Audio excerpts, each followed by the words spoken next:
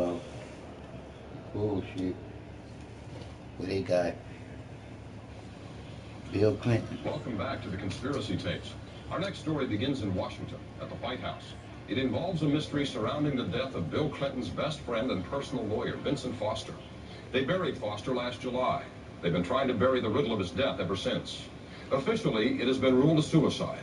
But we've spoken to some criminal experts, men trained in examining violent deaths, who think the Foster case is much more sinister. I feel like this. There's no way possible Bill Clinton It is a sweltering should be July talking day in over Washington, D.C. the champ's body. There's no way possible that any of the Clintons should be doing the eulogy for the champ. Champ didn't like the government.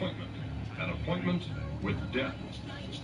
The White House is still in shock tonight after the apparent suicide of Vincent Foster, the deputy White House legal counsel and close personal friend of the Clinton family. There was really no way to know why these things happen. And it's very important. All the while that boy smiling. His life not to be judged simply by how it ended, because Vince Foster was a wonderful man. Foster's body was found in this lonely Civil War stronghold in Virginia. A bullet wound in his head, a gun in his hand. Official verdict, suicide. I don't think there is anything more to know.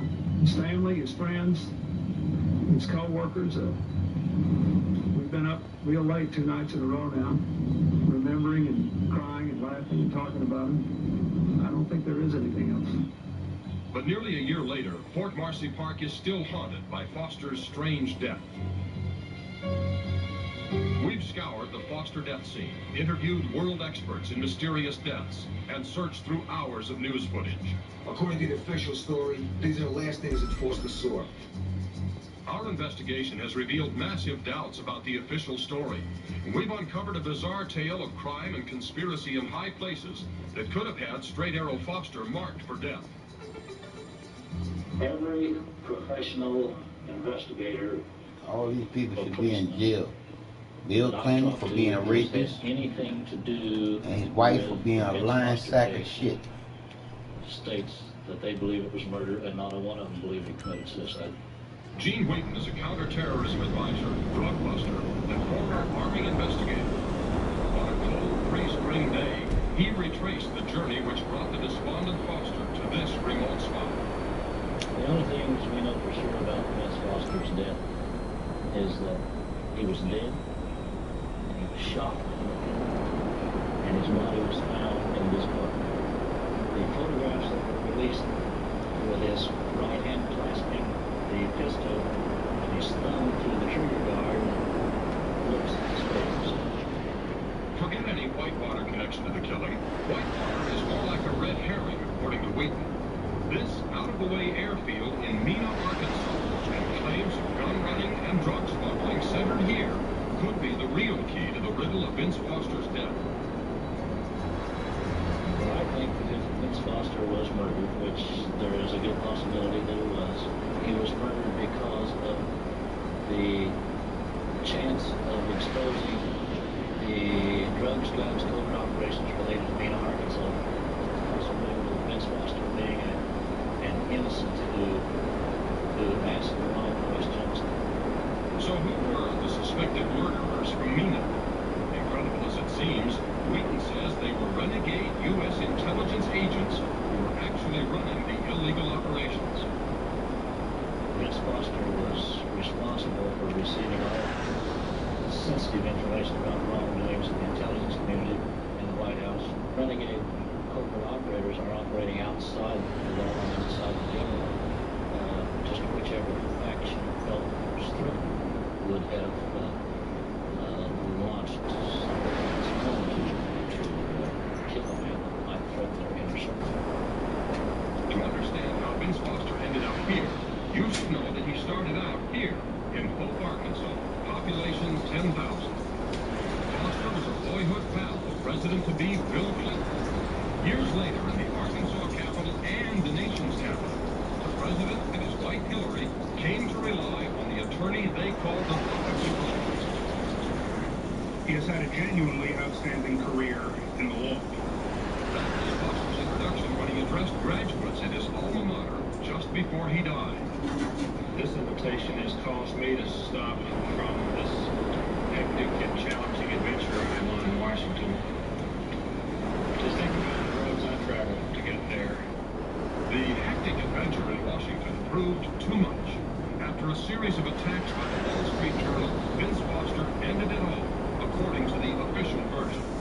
There are too many unanswered questions. That's completely right.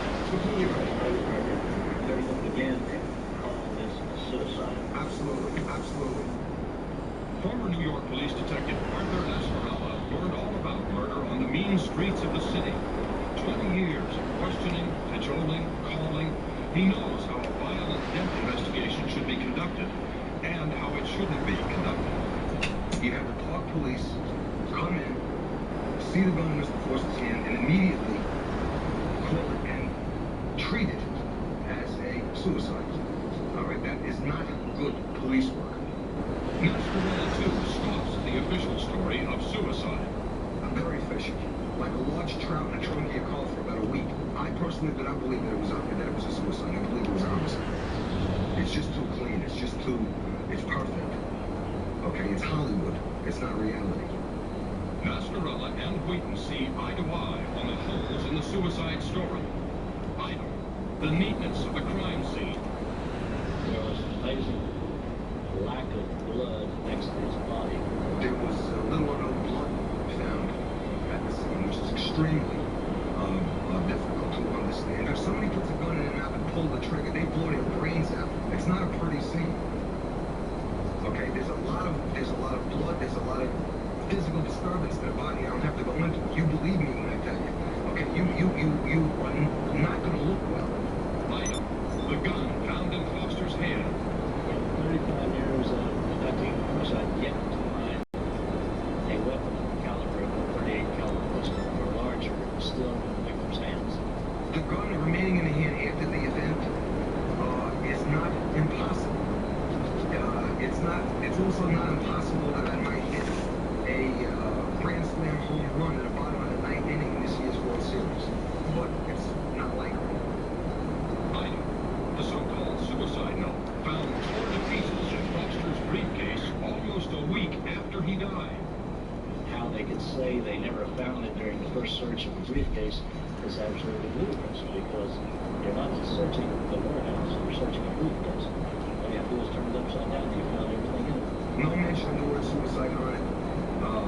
No despondency beyond that which related to the work he was doing, the pressures of the office. Nothing about his family, no goodbye. It's not consistent with what goes on. Item, the inexperienced Park Police investigating the violent death. If I wanted an investigation to be totally screwed up, I would hire Park Police to come in and conduct the investigation. I can't think of another group that would be more incompetent at doing that kind of work except for the Keystone Cops. Questions and more questions. All of the ingredients of a murder mystery that Wheaton feels can only lead back to the airport at Mena, Arkansas. I have personally been investigating assassinations of American officers for almost 20 years. These covert operators don't go out and kill KGB agents or Cuban DGI agents. They kill their own. And if you think nobody can be that ruthless, just wait till you hear from a determined cop who had his own rush to death. That mysterious near-fatal encounter, plus Ollie North, Bill Clinton, and Vince Foster's ghost, still ahead.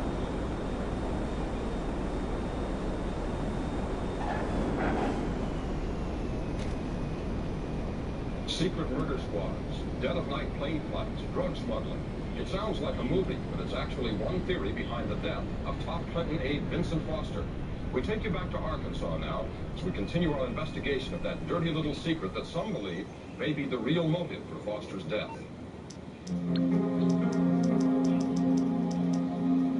That's a cover-up all the way from Mena, Arkansas to the White House. Hello. Can I help? Portrayed in some With pleasure. I will be in touch. A traitor. And all I tried to do was the right thing. There was a lot of muddy water in there, claims of CIA activity. 3 men, one thing in common. They asked too many questions about this small Arkansas town while Bill Clinton and Vincent Foster ran the state.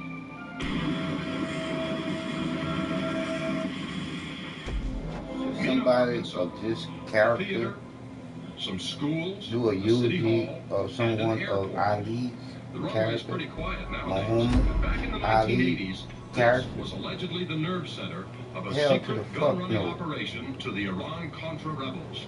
Why would you allow crooked The ass hills around Mina president with transport planes taking slash Some of the rapist pilots allegedly smuggled drugs back into the United States, despite Washington's war on drugs.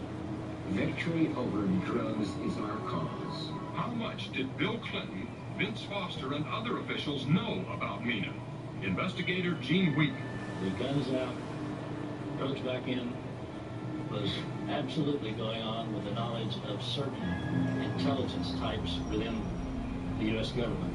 When the Mina activities were dumped on the governor's desk, I cannot envision Vince Foster not having been consulted. Arkansas State Police Officer Russell Welch tried to find out who knew what. It nearly got him fatally poisoned. I was sick, and it was originally diagnosed as poisoning. And what was the poison that almost cost him his life?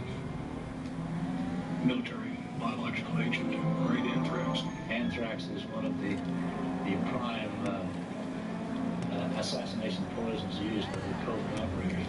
Those covert operators included self-confessed drug runner Barry Seal. He was one of Welch's early targets. Barry Seal and some of the local people who were working with him were already saying that they were working with CIA. Welch soon learned this was no ordinary case. We were several months into the investigation when other federal officers told me that this case wasn't being handled the same as others. And that's when I took their word for it that something was a little bit different.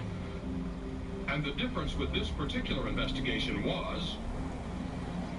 Well, the intentions in the statements were that the case was being slowed down. Seal ended up dead, victim of an assassin squad. After his own death scare and other warnings, Welch finally got the message.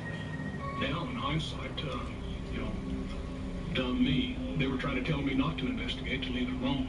I just want to get away from it.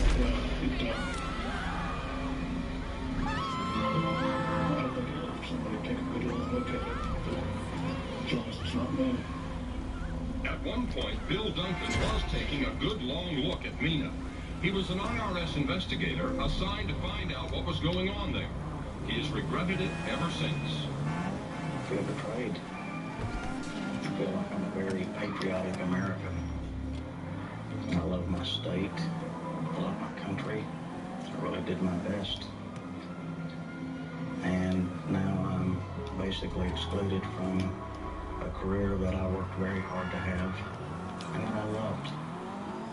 Duncan says he resigned in frustration from the IRS after shadowy powers that be stymied his Mina investigation. There are powerful forces at play here. Something important enough for the Department of Justice and high-level Internal Revenue Service officials to become involved in subterfuge and perjury and subornation of perjury and destruction of documents, of evidence. And it continues. They got away with it. I never in my wildest dreams or nightmares envisioned that we would end up with criminal charges. Men like Oliver North, who operated in secrecy, sometimes serve a purpose, Duncan says. I have no problem with bona fide covert operations. It's on my place.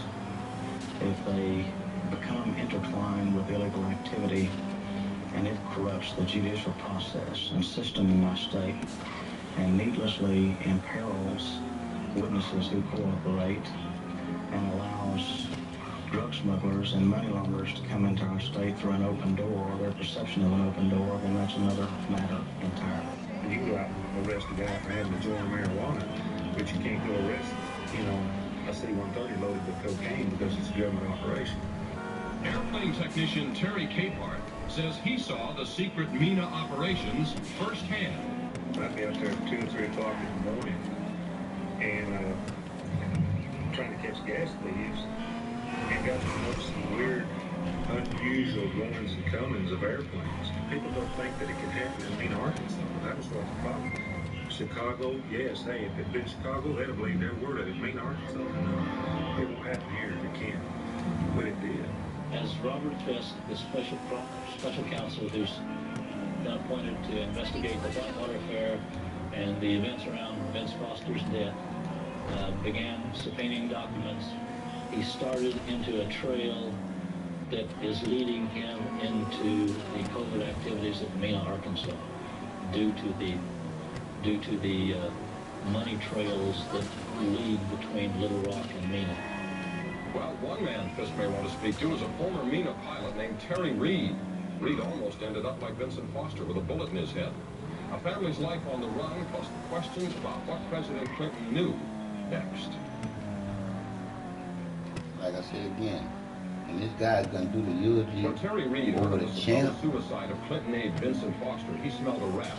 And he has reason to be suspicious. He says he too was targeted after his involvement with Mena, Arkansas got way out of hand. We caught up with a man who says he's been to hell and back with his family. On a sunny Sunday afternoon in a park in Little Rock, Arkansas, a man, his wife, and his 3 children have what looks like a few moments of all-American fun.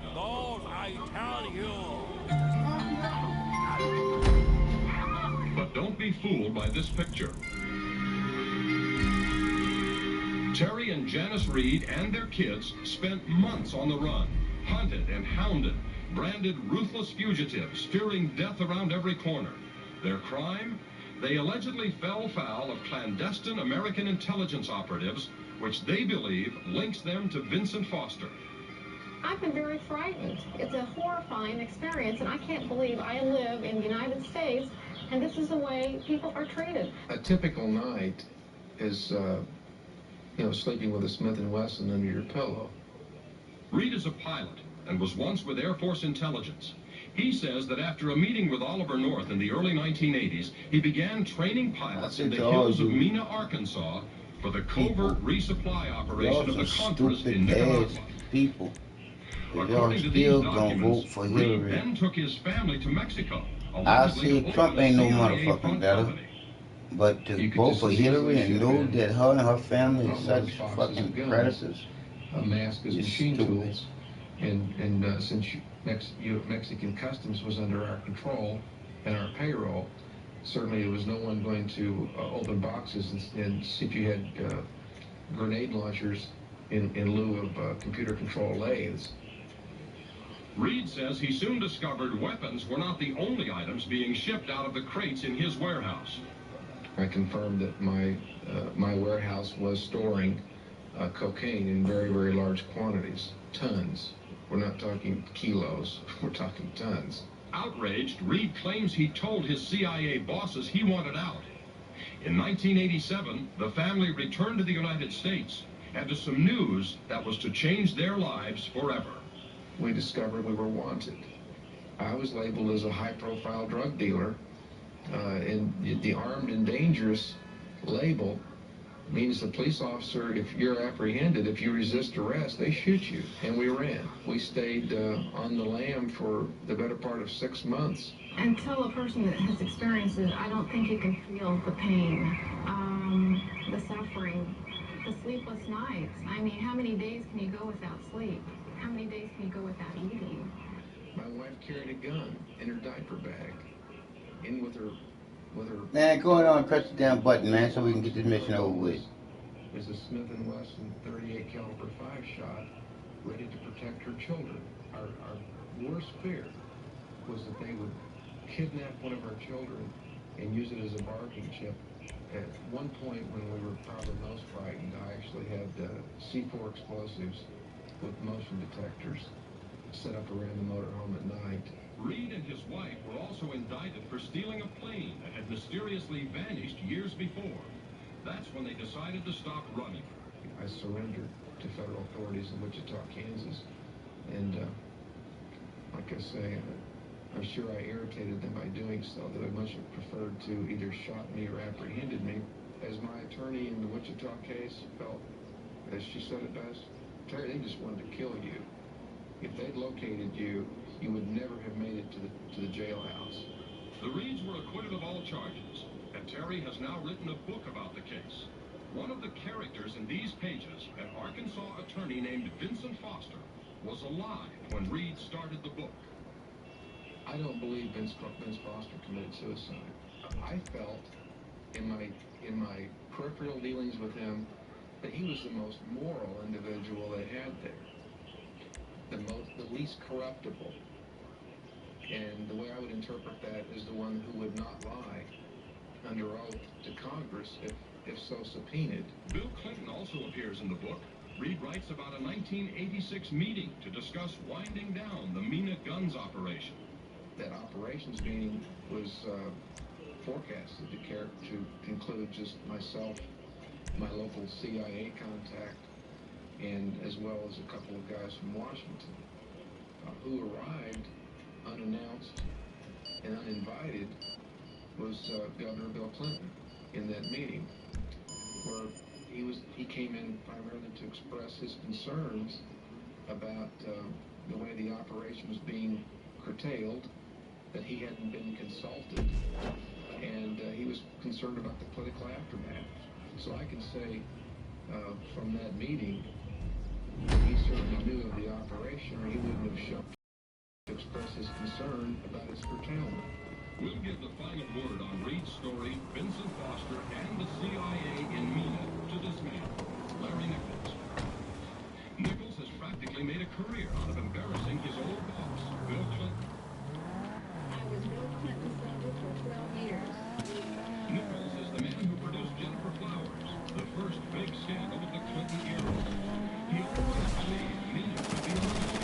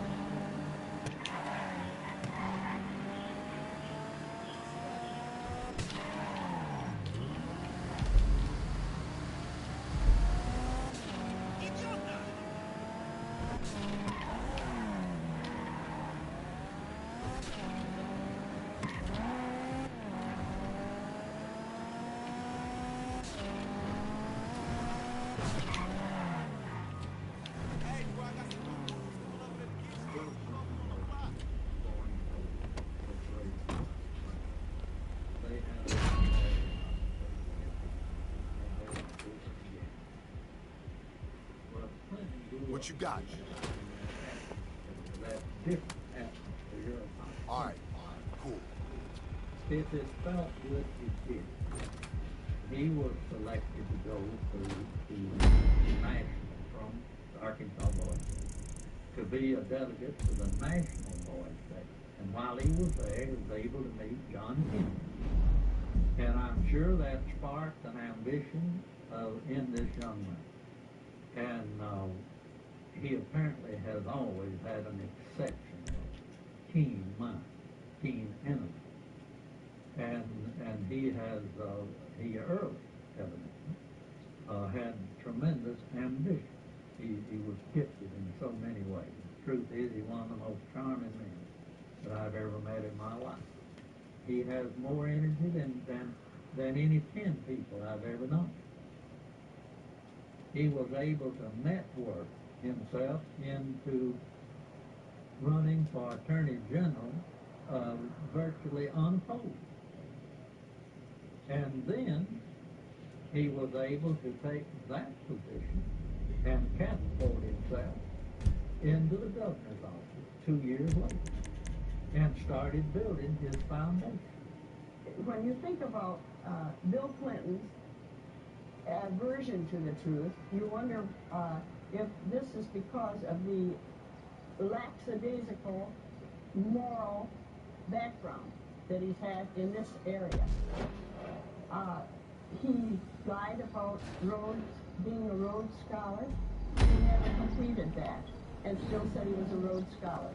He went to Moscow and did business with them against the United States government, and he wasn't challenged by the press about that. In Arkansas, while he was governor... Hello, Pegasus Lifestyle Management. How can I help you? Thank you, sir. Your spectacular aircraft is now ready for you at our nearest airfield. 126 times. He can accommodate any situation because he's not in it with the system. I've never felt that consciously or unconsciously was in it with morality. First, I feel mid to late 70s. I've been through college for a group of it, and about a couple with Sheffield Nelson and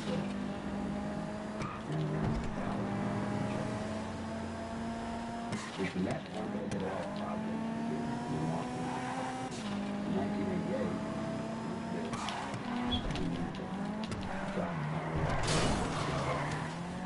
Bill Clinton and Betsy Wright, they suggested that I go to work for a place called the Arkansas Government Financial Board. And they said my talents would really be used for it. It was best kept secret in Arkansas. For about 2 weeks, I went with me up. I think I've got enough background on this that we can start marketing it. Now, what is the criteria for marketing? So we were Bill wants to be marketed. To go back, though, to that moment in time, I've been there about a month, and I realized that I was in the epicenter of what I always heard about all my life. What most people have heard about is the machine.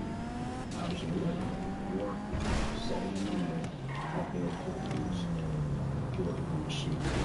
Fucking idiot! Payoffs, repay favors to people and things for it. I was an interesting seat in the war. We had a board meeting. In that particular board meeting, I was setting up the image together. James Brandon, who was chairman of the board at the time, setting it together. When Brandon stood up, the public opened and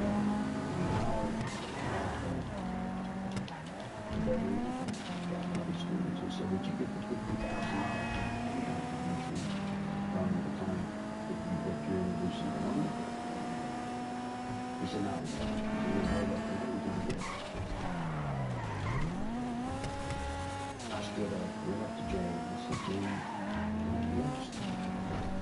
You would be young, and I said, you would be very arrogant. Bill Clinton sold the concept of ADFA to the people of Arkansas as a vehicle for creating jobs and assisting churches and schools. In reality, millions of taxpayer-guaranteed dollars were being channeled to Clinton's election campaigns, to his inner circle of friends, and to his wife Hillary's law firm. This may explain why ADFA had been drafted in such a manner as to keep its decision-making procedures secret. You needed me nothing. You had to get your application handled by the Rose Law Firm. Paid them $50,000. there are other companies in the state of Arkansas that were actually more qualified in bond structuring and application for a while from now. I started checking around, I kept asking, that's bothering me to do compost, some people have things to do. Look at me. That's all I knew. That one was this is about 2 months into the good talk. So I started chatting. After everybody left, I would stick around if I was working on the annual report. That would give me access to all the documents. For about 2 months, I watched the accounts accumulate money. And then they zero balance. And I was loving it. There were 100 million money. Okay, 100 million office. They had a problem. So much money to open 100 million. Yet you create an office in a state like Arkansas. How do you clean it? 100 million problem. Add up until 1989, never back. What they would do is they would ship money down to Florida, Bank of Florida, which later would be connected to BCCI. They would ship money to a bank in Atlanta, Georgia, which by the way was later connected to BCCI. They'd ship to Seacorp in New York, which would send them out overseas. It was interesting. Bank in Chicago. That bank, by the way, was partially owned by Dan Laster, the council. Dan Laster, he did that. He was the family of the bond. He would transfer money back to Anna. Minnesota Bank. The money then would leave after, go into one of the various banks that was specific. And they would give it back to that.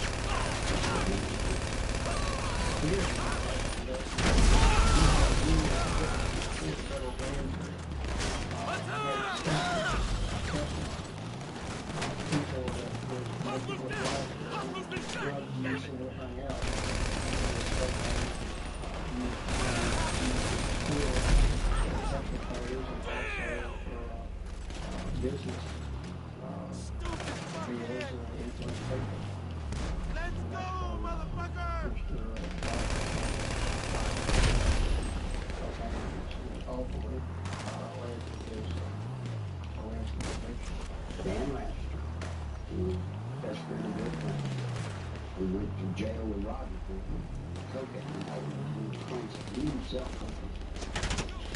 they would keep him in. He was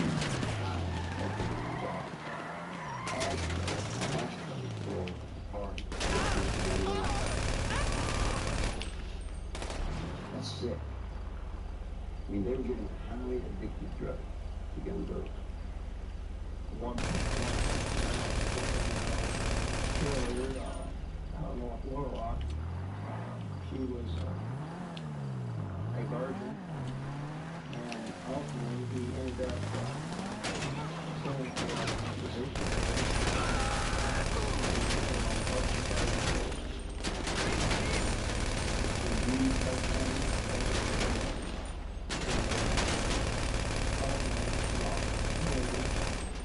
She got addicted to cocaine. And the last I heard was when she came back to federal agency, she was suspended. Dan Laster, he got this one of them. In addition to his contact along the system that he did. Father was really good. He took advantage of some of the cocaine.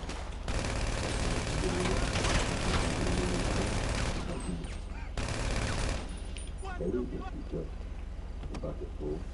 And then after the last report, I started to receive quite a bit of harassment from my own department. And I knew the reason because affiliation with the state police and the governor's office with like business associations.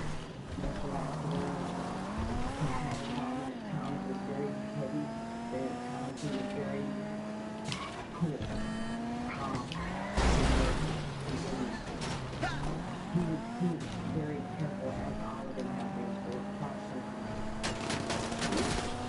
take the funeral to a minimum security court. Just then I think it was 6 days. We got out. I don't know what to do. That's something that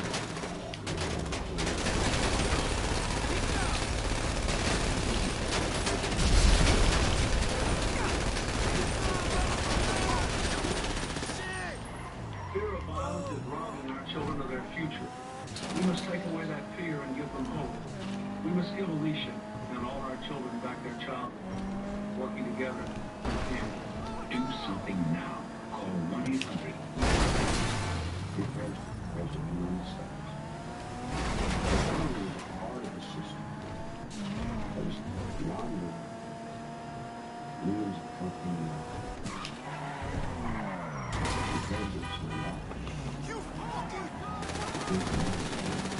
You see, after doing every loan there's different seconds and more than their friends. You gotta identify the people in the loop with their money. You gotta identify the people in the loop with money on them. And what you'll find there is those people is those ones. At 1062, you can look at it, it says that ACRO was developed and created to provide loan to bond churches, schools, colleges. And look at that nowadays. They both want to do it. They have thinking that they're getting money to college and school Catholics. But better way than thousands, tens of millions of dollars wander under that and use the country as a state agency. First loan made it at made to Marco, something we call Marco. Seth Ward was the owner. As I started looking, I found out that the Secretary of Treasury was Webb Huddle. Then I found out Webb Huddle was Seth Ward's son-in-law. Guess who drafted legislation creating Act 1062, which created the Webb Huddle. Guess who introduced the legislation to our legislators and got it passed through our panel? Webb Huddle. Guess who got the first loan? Webb Huddle. Imagine this. Guess who did the audit and the evaluation of the application? First one. You guessed it. Who signed it? Webb Huddle. Hillary Clinton. You see, that's against the law now. So you can investigate yourself. That's when you get paper credit with the state of Arkansas. He wrote the loan. He wrote it. Hello, Pegasus Lifestyle Management. How can I help you? Great. The aircraft is waiting for you at our nearest airfield. We trust you'll be happy, sir. We successfully advanced the Ethics in Government Act, which required Arkansas legislators to report governmental conflicts of interest. Incredibly, this law specifically exempted Governor Bill Clinton, his appointees, and his relatives. Clinton's appointment of Hubble to the U.S. Justice Department exemplified the administration's total disregard for legal affairs. Huble's hasty resignation of March 1994, Clinton acknowledged claim, was merely a ploy to remove the states and individuals would be fought against. First loan, $8.5 million.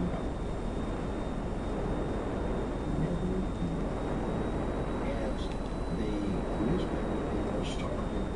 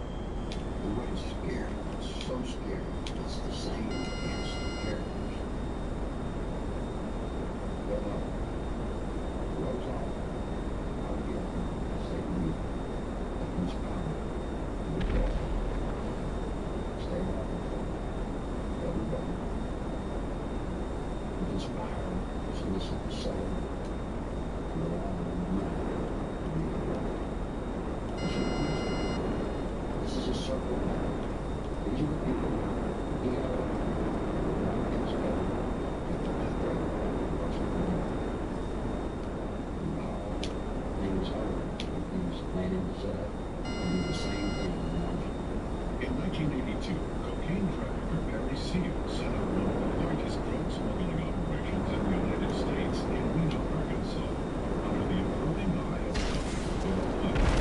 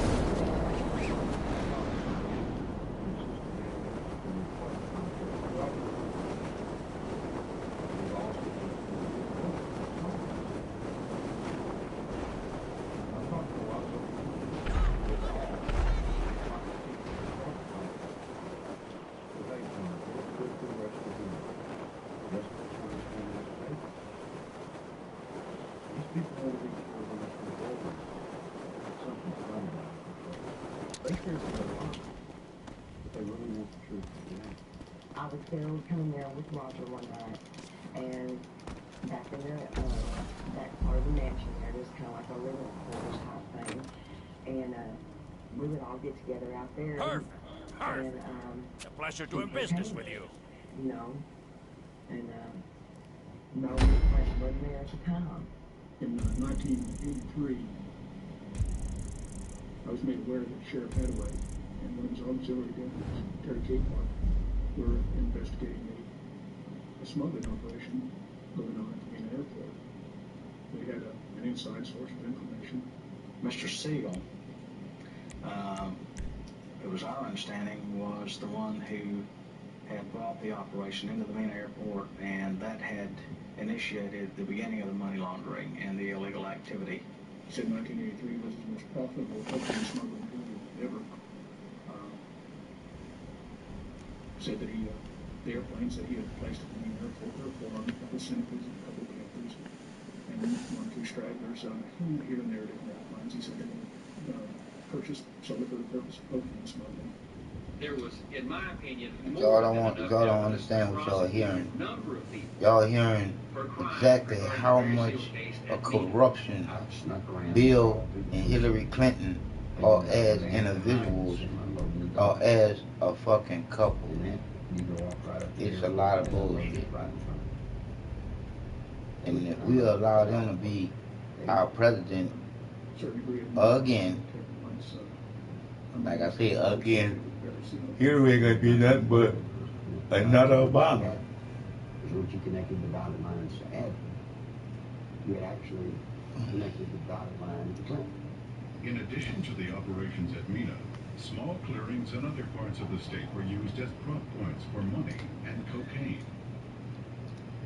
They had special cargo doors installed on the side without FAA permission, so that these doors could be opened in flight, and equipment started that, and cocaine to be dropped down the side in flight. When you have a public which is aware of an ongoing criminal enterprise, which when you have an international cocaine smuggler who is high profile, and a lot of people know that they are operating in a small area. A lot of people knew about the money laundering. It was common gossip on the street because it was so blatant. And they see investigations ongoing for several years. And they keep watching for indictments. They know grand juries are convening. They know that witnesses are supposed to be providing evidence to a grand jury, yet year after year after year, no indictments are returned. People lose confidence in the system. Clinton had integrated a number of corrupt cops, judges, and politicians into high-level positions to ensure the continued success of the fateful night in the fall of 1987.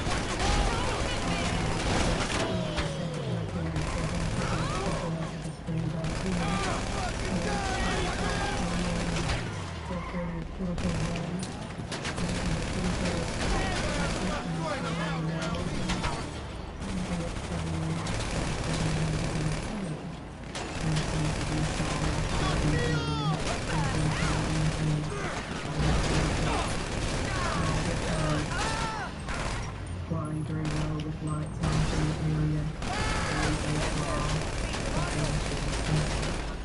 3 weeks later, the death of world accidental by the state medical examiner standing out, and with this approval ruling because we thought it was a homicide.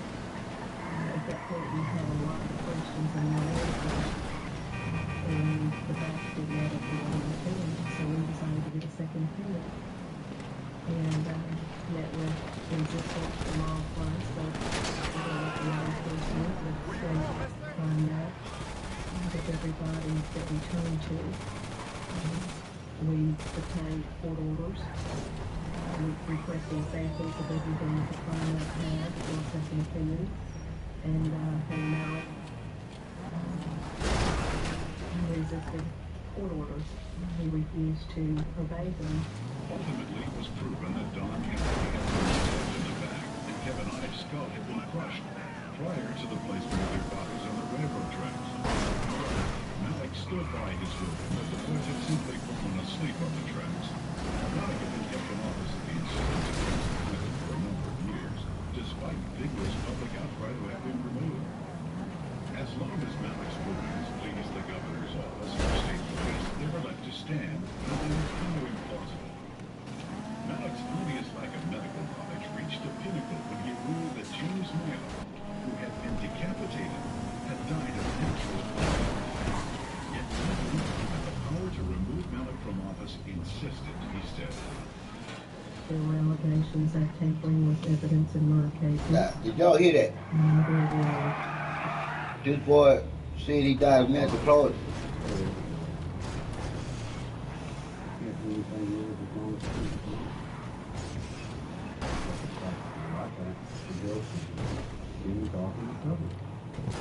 He took care of everybody, every person, everybody got promoted. A number of people approached the police with information about Don and Kevin's murders and consequently were murdered themselves. Hear that, huh? Before Keith McCaskill was murdered, he knew that he was fixing to be murdered. He told his family goodbye, told his friends goodbye. The night of elections in 1988, he took 2 pennies out of his pocket and put them on the bar there at the wagon wheel and said, "If Jim Steed loses this election, my life isn't worth 2 cents." And he was murdered that night. Jeff Rhodes was a young man from Benton who was murdered in 1989.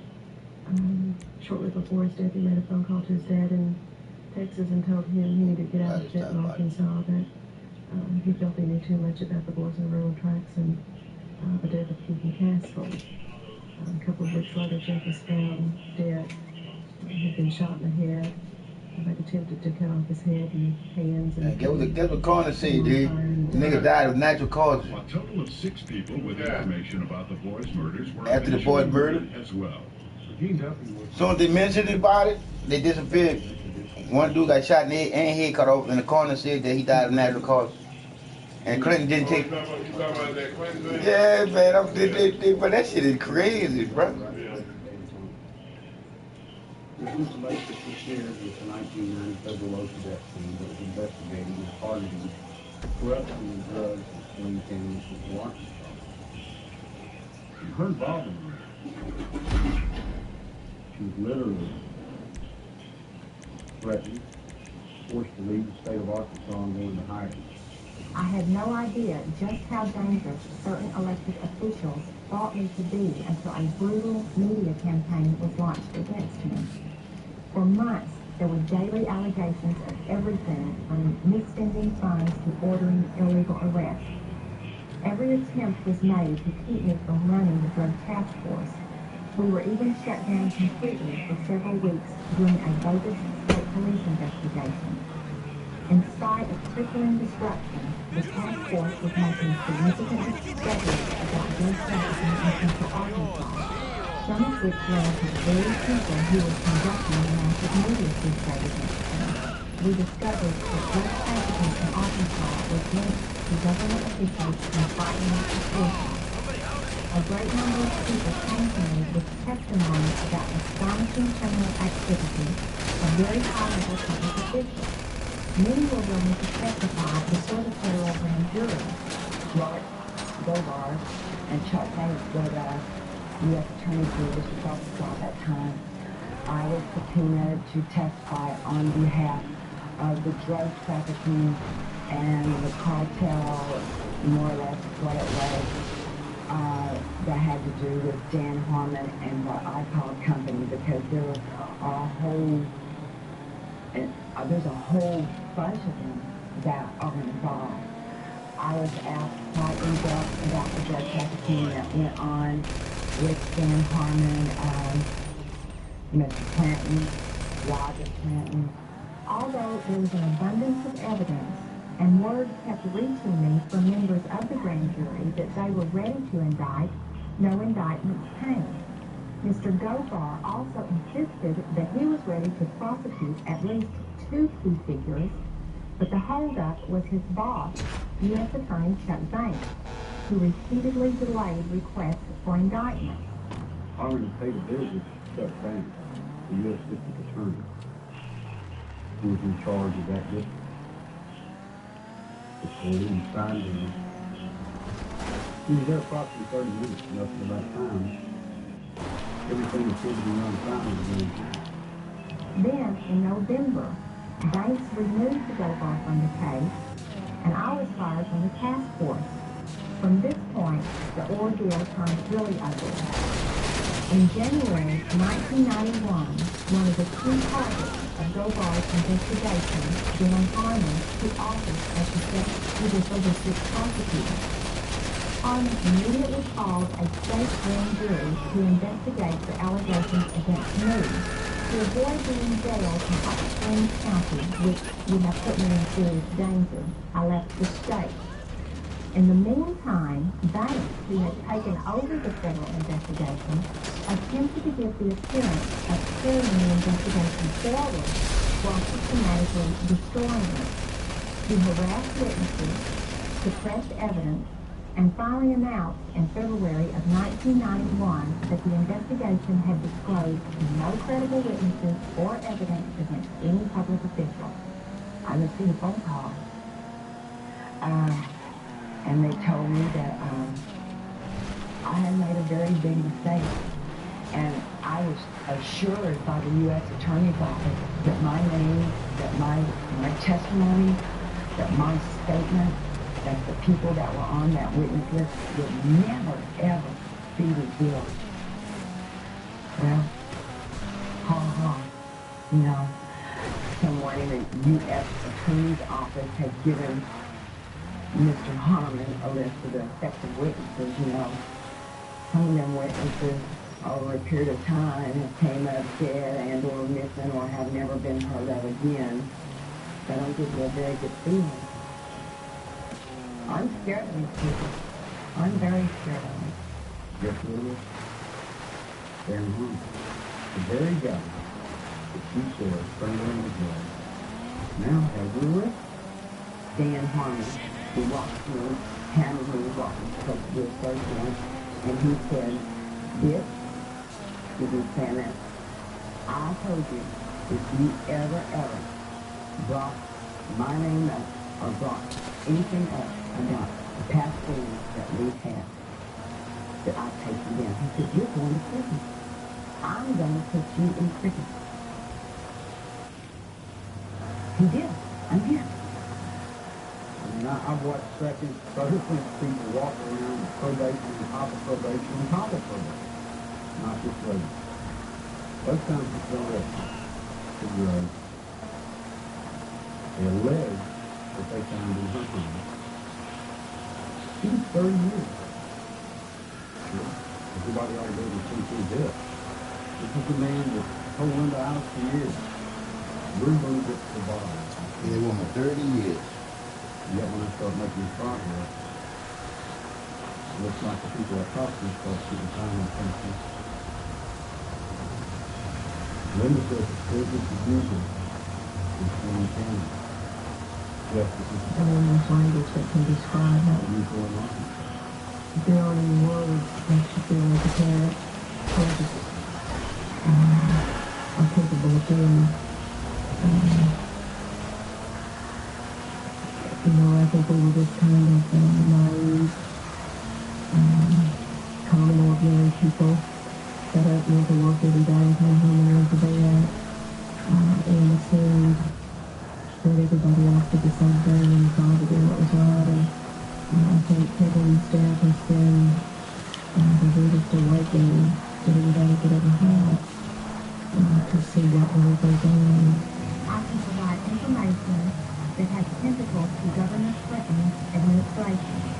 It is apparent to me that a congressional investigation is the last hope, not only for the people of Arkansas implications of illegal activity, who have left inches white and now vulnerable to the powers of the criminal, but for the people of our nation, who are now vulnerable to the powers of the president, who have left inches white in implications of illegal activities and serious impropriety.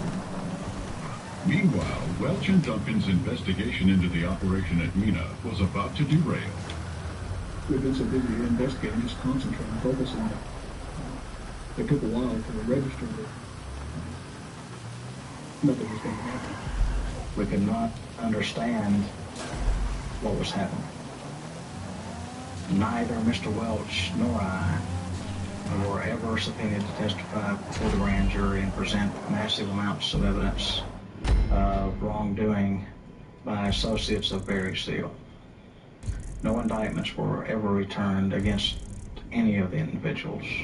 And I can tell you there was extensive evidence. There definitely was some suppression of evidence and definitely a cover-up of an investigation. And somebody should be held accountable as to why that happened. Not one major cocaine bust was ever made in Arkansas out of Mena, Arkansas. Now imagine that, 10 years nearly in its running. Never one truckload ever got caught. During the In 1992 Attorney General's race in Arkansas, a member of Clinton's staff had approached Winston Bryant and had asked him to stay away from the MENA affair or the MENA matter. I've done quite a bit of investigation into MENA. After Winston, quite frankly, it is a federal problem. he took office, Bill told me that he was no longer allowed to discuss the MENA airport investigation from the Attorney General's office. The Attorney General's office is not like most Attorney General's offices across the country. We do not have the authority to convene a grand jury and initiate criminal prosecution.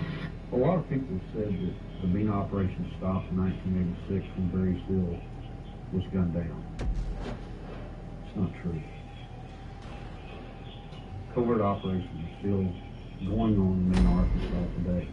Now, if you stop and think, back when Bill Clinton was governor, he was asked about MENA.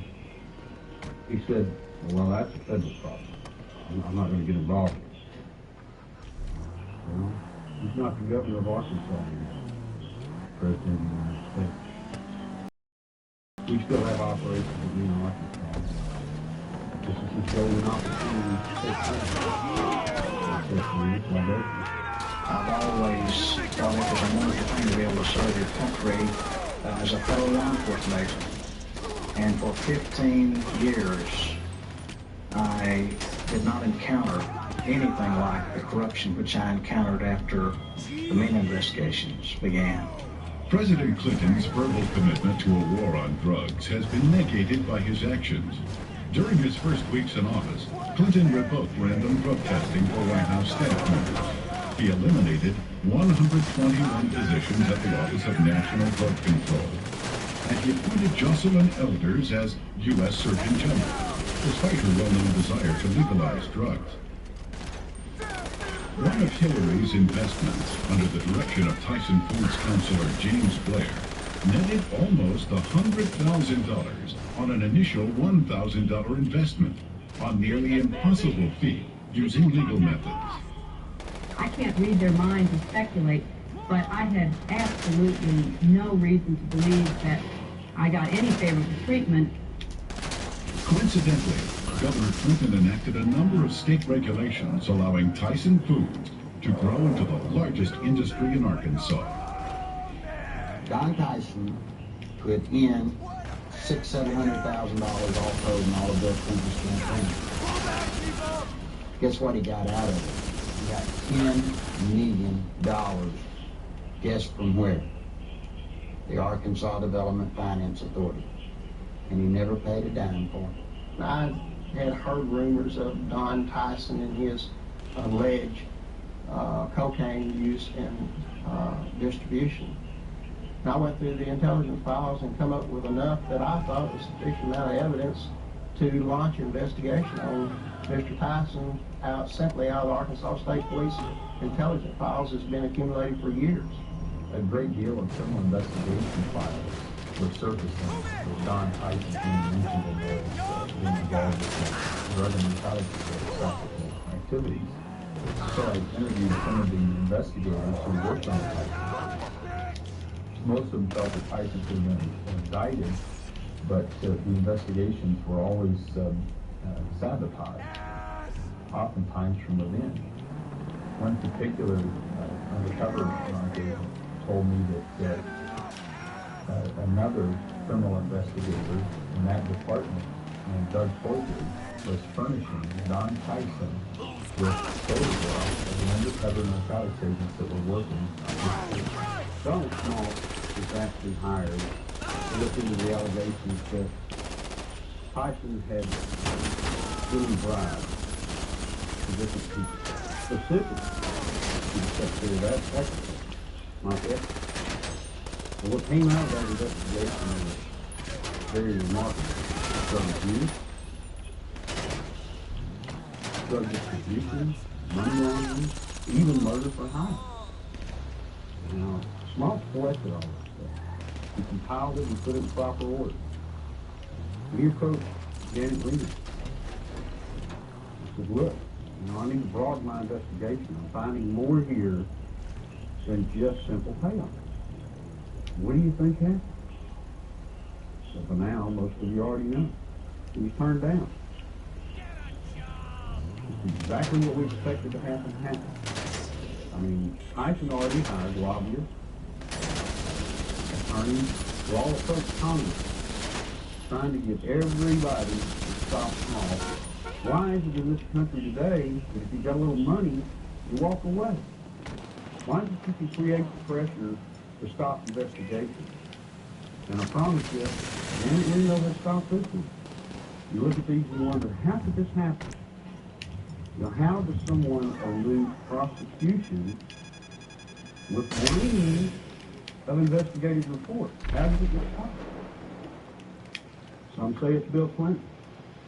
Don Tyson was in the middle of the cocaine just like Bill Clinton, just like Dan Laster, just like Roger Clinton, and all the others. So you see, all of this incest, and all of this drug running, all of the trafficking of drugs, sending them all over the nation, in Arkansas, right under the nose of little Governor Billy Clinton. I went to Bill, and I said, well, you've got 2 weeks to tell the truth, or I'm going to tell you. You're breaking the law. You're part of it. You made a mistake. I'm not one of your buds. At least I'm not that big a buddy.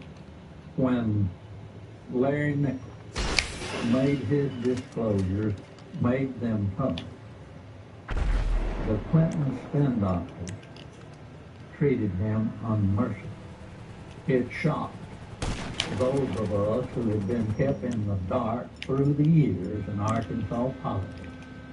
The Arkansas news media had done little, if anything, to uncover anything derogatory about Bill Clinton. And for these disclosures to come out of the blue was so shocking that the spin doctors attacked the messenger rather than tried to answer the charges that Nichols had made. And they did such an efficient job that it caused me and others to look with less than favor on Larry Nichols as an individual, because all we knew about him was what they were telling and the press was printing. One of the neatest things about Bill Clinton is how he handles the media. You see, Bill Clinton's an attorney. And when a witness comes out against his client, what's the first thing an attorney does? He tries to discredit that witness. They accuse me of everything under the sun, day in, day out. Every week, there was some new scandal in the paper that I was involved in. 6, 8 weeks later, they ran the traction. It wasn't me. But to this day, people in Arkansas think that I'm some evil person. As a result of that, the boy had to pay a high penalty. In his credibility, he had to pay a high penalty in his acceptability. And then when the new evidence came out that supported everything that Larry Nichols had said, he finds himself, I think, probably in the position of knowing that he had been exonerated, but he has not been exonerated in the minds of the people generally, in my view. And he finds himself probably in the position of wondering where he goes now to get his good name back. A lot of people wonder how Bill Clinton could control a state the size of Arkansas with the absolute authority that he did. It's not hard. You see, after 12 years, after kissing the people that had the money, Bill Clinton controlled the legal system. He controlled the judges.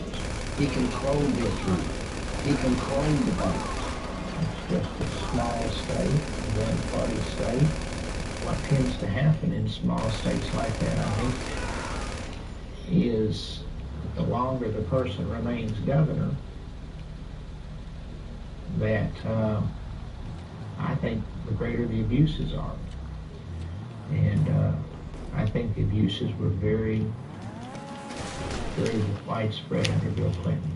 One thing that's very difficult for people to understand, Bill Clinton doesn't care about money. He cares about power. All he needed ADFA to do was to channel money to the big players financially. I got tickled when the reporters during the campaign came here. They were looking, trying to find out where Bill Clinton profited. He didn't.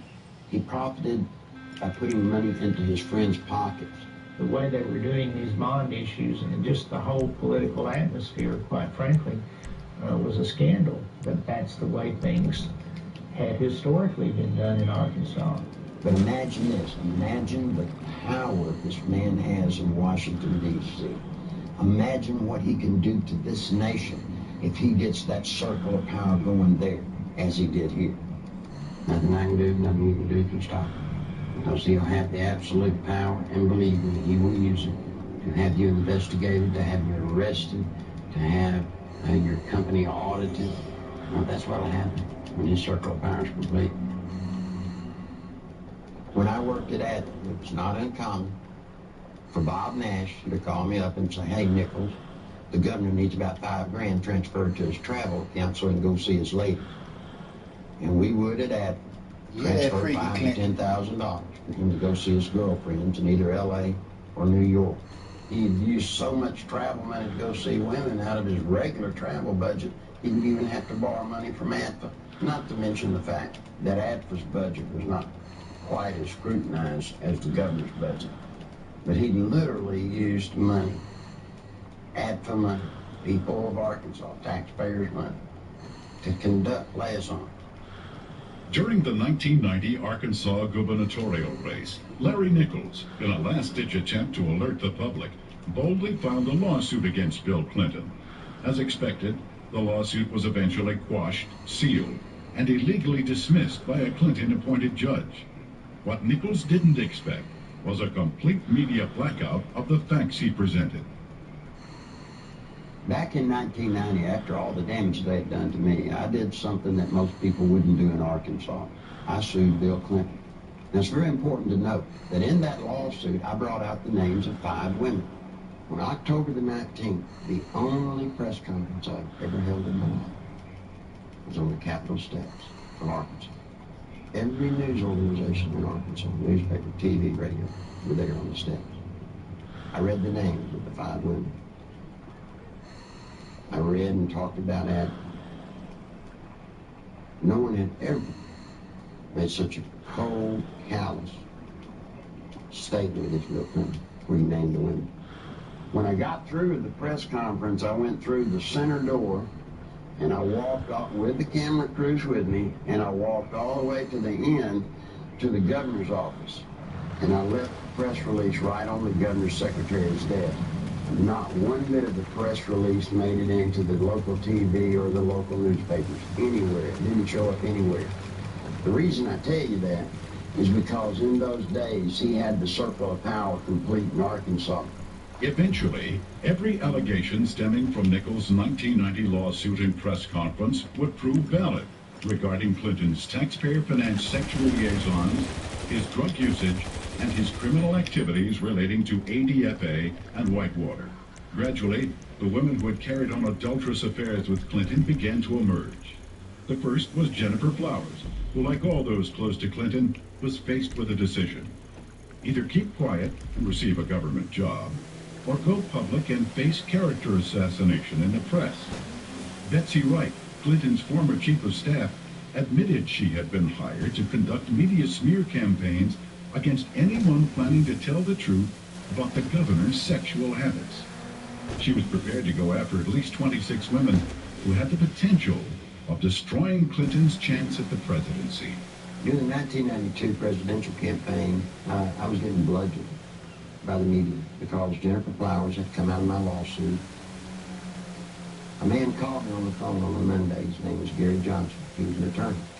He told me that he felt bad because I was being bludgeoned, and he wanted to talk to me about handling my case. Well, I was craving for any attorney to talk to me. You know, I saw Larry out there doing battle, so to speak, on his own, and I felt like he needed some help. I met him on a Tuesday. He was a special attorney. I didn't even know him. See, he lived next door to Jennifer Flowers. For security purposes, Gary Johnson had installed a video camera near the front door of his Quapaw Tower condominium. Looking at someone in front of my door, got a perfect shot of them in front of Jennifer Flowers' condominium. And it wasn't my intention ever to take pictures of Bill Clinton going in to see Jennifer Flowers. I could care less who Bill Clinton goes to see. But it just so happened she lived next door to me, and I mounted the camera there. Guess what he caught on tape? Bill Clinton walking into Jennifer Flowers' apartment on numerous occasions with her feet. I actually saw him go into her condominium. It wasn't that I was standing there looking at my know you're adulterous. watching Jennifer Flowers' condominium. And y'all steady smiling and grinning in his face. It's just that I got the camera. I had the camera before Jennifer Flowers moved in. And when she moved in, she just happened to have some very interesting house guests. Go back to 60 Minutes when Bill and Hillary were loving and kissing. They stood up and lied, and Bill said that he'd never been to her apartment, that he had only called her once from the kitchen and from his office. That's an absolute lie. Absolute lie. The 60 Minutes interview had been designed specifically to save Clinton's campaign, not necessarily to get to the truth. Wow. And they came to us because they were in big trouble in New Hampshire. They were about to lose right there, and they needed some first aid. They needed some bandaging. What they needed was a paramedic. So they came to us, and we did it, and that's what they wanted to do. When I told Tim Russert that I was persona non grata at the White House, he said, why? I said, the Jennifer Flowers interview. He said, you got him the nomination. I said, I know that. As far as I know from the conversations I've had, Bernie Nussbaum knew that, Gergen knows that, Lloyd Cutler certainly knows it because Lloyd had a hand in his coming on him that night. You know, it was strong medicine, the way I edited it. He was a very sick candidate. He needed very strong medicine. And I'm not in the business of doctoring candidates, but he got up out of a sickbed that night and walked to the nomination. And as I said to Mandy, you know, if I'd edited it your way, you know where you'd be today? You'd still be up in New Hampshire looking for the nomination. He became the candidate that night. When the Jet Flowers story broke, that story was 100 times more creditable than the story that literally knocked Gary Hart out of the campaign. I had been Jennifer Flowers' neighbor. I knew that Bill Clinton wasn't telling the truth about that. Bill Clinton, I think, would do just about anything to save his political hide. He got threatened with phone calls. He asked me, he said, well, they hurt me. He said, well, they hadn't hurt me. I don't know why I didn't worry more about that. Basically what they said was, you mind your own business.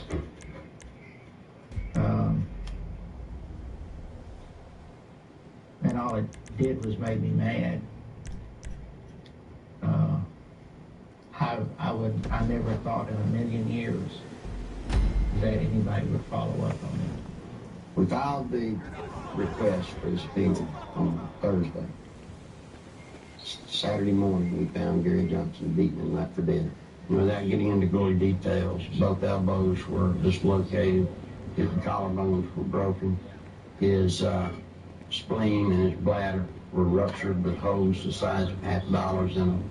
His nose and sinus cavities were all crushed. He had been beaten by Clinton's people.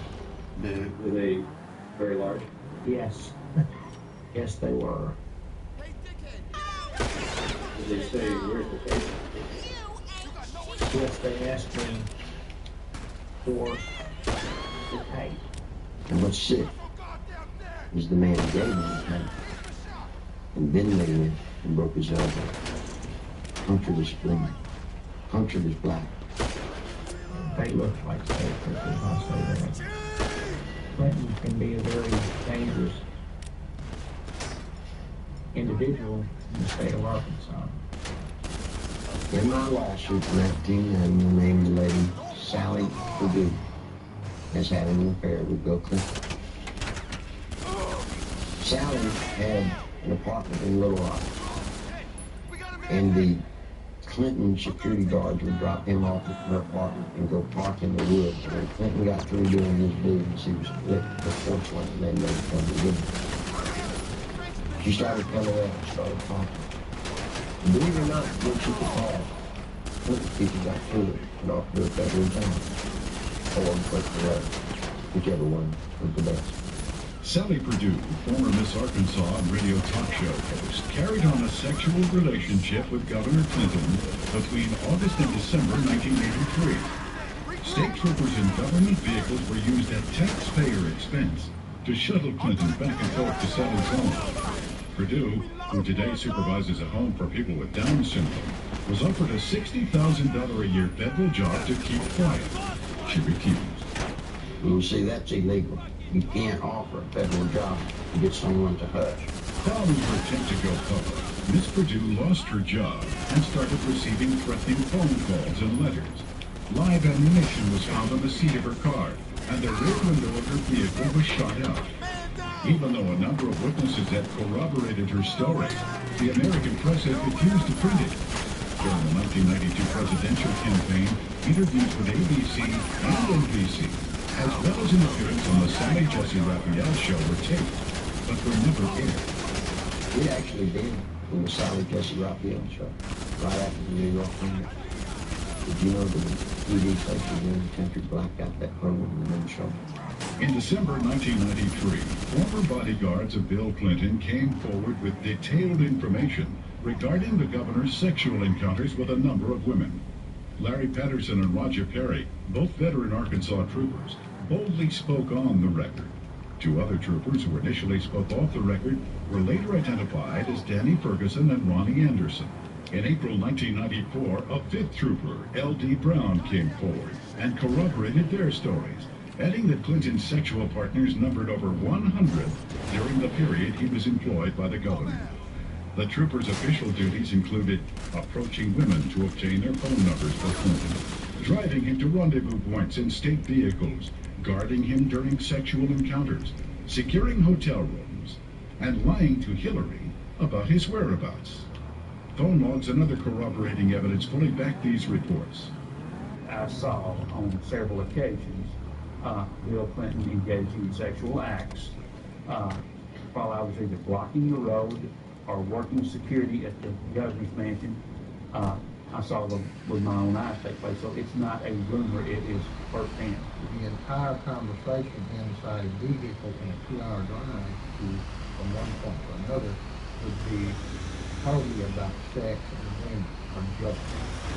He would actually ask people how they perform oral sex on women. And they would sit up fucking free. During that conversation, he would ask if you had ever had 2 to 3 women at one time in one deal. Things like this. Bill Clinton was obsessed with that. The first or second time that you're with him and you're alone and you see some attractive woman, he would say, "Hey Larry, what would you like to do to her?" And, you know, this is the governor of the state of Arkansas. The majority of his off time was spent trying to figure out ways to be with women that he wanted to be with. He was more discreet during the campaign year than he was in a weekend he was governor in office. We were required to work overtime so we could sit outside someplace and block the road, or sit in some driveway, or sit at some, you know, park complex while he went in to take care of his female friends. You know, state money is utilized. He had certain troopers that he used for certain women. Larry Patterson and Danny Ferguson were used for 2 women in particular. You could Larry see the blonde-headed lady in the green outfit. Go get her. name and her telephone number for me. He would say, who has that come hither look? And that was verbiage that we used quite often. And on several occasions I had gone out into the crowd. I never had one of the females to refuse to give me her name or address. On one occasion, it was a Christmas parade of 1989 in a small town in northeast Arkansas. And he picked a lady out of the crowd and asked me to find out who she was. He just carried on about how beautiful she was, how good looking she was. And I found out that she was interested in take jobs. And she gave me her name and number, and I said, well, maybe we'll go to a phone. Or can I call? And when we got in the car, I gave the governor her name with her phone number. And I said, well, I feel she's interested in it. And he said, oh, good. The next time I saw that lady, she was working for Bill Clinton in his presidential campaign the night and his candidacy for president. I was told by Bill Clinton that this was part of my job, to keep people from finding out about his affairs. Most of the women that Bill Clinton had sexual affairs with were well taken care of. Good job. Husbands and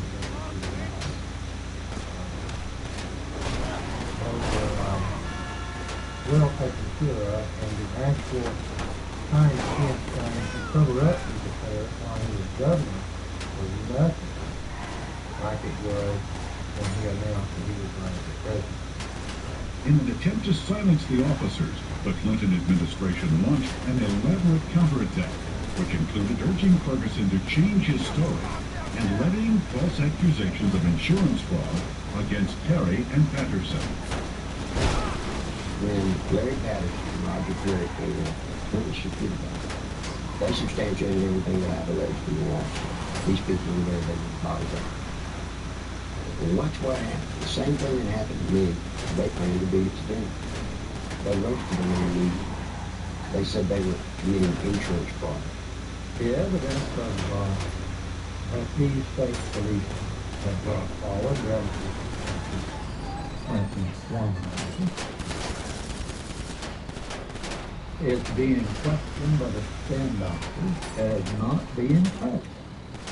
Yet, it is more present than the evidence on 90% of people who have been found now on death row across America. This is fair. Did y'all see the papers saying that the truth were telling the truth? They found innocent.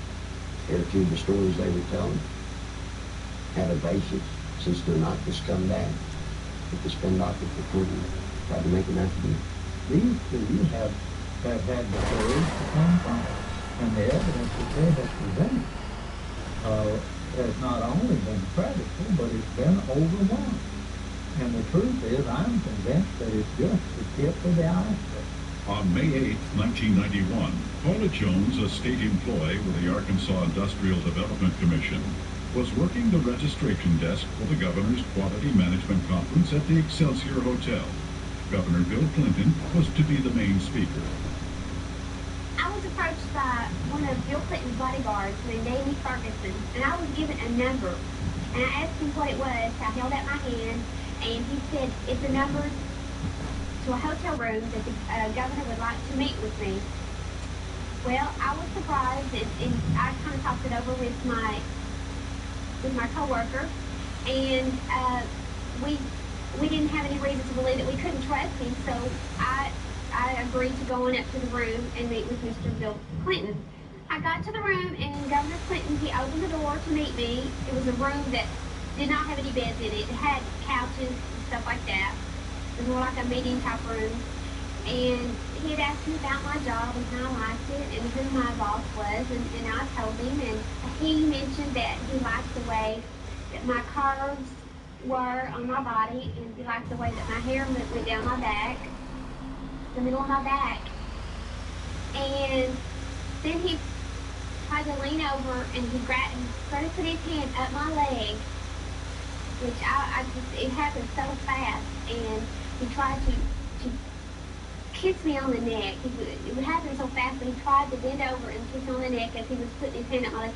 And I backed off. I said, I don't want to do this. And I said, I think I need to be going. And then he got up before I even knew it and dropped his pants. And Bill Clinton asked me to perform oral sex on him, which I declined. And I jumped up and I told him I need to go immediately. That's when he went to say, if you have any trouble whatsoever, you have the Dave Harrington involved, contact me immediately. And I said, well, I'm leaving. And I started to proceed down the hall to the door, and he followed behind me. Said if we could try to keep this between ourselves. And I went down the elevator, went back to my registration desk, and I told Pam the whole story. I can't understand how somebody can take advantage of somebody like that. And then they had the audacity to drop his pants. I mean, you know. I'm not going to dignify this by commenting on it. Paula gave the exclusive to the Washington Post, and Mike Isikoff, we were going to be as open as we could with the Washington Post. And Mike told Paula that as far as he was concerned, that he believed Paula, and he thought the story should be told. And Mike said they were ready to put the story out, and they were going to go to the editors and present the story to him. We heard that Mike got suspended from the Washington Post, and there was a big fallout between the editors of the Washington Post and Mike. Paula Jones filed a lawsuit against President Clinton, claiming sexual harassment. The same day, a massive media smear campaign against Paula Jones was launched. Think about a man that has no more regard for women than Bill Clinton does. They're just sex things. I don't understand the feminist movement being behind Bill Clinton. He hangs women on his wall like trophies. A number of women who have had sexual relationships with Bill Clinton have allegedly been given major career boosts in exchange for silence. Beth Colson received a judicial appointment to the Arkansas Court of Appeals from Clinton. Regina Blakely landed a job with CBS National in Washington covering the White House. Likewise, Deborah Mathis secured a lucrative job with the White House press corps. Susan Whitaker was made the liaison between the Arkansas State Capitol and the White House. Elizabeth Ward obtained a position with the Clintons' close friends, Hollywood producers Harry Thomason and Linda Bloodworth Thomason. And Joe Jenkins was given a high-level position with AP&L. One of the most harrowing stories of Clinton's attempt to keep his promiscuity hidden involves Jerry Parks, a private investigator and former chief of security for Clinton's campaign headquarters. My father was Luther Gerald Parks, a.k.a. Jerry Parks. He was the head of Clinton's security for Clinton's inaugural campaign when he was running for president. My father was brutally murdered at Chenal Parkway and Arkansas Highway 10 in one of the most bleak parts of North Arkansas. Someone criticized alongside of him and started shooting. They cornered him, stopped him on Highway 10 and just turned left on Highway 10 off Chenal Parkway. They stepped out of the car, was walking his path. He was shot 5 times, once in the leg, once 3 times in the chest. My father had a fight on Bill Clinton's infidelity to his family. The marriage was approximately 82, 83 to 2003, so about 90 to 91. The file consisted of pictures of time, dates, places of where Bill Clinton was at, where Roger Clinton was at, the type of drugs that Bill Clinton and Roger Clinton were involved in. I was the only person that would ever go with him and do his private investigative work. And I mean, 4 to 5 times I was with him, and that's when he was king. I slept with a lot of different women, a lot of different types, sizes, shapes, colors, that I've been doing this for life. You know, I was just like, wow. It was you don't need anything else. You know, somebody that's this famous, this big, you get away with this, it just blew my mind. Shortly before Jerry's death, the phone lines at his home were cut, the security system was disconnected, and the Clinton files were stolen. I believe my father was assassinated because he was the one that could close everything and completely shut Clinton down. I feel that Bill Clinton had my father killed to save his political career. When I did contact Little Rock Special Investigative Services, they told me that they had pulled off the case 3 weeks prior to that. That just blows my mind on how, when I hear they're making progress, all of a sudden they pulled off the case. Something's not right there. Bill Clinton has been the way he is ever since I've known him. He hasn't changed. He will not change.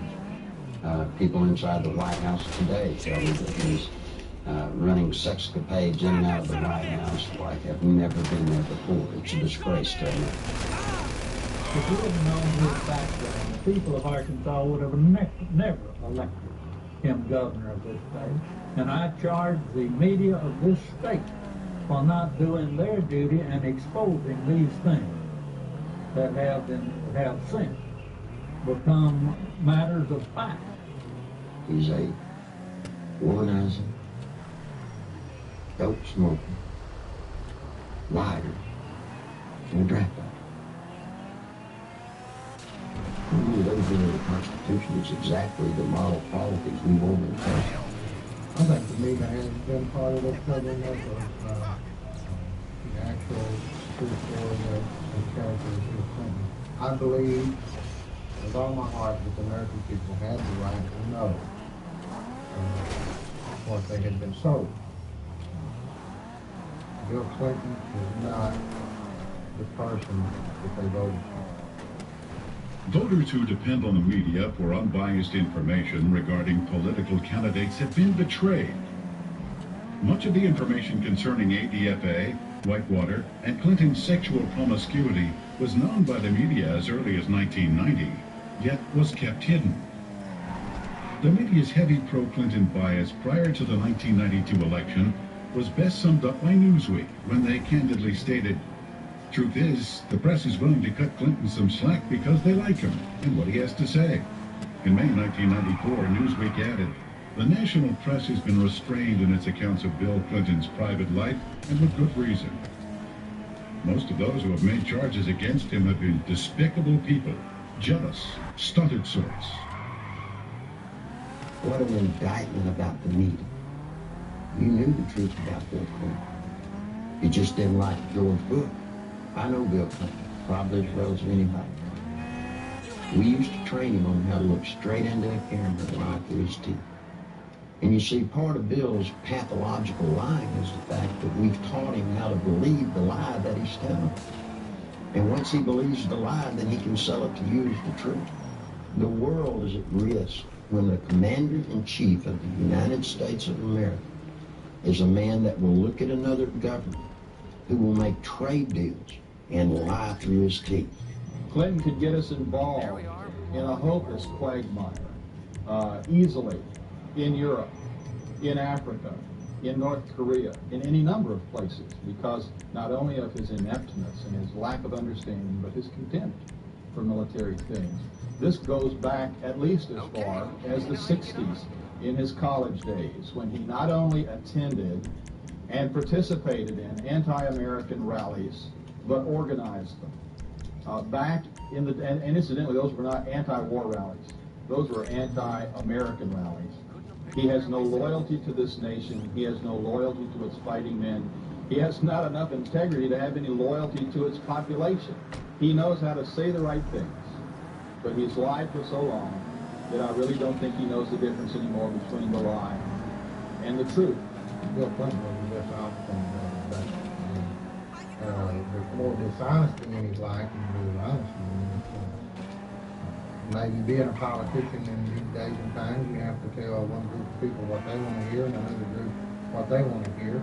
And if the truth conflicts, then so be it. The media has not been able to ascertain today that there's a human being sitting in the presidential chair of the United States of America that lies with everything he says. They still believe somehow in the office of the president. They still believe there's some integrity there. Attempts to keep the criminal activities of Whitewater concealed from the public were largely successful prior to the 1992 election. After that, however, the raging Whitewater Rapids could no longer be contained. What the Clintons claimed as a simple money-losing investment was in actuality a series of complex business transactions and cover-ups, ultimately costing the American taxpayer more than $60 million. When this is all over, it's going to be the same story we've been telling for 2 years. We made a bad investment, we lost money, and there's really not much more to add to it. We have enforced higher standards against ethical conflicts than any previous administration. Whitewater may have begun as a legitimate real estate venture, but it came to be used to skim, directly or indirectly, federally insured deposits from an S&L and a small business investment corporation. When each failed, the United States taxpayer became obligated to pick up the tab. 2, the family of the former governor of Arkansas received value from Whitewater well in excess of resources invested. 3, taxpayer-guaranteed funds were in all likelihood used to benefit the campaign of a former governor. 4, the independence of the United States government's regulatory system has been flagrantly violated in an effort to protect a single American citizen. People should not be able to raise questions and erode people's moral authority in this country. It quickly became obvious that Whitewater would engulf the Clinton administration if ignored. A twofold counterattack was put into action. The first was to win sympathy from the conservative populace, who were among his chief critics. Clinton embarked on a series of appearances, heartily promoting himself as a born-again Christian who supports and practices traditional biblical family values.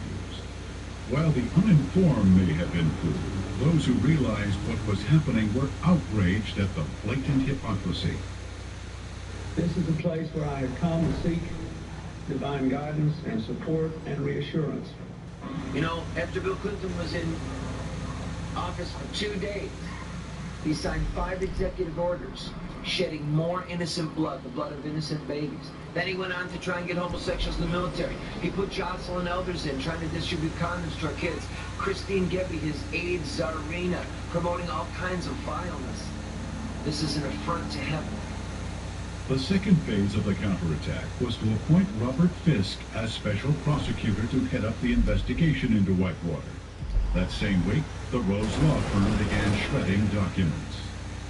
A lady came to me, scared to death, wanted to come out and tell the truth. I said, "What's the matter?" She said, "We're shredding documents at the Rose Law Firm." Well, I tried to tell the media. The media said there was no way that could be going on. Well, in came a journalist from the Washington newspaper. He goes over and investigates what I told him. And you know what? The very week he investigated, guess what they were doing? Shredding documents right there at the Rose Law Firm. They had his initials pretty much all over and everything from the box to the mill files to I even saw his signature on the Rose Firm on the head. You see, all of the Whitewater documents, they're getting rid of them. They're getting rid of them as fast as they humanly can.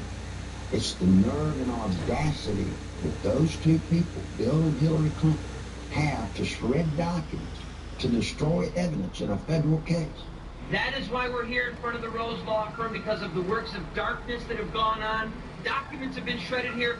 What else has gone on here? I'm telling you, there are people inside this building that right now they're saying, if they only knew. If they only knew. During that same week, there was also a fire at the Worthen Bank building. And this fire was on the 14th floor, and supposedly it was started by a space heater. I want you to look at this footage and tell me if you think it was an accidental fire by a space heater. This is a CPA firm, and the documents that were in this office were important documents relative to Whitewater.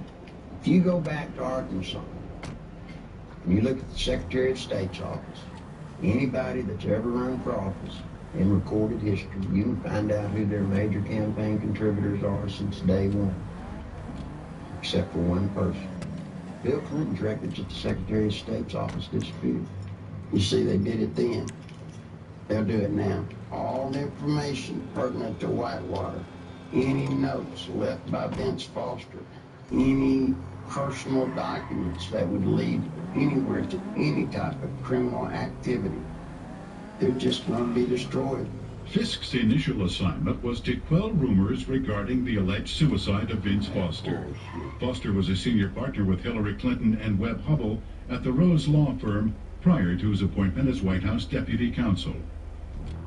In fact, he was handling the Clinton's personal legal matters while he was in the position of assistant to the president, in violation of the conflict of interest at that time. From the outset, the investigation into the death of Vince Foster has been marred by controversy. At Bill Clinton and Attorney General Janet Reno's insistence, responsibility for the investigation was turned over to the Park Police, even though Foster's death fell within the jurisdiction of the FBI. Not until his death had sufficiently developed into a full-fledged scandal 7 months later would the FBI be allowed in. The results of the FBI's investigation, along with the findings of the Park Police and the coroner, were incorporated into a report issued by Special Counsel Robert Fisk. The report, released June 30th, 1994, confirmed suicide as the cause of death. However, a careful examination of key pieces of evidence taken directly from the report itself indicate a number of alarming contradictions inconsistent with the report's own conclusion that Foster took his life. The official coroner's report depicts a large gaping 1-inch exit wound located 3 inches below the crown of Foster's head. According to Fisk, the area surrounding the body of the Park was meticulously searched to a depth of 18 inches, but no brain tissue or skull fragments were found. An FBI analysis found none of Foster's fingerprints on the gun, despite the fact the gun was found in Foster's hand. However, the FBI did make one extraordinary discovery. One latent fingerprint was visible on the underside of the right pistol grip, approximately 2 inches from the base of the grip. This print did not belong to Foster. No attempt was made to determine the identity of the person whose print was found in the gun's hand. Gunpowder was found on Foster's clothing, which did not match the gun found in his hand. Fisk speculated that gunpowder of a different type was accidentally thrown onto Foster's clothing by an exhaust fan in the Park Police laboratory. However, once again, Fisk was not able to support this theory with any evidence. One of the most crucial pieces of crime scene evidence, the fatal bullet, has yet to be found. A thorough FBI search of the area, which even uncovered artifacts dating back to the Civil War, yielded over 70 pieces of metal, including 12 modern-day bullets. Yet, none of them matched the gun found in Foster's hand. Against standard police procedure, not one resident living nearby was ever contacted during the investigation to find out if a gunshot was heard. Even though Fisk insists that Foster killed himself, leading forensic experts from around the country now agree it is highly unlikely he pulled the trigger himself. Within minutes of the verification of Foster's identity, the Park Police issued orders to seal Foster's office at the White House. David Watkins, Clinton's administrative assistant, assured the police he would take care of it. He lied. Immediately, high-ranking members of Bill and Hillary's staff began ransacking Foster's office, removing important and possibly incriminating documents. The people entering the office included Bernard Nussbaum, counsel to the president, Patsy Thomason, White House Administration Director, and former assistant to cocaine distributor Dan Lassiter, and Margaret Williams, Hillary Clinton's chief of staff. Patsy Thomason was the top aide for Dan Lassiter when he was running his company and doing all the voting. You can only say that she was dedicated to Dan Lassiter's interest in the White House. As mentioned earlier, the Arkansas Development Finance Authority had been laundering its drug money through the Bank of Credit and Commerce International. BCCI collapsed in the early 1990s. Millions of depositors and taxpayers lost billions of dollars, making it the worst banking scandal in history. Heading up BCCI was former Defense Secretary Clark Clifford. The overwhelming criminal charges against Clifford were eventually dismissed by President Clinton. The attorney for Clifford and BCCI was none other than Robert Fisk. Fisk knew that a thorough investigation of Whitewater would eventually lead to ADFA and his former client, BCCI. Fisk also knew who would never be able to complete his investigation since it is illegal to prosecute a former client. Fisk was not selected by the Justice Department to investigate Whitewater at all, but to simply subpoena documents and testimony, making sure they never see the light of day. Wow. The investigation of Whitewater is being handled by an independent special counsel whose appointment I supported. Our cooperation with that counsel has been total. Now think just for a moment.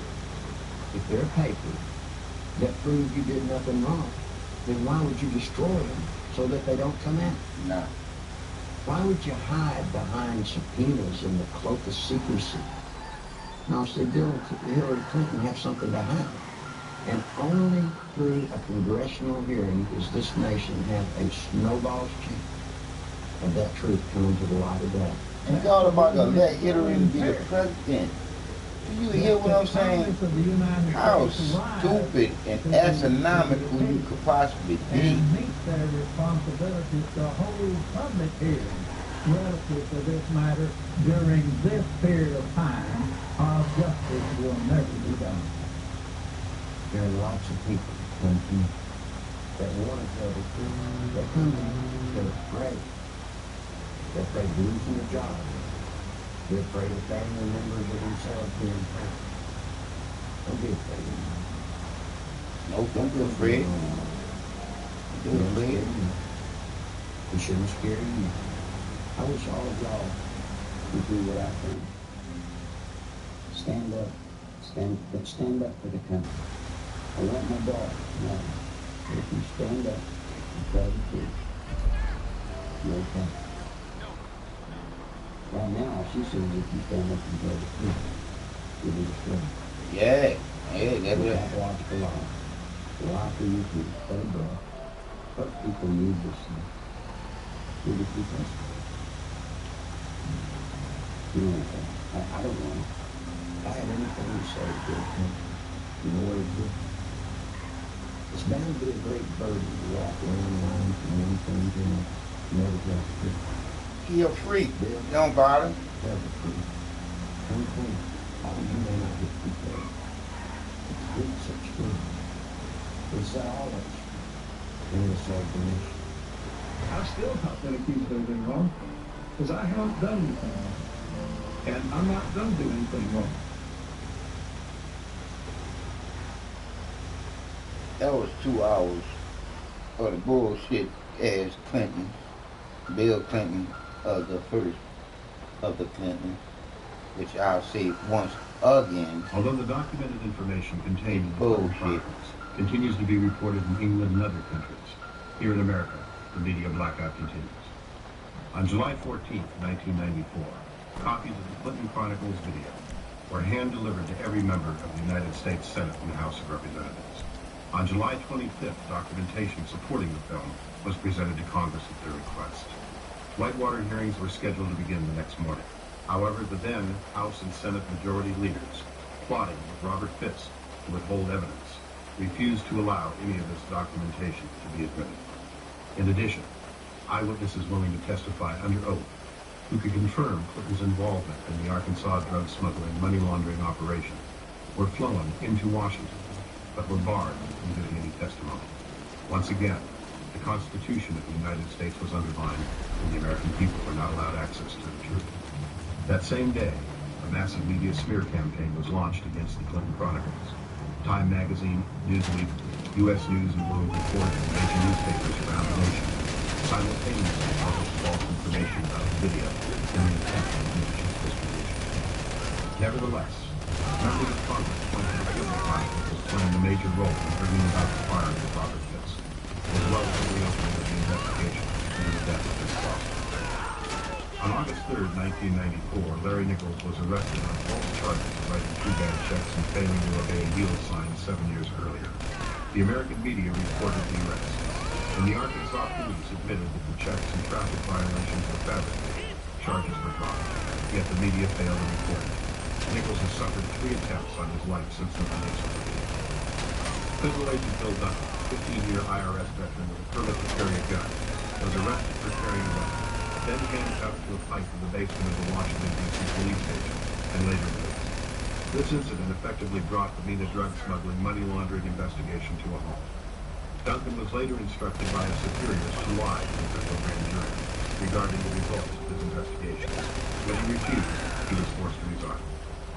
Arkansas State Police investigator Russell Welch nearly died after being poisoned with military-grade anthrax, a poison available only through the United States government. Arkansas State Police investigator Dr. Walker, who successfully led the investigation against cocaine distributor Dan Lassen, was forced to resign after attempting to reopen the cocaine trafficking investigation into Dantes. John Brown, Saline County homicide detective in charge of the Ives Henry murder investigation, was removed from the case after providing Congress with information linking the Clinton administration to drug trafficking in Mena, Arkansas. Brown was forbidden by his superiors to discuss Clinton's connection to the Ives Henry case, and after his refusal to do so, was forced to resign. In February 1994, veteran journalist L.J. Davis was beaten in his Little Rock hotel room. His attack report pages from his notebook, which contained information about the inner workings of the Rhodes Law Firm and the Arkansas Development Finance Authority. In March 1985, Wayne Dumont was castrated and subsequently imprisoned for allegedly raping Bill Clinton's 17-year-old cousin. Even after evidence had proven that Dumont had been falsely accused and was completely innocent. You had raped him. You had raped him. Every case which would link Bill Clinton with any criminal activities have been effectively shut down by various governmental agencies. One office that all of us universities look up to, irrespective of what party and political philosophy we espouse, is the presidency of the United States. Since the election of Bill Clinton in 1992, we Americans, with sadness, have learned week after week to have different stories come out from around the country pointing up the reality that we have in the White House today, a trafficking womanizer who is a pathological liar. Yep. It's a very dangerous thing for America, a dangerous thing for the world. I can only, conclude that the responsible course for the House of Representatives to do is to introduce a resolution of impeachment against Bill Clinton. It is with sadness that I make this statement, because this action will introduce something that we Americans don't want to see in our political process. But we can't continue down the course of what we see unfolding before our eyes every week and almost every day. And the best thing for all of us is to get it out in the open and go forward. Let the chips fall where they may. Under our Constitution, the House introduces a resolution of impeachment, and the U.S. Senate is the place where the trial takes place. And I think for the good of the country, for the good of the peace and tranquility of the Western world, this is the place to come to take.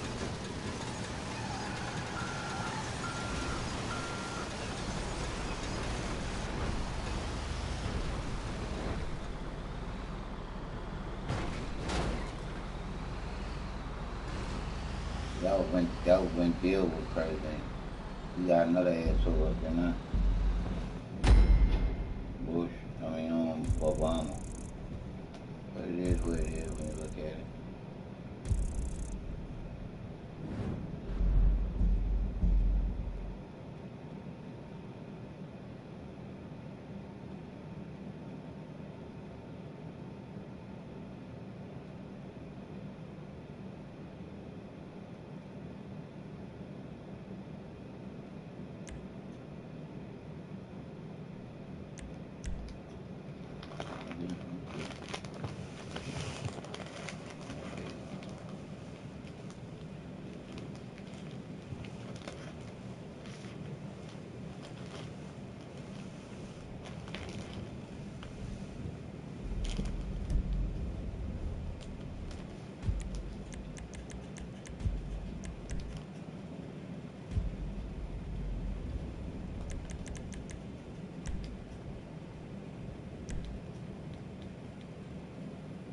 That was the end of Bill Clinton, the murdering family of the Clintons. They're a bunch of murdering, lying, sack of shit sons of bitches.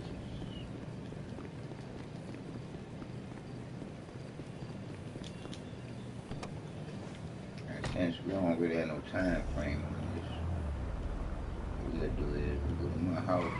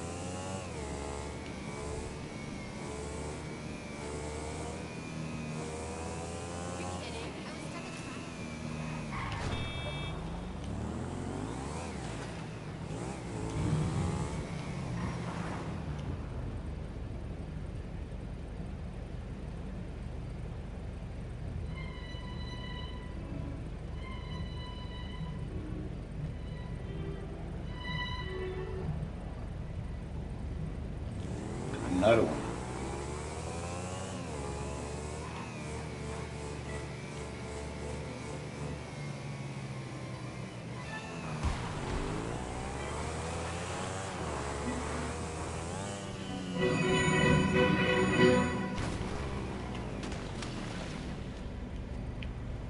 Someone tell me they filmed that. Oh, God. That's fun.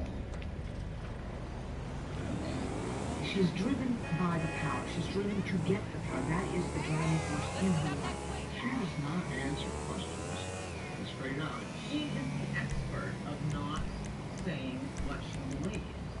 She will run on attacking Republicans and being the first woman president. Oh, isn't that amazing? She can walk into it. The thought here is it's all politics. Parcel out favors to individual groups, whether it's unions here, farm block there. She is steeped in controversy, steeped in sleaze. That's why they don't want to move her record. I would recommend that Hillary Clinton appreciates that she's not going to be, by any means, the candidate of American women. American women have diverse views on politics, just like men. At the core of almost everything that the investigations we did for 8 years, where there were problems, only major problems for the Clinton administration, she was at the core of them. It's part of the Clinton method, which is say what you need to say at any given moment and rely on the life and memory of American witness or the mainstream media to support that fact. The 20-year plan really is that the Clintons share power. One will be president 8 years, one will be president another 8 years, one will spend 20 years for the will So in essence, what happened is that Bill and Hillary in their mid-20s, before they ever took their marital vows, they took their political vows. You know, a lot of people ask me, do we have to go through all these old stupid scandals again? Well, I have good news for you. You don't, because you can look at the new one, because Hillary Clinton's scandals are a gift that keeps on giving.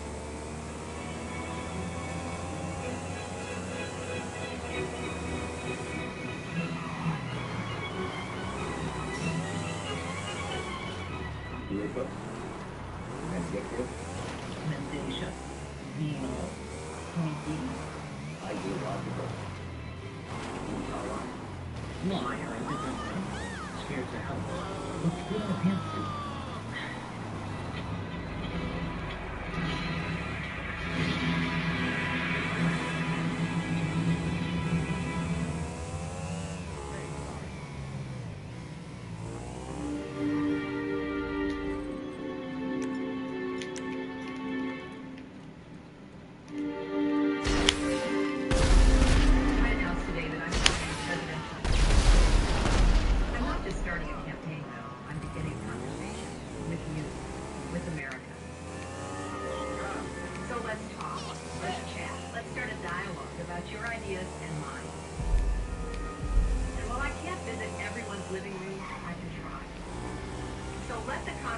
Begin. I have a feeling it's going to be very interesting. The challenge for Hillary Clinton on the campaign trail is she has to pretend to be something she's not. She's far more risky than she's going to really let on. That means you have to be very controlled. You can't be too spontaneous. You're pretending to be something. And I think that's going to be a potential problem on a couple of levels. You know what I'm saying? And people spot that. I'm sick and tired of people who say that if you debate and you disagree with this administration, somehow you're not patriotic, and we should stand up and say, we are Americans and we have a right to debate and disagree with any administration.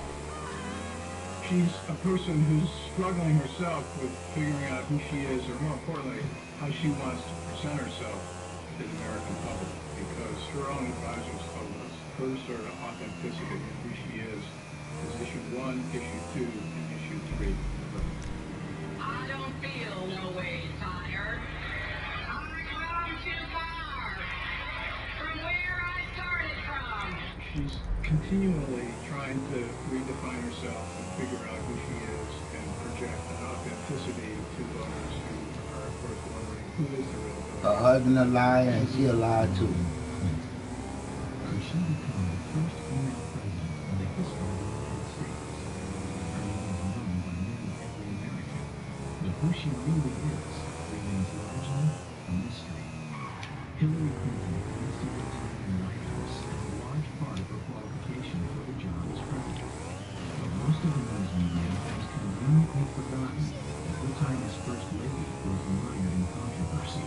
The core of the controversy is how truthful Mrs. Clinton has been in answering questions, sometimes under oath, about Whitewater and other matters. She was the first Lady to come under criminal investigation. In Oak Road in Washington, D.C., she was plagued by numerous scandals.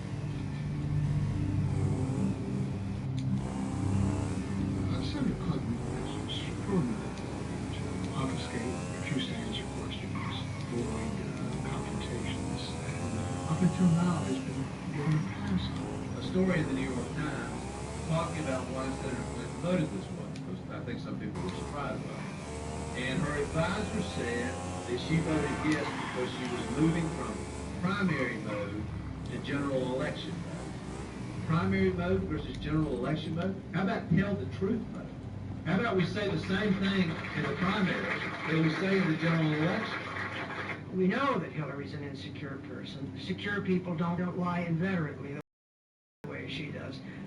What drives Hillary now is power. She very much is interested in gaining power. She considers herself to be a special person. She has a lot of arrogance, a spirit of superiority about her, and this is the driving force in her life, is to gain and acquire and maintain power. And her husband got to the top, and she saw it, she felt it, and she wants there herself. Over the past 16 years, Hillary Clinton has undoubtedly become one of the most divisive figures in America. How this makes her suited to unite the country as the next president is troubling to many. And recall, Hillary speaking in a black church on Martin. When you look at the way the House of Representatives has been run, it has been run like a plantation, and you know what I'm talking about. You know what I'm talking about, girlfriend. That's how she's being held by accusing her of running a plantation at a black church on Martin Luther King Day. That's it. Okay. After announcing her bid for the presidency, fellow Democrats, including former Clinton confidant and Hollywood mogul David Geffen, publicly questioned Hillary's integrity and truthfulness. Such breaks within the Clinton inner circle beg the question: what is the truth about Hillary Rodham Clinton? It's a recklessness that's born of arrogance that goes back to her 1960s roots in their narcissism. They believe they are a whole unto themselves. I mean, every time Hillary's been caught in a scandal, she really did it. No one made it up. She's deceitful. She'll make up any story, lie about anything, as long as it serves her purpose. And the American people are going to catch on to it. So who is the real Hillary Clinton? Is she a brilliant trailblazer poised to make history as the first female president? Or is she ruthless, cunning? Man, she's ruthless, cunning, and she's a cunt. Because of your position with your husband might have given you some kind of unfavorable opinion. There isn't any evidence that anybody gave me any favorable treatment. I'd like to follow up too. Person has to go to Putin and do the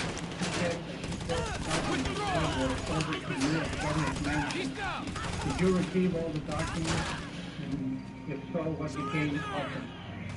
Every document that we have obtained has been turned over to special counsel, no matter where it came from.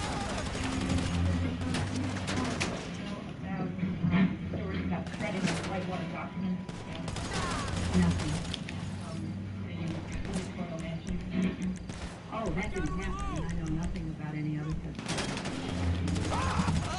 Whitewater ever spread anything that you know about or authorized? Absolutely not. When you look at all the skullduggery in the Clinton administration, all roads lead back to Hillary. It also tells us something about the character of the American media. I mean, they carry these people. Republicans act with those numbers of character flaws, with that sort of behavior.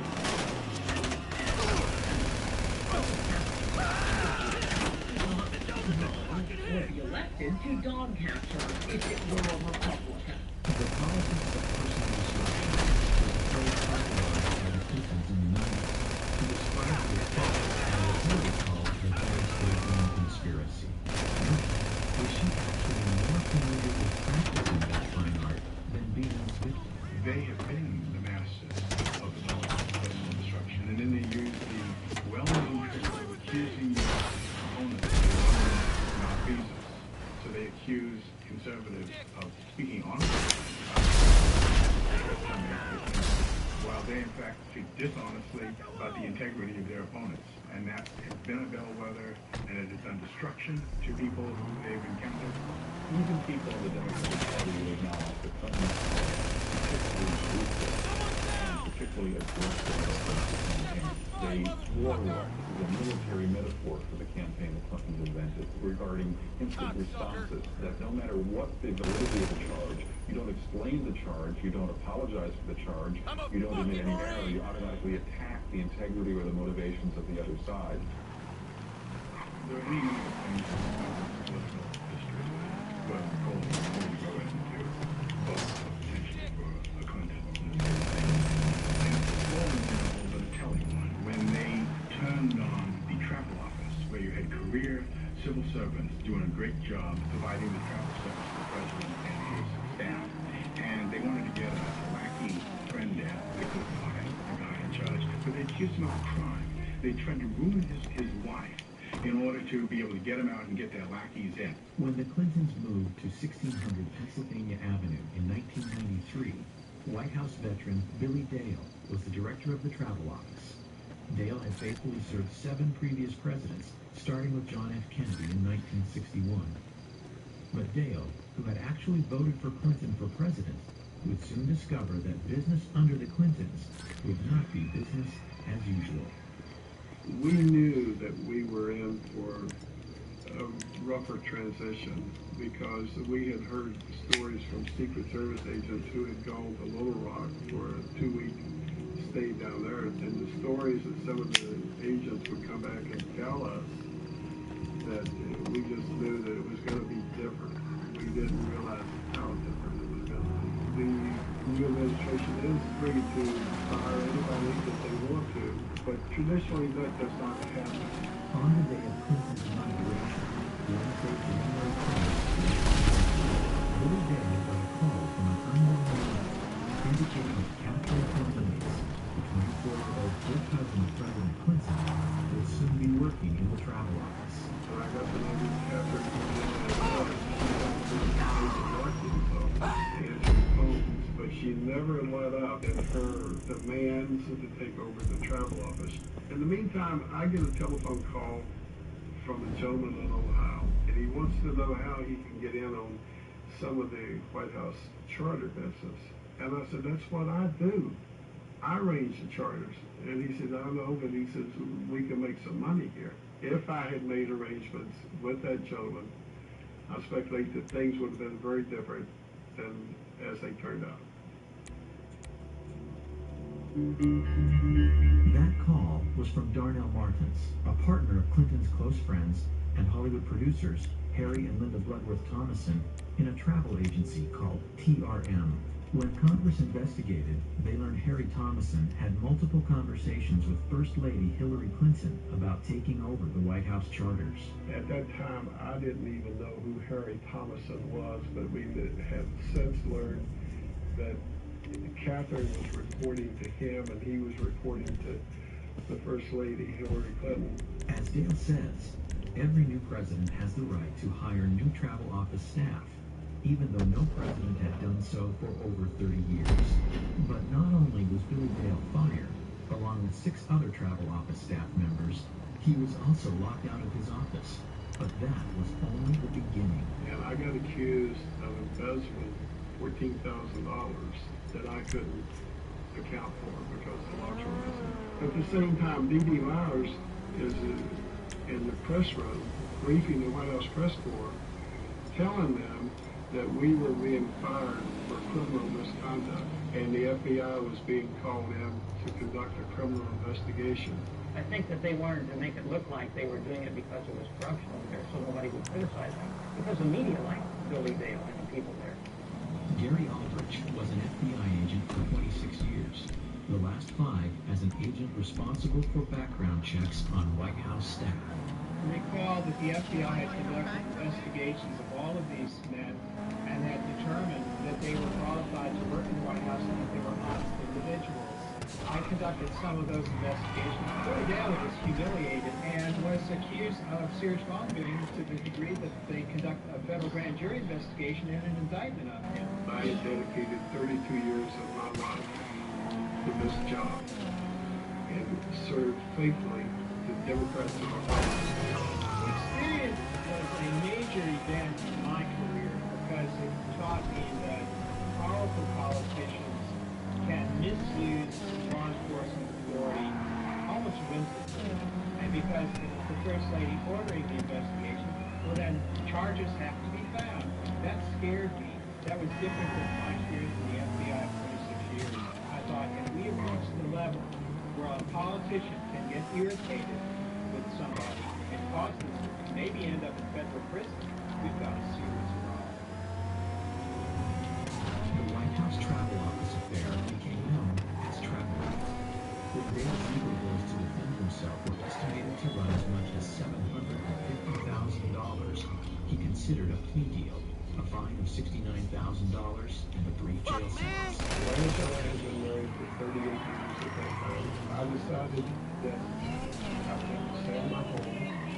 Could I ask her to give up everything that we had worked for? The plea bargain seemed just that, a bargain, in order to save himself and his family from the unending ordeal.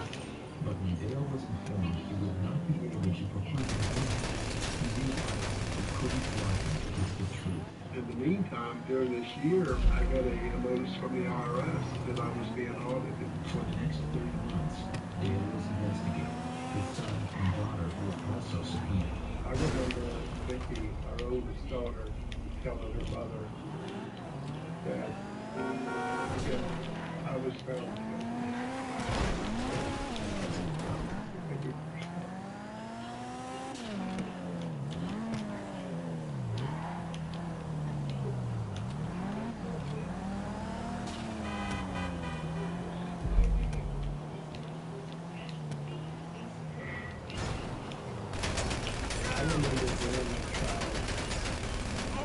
Vicky, my oldest daughter, telling her mother that if I was found guilty and had to go to jail for something that I did not do, that she didn't know if she could live in this country any longer.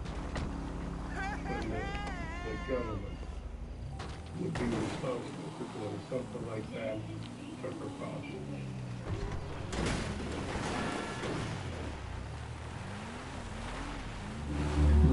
Went to trial in the fall of 1995. A procession of White House journalists volunteered to serve as character witnesses for Dale, including Rick Hume and Sam Donaldson. The press at the time, I think, ought to remind people that I testified at Billy Dale's trial. Hello? Character witness. What can I do for you? The jury needed less So you don't want to get in serious trouble, huh? And Okay, leave it with me. They found me not guilty on all counts. I laid my head down on the desk in front of me and cried. Ultimately, the Office of the Independent Counsel's final report on the Travel Office firings found that Mrs. Clinton's sworn testimony was factually inaccurate. Hillary Clinton was more powerful as a first lady than any first lady that ever in the White House that I knew of. And I have learned that she was involved with it more than Bill was. Bill just wiped his hands of it and just let her handle it. That's an example of the cynicism and ruthlessness of the Clintons. And at the time, a lot of people thought that Dale would have at least as much to do with it. That is the most illustrious scandal, because it was such an beautiful act of maliciousness toward ordinary guys who travel on all these years on getting them out, getting my rich Hollywood friends in. It's not even the most illegal thing they did, but it is the most contemptible.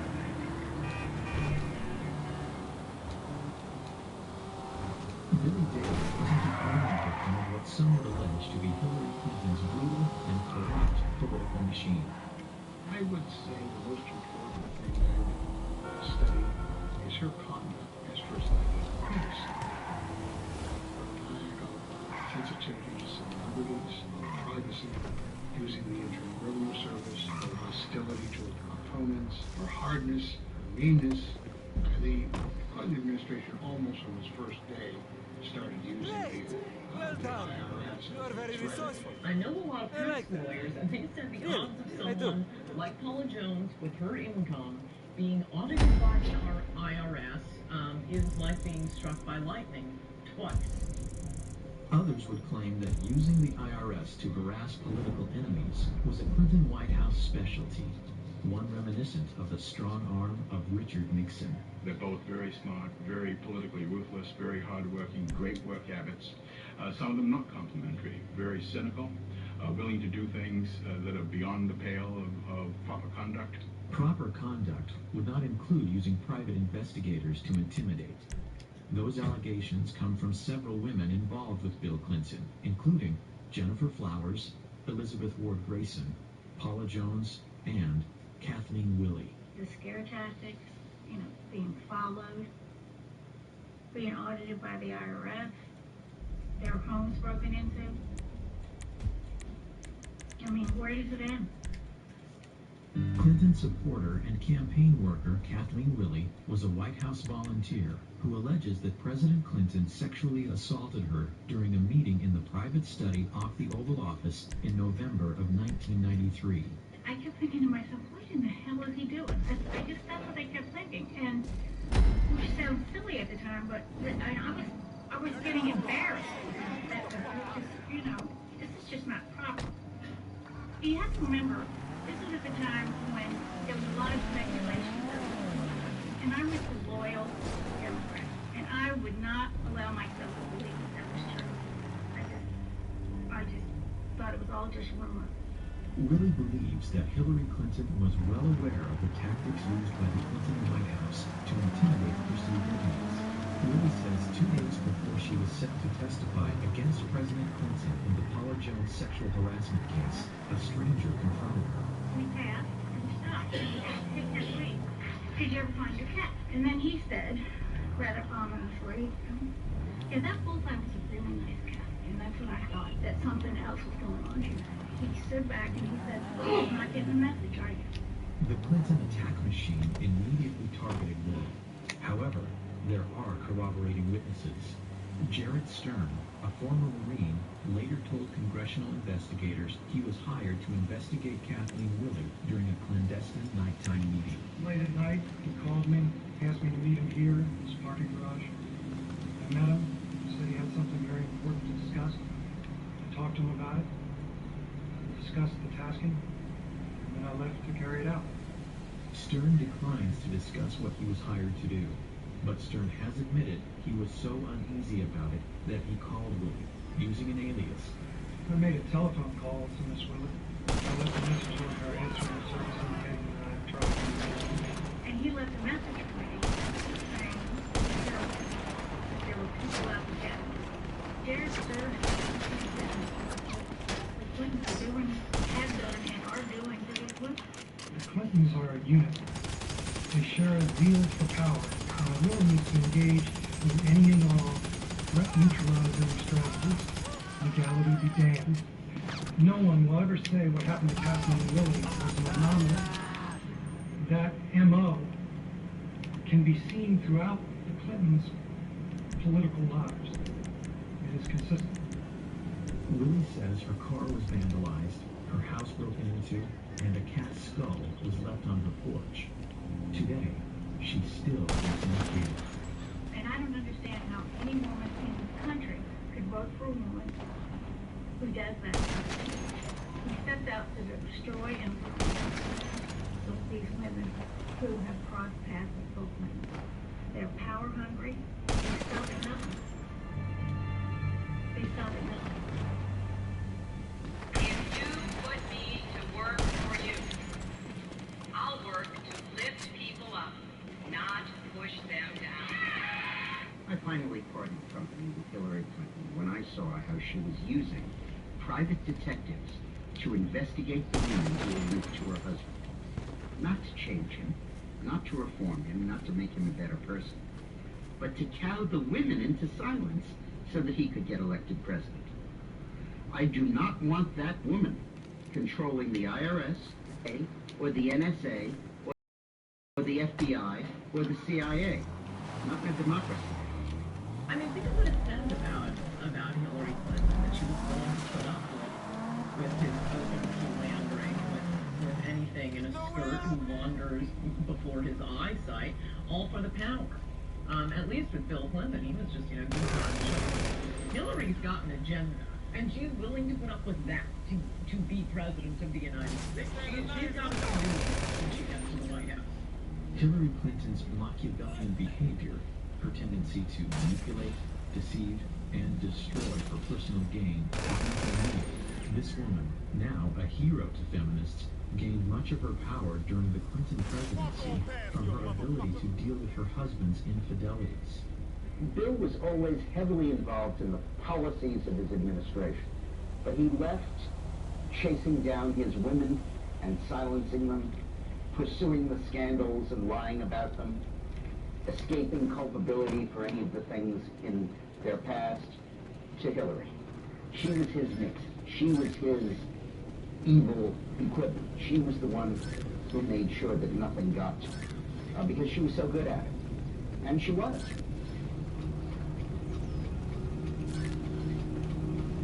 Hillary's mastery of the black arts of attack politics is often skillfully cloaked in layers of deniability. But when she needs money, as all candidates do, her imprudence bewilders even her most loyal supporters. The pattern is a familiar one. Huge amounts of money are raised from political insiders, lobbyists, and special interest groups, and questions follow. In the summer of 2007, Hillary was forced to return nearly $900,000 from fundraiser Norman Shue, who is now under indictment for running a Ponzi scheme. During the White House years, it was the dirty money of a cast of characters that included Johnny Chung and Charlie Tree, both convicted of illegal campaign fundraising. I think it was Johnny Chung that said the White House was like a subway turnstile. You put the money in and you got in. And his tokens were very large, of course. There's evidence that he collected money from a Chinese intelligence officer, and they were trying to influence our elections to gain access to decision-making powers in the United States so they would bend U.S. policy towards China. The campaign finance scandals were so extensive, 120 people either fled the country to avoid being interrogated by investigators, pled the Fifth Amendment, or otherwise avoided questions. 14 guilty pleas came out of that. This is really stunning. And it's stunning to me how the media will give her mass. The media and they accepted Hillary operatives line, which is, well, that's old news. Everybody knows about it. Let's move on. Okay, we move on. Now they're laundering money from Chinese dishwashers in Chinatown, New York. I'm a little surprised that we're talking like dishwashers. Maximum contribution of $1,000. Let's look into that a little bit. The Los Angeles Times looked into it and found that they couldn't find something like a third of Chinatown contributors, and that they found other people who said they had no idea that they had made contributions. It looks like a clear case that somebody committed fundraising law violations, and the Clinton campaign at the least did not do due diligence to try and track that down. One case in particular highlights Hillary's hypocrisy and startling recklessness when it comes to raising illegal campaign contributions. Though most of the news media has ignored it, Hillary was directly involved in what has been called the biggest campaign finance fraud in the history of the United States. It is a story with all the elements of a bestseller: cash, cons, and Hollywood stars. And it was all caught on tape. Few businessmen have seen the career heights and depths of Peter F. Paul. I've been fortunate to spend time with some of the world's most celebrated figures of the 20th century. One of my idols was Salvador Dali. He had a big influence on the way that I directed my life. In the early 1980s, Paul was a lawyer with a past criminal record, including convictions for cocaine. Started as a promoter and producer. After doing various projects in Hollywood, I decided after meeting a fellow who's out-of-work model that there was an opportunity for me to prove that I could cultivate a media icon. Within 18 months, I had him on the cover of People magazine. Ultimately, it led to my first meeting with the Clintons, with Hillary Clinton, actually. In February of 2000, Peter Paul met with Hollywood charity fundraiser Aaron Tonkin. Tonkin was a celebrity-obsessed con man who in just a few years went from being homeless to one of the Clintons' top money contacts in Hollywood. Like more than a few Clinton associates from the past, Tonkin ended up in federal prison for unrelated fundraising schemes. Aaron, it's Hillary Clinton. I just wanted to call and wish you well for the evening. It was a growing new relationship. I don't know where ultimately it would lead, but I suppose not in a good place, because all the people that I met around them, that I dealt with in different events, have all gone to prison, and these are very close people making Through Tonkin's connections to the Clintons became an interesting offer. In exchange for donations to Hillary's 2007 campaign, Paul would be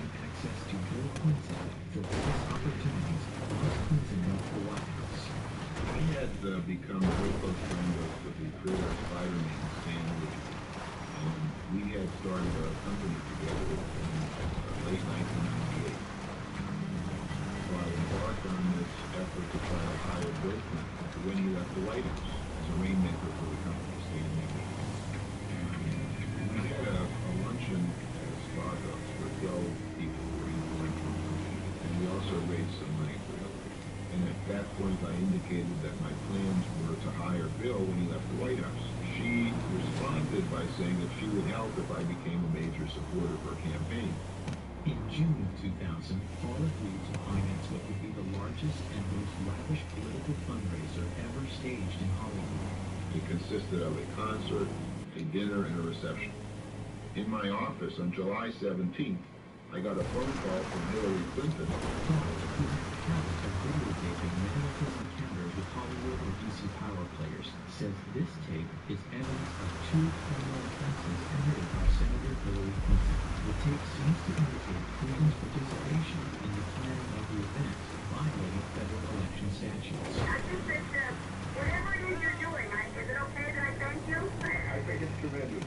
We know that we're having a good time trying to help out. I'm very appreciative. It sounds fabulous. I got a full report from Kelly today when she got... Hillary says she's not sure about what she can or cannot say, but she admitted that her input on the event could be illegal.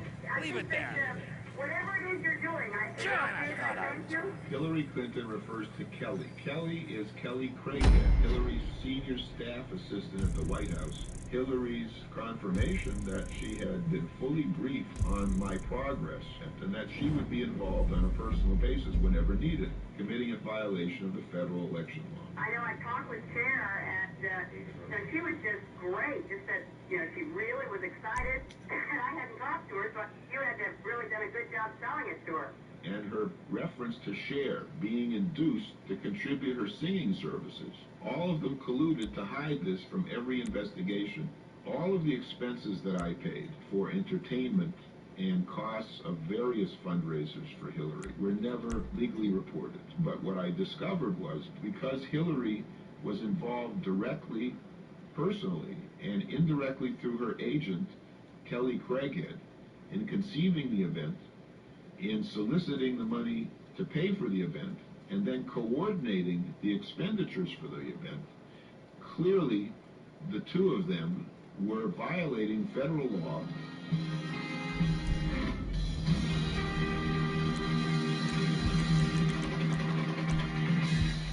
Ladies and gentlemen, Chairman of Stan Lee Media, Stan Lee. I just want to welcome you all to the Hollywood salute to President William Jefferson Clinton. It was the biggest event ever produced in Hollywood for a president. Muhammad Ali, John Travolta, Brad Pitt, Shirley MacLaine, Christine Bergen, Gregory Peck, Cher, Diana Ross, Patti LaBelle, Toni Braxton, Melissa Etheridge, Sugar Ray, Michael Bolton, Paul Anka. We had over 100 stars. The entire leadership of the Democratic Party was there. And it was a magical evening. But just 2 days later, the magic was gone.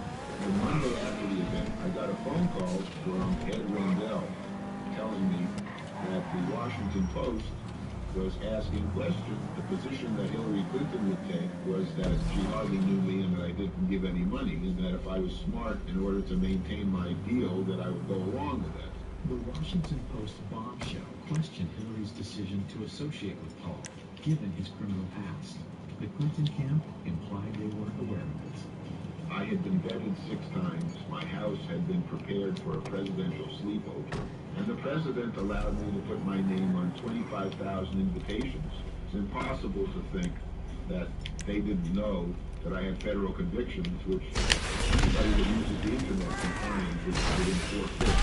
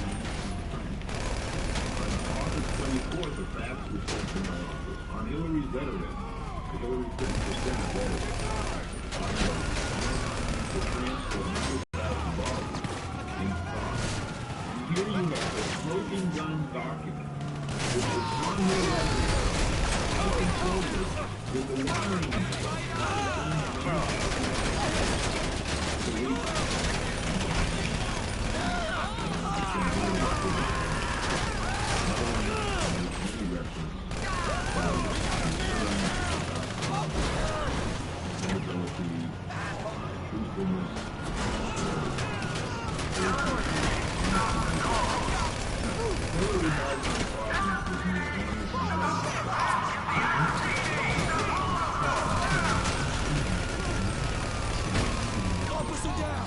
Officer down!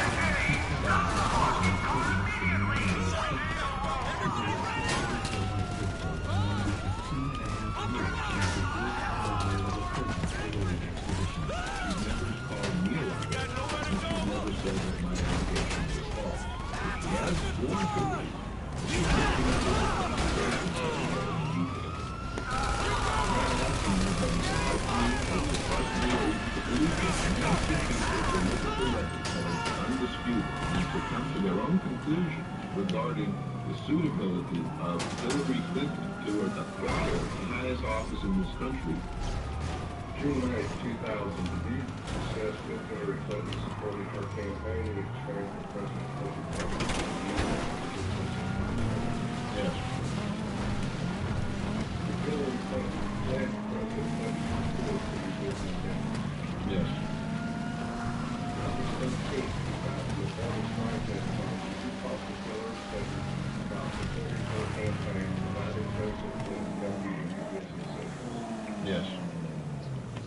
I've been analyzing polygraphs since 1995. I attended the Department of Defense Polygraph Institute. I would say Mr. Paul has been truthful in his answering the questions concerning the issues administered in the polygraph.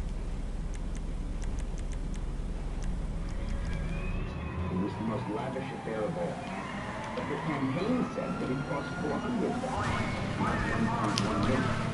So that they could use the other $700,000 for the campaign, use it to buy advertising. Now the question is, did Hillary know it was a mistake? Of course. Number one, she was there, and you couldn't have only cost $400,000. Number two, she frequently urged Peter Paul to hold down the expenditures for her. Number three, after the forms were filed with the FEC, Peter Paul told her they were inaccurate, and Hillary continued to file inaccurate forms. And finally, the FEC investigated it and concluded it did cost $1.1 million. I want to thank Stan Lee and Peter Paul and Aaron Tompkins for their extraordinary hard work and leadership on this. The Clinton campaign ultimately paid $35,000 in fines for having underreported deposits against Aaron Tompkins said both Senator Clinton and the finance director David Rosen knew of his illegal financing schemes, including how he reimbursed celebrities who donated to Hillary's Senate campaign. They wrote a check where I told them to write us the $72,000 from the invitation they received, and then I reimbursed either $1,000 or $2,000, depending on one or two people came. I told our National Finance Director, David Rosen, and he just said, don't tell me anything but that. And I told the FBI. Senator from New York and former First Lady, the most experienced of all the candidates, was completely unaware of her finance director's dealings. Peter Paul awaits sentencing for securities fraud. He vows to spend the rest of his life trying to expose what he characterizes as Hillary's pattern of corruption. Well, I think that, like William Safire said in the New York Times, Hillary's a congenital liar. Even David Geffen, who was a supporter of hers, commented on her facility with lying. As if she can do this as publicly and in such a gross and unvarnished way, then imagine if she got additional power in the White House and what she would do with that.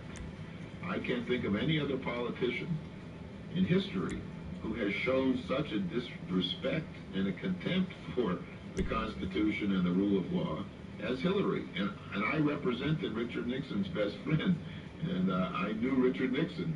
And I'll tell you something, she's no Richard Nixon, she's worse. One of her great claims throughout the 90s and in her present career as a senator is that she'll say, oh, this is all old news. Well, it's old news because the Clintons are repeat offenders. They've been doing these things going right back to the 1980s.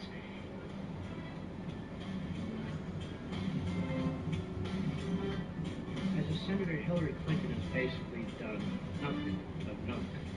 She's not been a leader in national security. She's not been a leader on economic issues. She's she's not going to lead her on anything. Is Hillary really the most qualified to hit the ground running if elected president? After all, she was First Lady for 8 years and now a senator from New York. Referring to her opponents, she said, quote, "There is one job we can't afford on-the-job training for. That is the job of our next president." First lady ever to be the first woman from the state of New York, Hillary Rodham Clinton.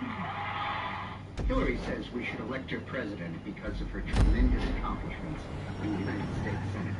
Well, she's passed roughly 20 bills. Let me tell you what some of them were. To commemorate the 225th anniversary of the American Revolution.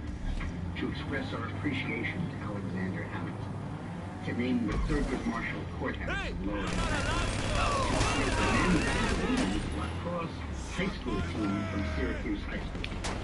To express the sense of Congress that Harriet Tubman, who died over 100 years ago, should have received that attention. But is that the legislative process?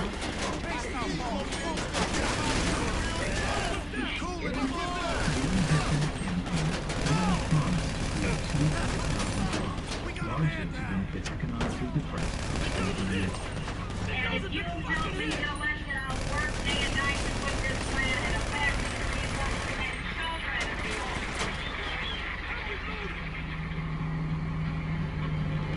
I'm Marshall Brown. I'm the owner-operator of GMB Farm. I grew up here with my father.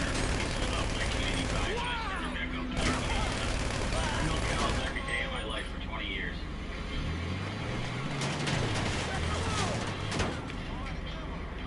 Agriculture is New York State's largest industry. I don't know if Hillary was told that when she got off the plane or not.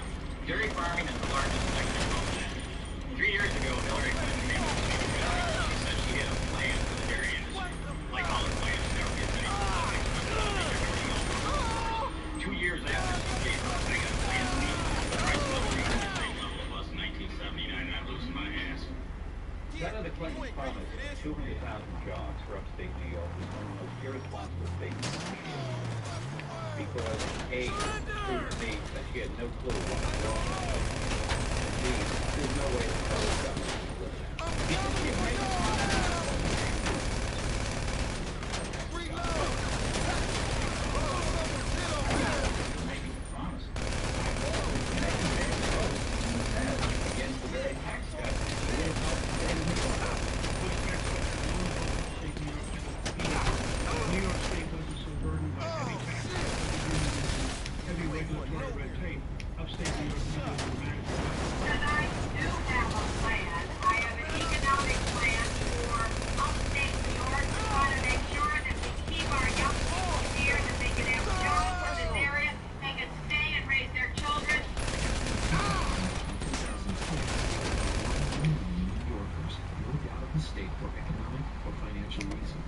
Today, in the upstate town of Clinton, New York, many of Hillary's constituents aren't pleased with their senator. Well, we certainly would like more support from her in this area. I think every business would like to see more economic support. I think that she's just a difficult politician. Whatever the survey shows she should be doing, she's doing. She tends to spend most of her time downstate. That's where the votes are primarily, and sometimes we feel forgotten up here. She cares more about her consumers, her food stamps, her welfare programs than she does the American farmer that's producing the food. When the American farmer is eligible for food stamps, there's a problem. Which I am. As a presidential candidate, Hillary has made other promises that may also prove difficult to keep. My plan does not create a single new government department, agency, or bureaucracy. It is not a government takeover of health care. It is a public-private partnership that provides more choices. Her sweeping health care reform proposal comes with a price tag of nearly $110 billion per year. And is going to pay more. You are going to pay more. People with jobs will pay more. That's why she's so popular with women with needs, but not so popular with women with jobs. Hillary's first effort to socialize health care came in 1993 during her husband's first term, widely perceived as a disaster. Many say it provoked the Republican Revolution. And certainly you have to ask whether she's learned a lot from that experience. It was a failure. She knows it was a failure. It was a very embarrassing failure for her. Where have you seen the government make anything more efficient and less costly and more effective by its presence? Where have you seen that? As I've said on many occasions, I brought the stars to show for what we tried to do back in the first 2 years of Bill's administration. The effort to kill Hillary Care was really good common American sense. Americans know a bad fish when they smell it. Everything Hillary wants for America is what Canada does for all of its people, any one of whom that has $5 extra in their pocket comes across the border to the United States for health care services. I think it's worth remembering, after her health care fiasco, the Clinton team put us aside. They gave her ceremonial duties thereafter. She was more like a Pat Nixon than she was like an Eleanor Roosevelt from mid-94 onward, because Bill Clinton's professionals recognized she'd made a hash of the one big policy she'd been given. She was essentially out of the White House in 95, 96. I know, because I was there most of that time. She was visiting China. She went to 70 foreign countries. She wrote a best-selling book, did book signings. Then when the Lewinsky scandal broke, she came back to Washington, and in 98 and 99 led the effort to keep her husband in office, and in 99 and 2000 spent her time running for the Senate in New York. Many Americans believe our healthcare system needs improvement. But what is Hillary's solution? Hillary is really the closest thing we have in America to a European socialist. She really believes that government should vastly expand its efforts in the areas of healthcare and education, and she wants to increase taxes to do it, from 33% as it is now, up into the mid-40s and high 40s as it is in France and Germany. I'm going to take $10 billion away from a lot of these industries, starting with money from the HMOs that are getting too much out of Medicare, starting with the no-bid contracts for Halliburton, starting with the defense industry that needs to be pared down and reined in. I've been very clear about that. And as she talks on the campaign trail, her purpose of government, as she sees it, is to remold society for common good. The common good in this case means government. It means Washington. She wants government. She wants government to direct. The other day, the oil companies reported the highest profits in the history of the world. I want to take those profits and I want to put them into a strategic energy fund. She expects to use the to become extremely involved of the people in this country because government in this country talks about national identity. She's not kidding. She's been at this now for 10 years. She wants to get in the workforce.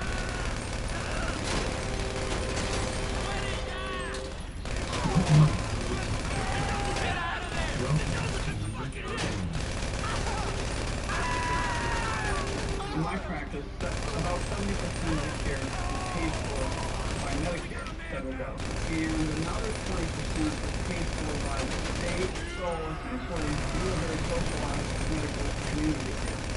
So much free health care available from the state and federal government. One of my favorites is the patient Ron, who is actually a drug runner. His book didn't tally, and to teach him a lesson, they blew a hole in the he worked at a local medical hospital in Mexico, where Medicare was free, and they were going to amputate his foot. So he popped up to the border, literally, and at that point demanded an ambulance, which by our emergency medical laws we have to supply. So we got an ambulance to him and run from him. I asked him, I said, let me get his insurance right, and my team said, actually, he has Medicare. This guy's been wanted for years, a 4 federal warrant. We're giving him his Social Security check every 2 weeks. Critics say Hillary's healthcare overhaul is not unlike what citizens of Canada or the UK now experience. Yes, much of it is free, but is there a catch? The waiting lists get longer and longer. You can wait 6 months to see a specialist. That's socialism. When you're standing in a line, waiting and waiting, that's socialism. I'm thrilled that universal health care is back on the national agenda. You know, as we remember back in 93 and 94, we tried to come forward with a plan. We weren't successful. I have the scars to show for that experience. Medicine should be between one physician and the patient, not between an army of bureaucrats and the patient. If people give their health to the government, what does the government not control? The federal government from 3,000 miles away is not your doctor. Hillary's healthcare is one of the few Clinton campaign platforms that contains specifics. President issues and continue with me. What does she do? Specific issues, I've come out with very specific plans. With respect to Social Security, I do have a plan. But personally, I am not going to be advocating any specific fix until I am seriously approaching fiscal responsibility. Do you, the New York Senator, Hillary Clinton, support the New York governor's plan to give legal immigrants a driver's license? I did not say that it should be done, but I certainly recognize when Governor Spitzer is trying to do it. No. You said yes. No. You thought it made sense to do it. No, I didn't, Richard. It makes a lot of sense. What is the governor supposed to do? Do I think it's the best thing for any governor to do? No. Obviously, she hadn't been coached on it. And if she's not coached, she's, despite the fact that she's intelligent, she is so insecure and so loath to give and take of real politics that she just seizes up. And she sure seized up when those questions were asked. Now, finally, for the first time, everyone talks about, well, Hillary talks about how Hillary was mean, or they was mean, or all that happened in that debate was that I think it was Jim Russert in that debate.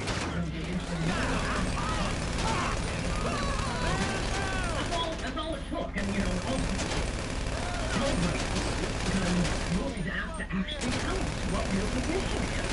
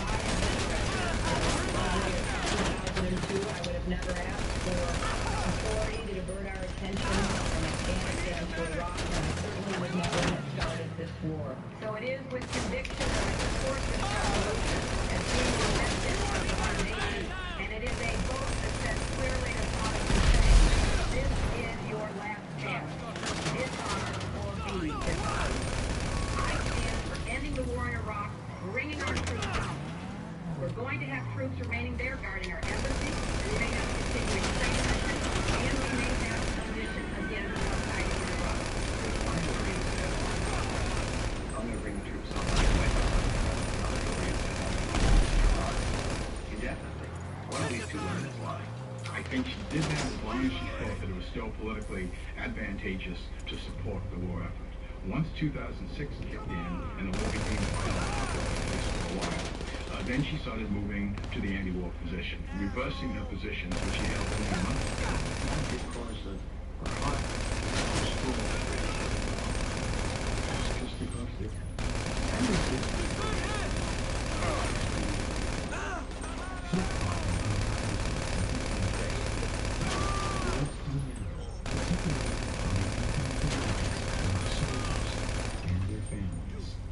He loved me.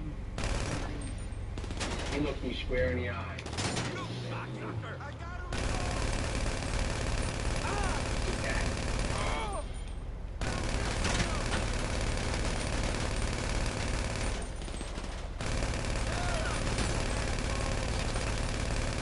He said, Dad, what can do better?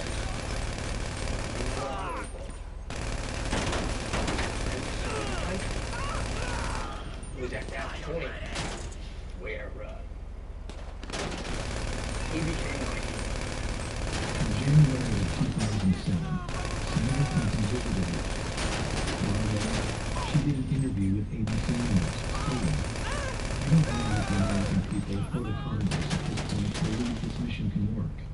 And in the absence of a commitment that is backed up by actions from the local government, why should we believe it?" I was in Baghdad. I'm thinking, what the heck goes on our military that are out on those front lines that are not even out walking the streets of Baghdad, of Iraq, putting your life on the line, as you say, it's just golden world. Robert served as the president's senior military advisor at the White House, distinguished service in the Air Force, combat missions, and his role in the transformation gave him unique insight about the potential future commander-in-chief. They see that when Mrs. Clinton says something stupid about the war, and very racist and just killing war criminals, that is played immediately nothing to support the troops. All it does is embolden the enemy to believe that they can hang out a little bit longer if they win. It's very hard to leave her because you don't know what the next day is going to say.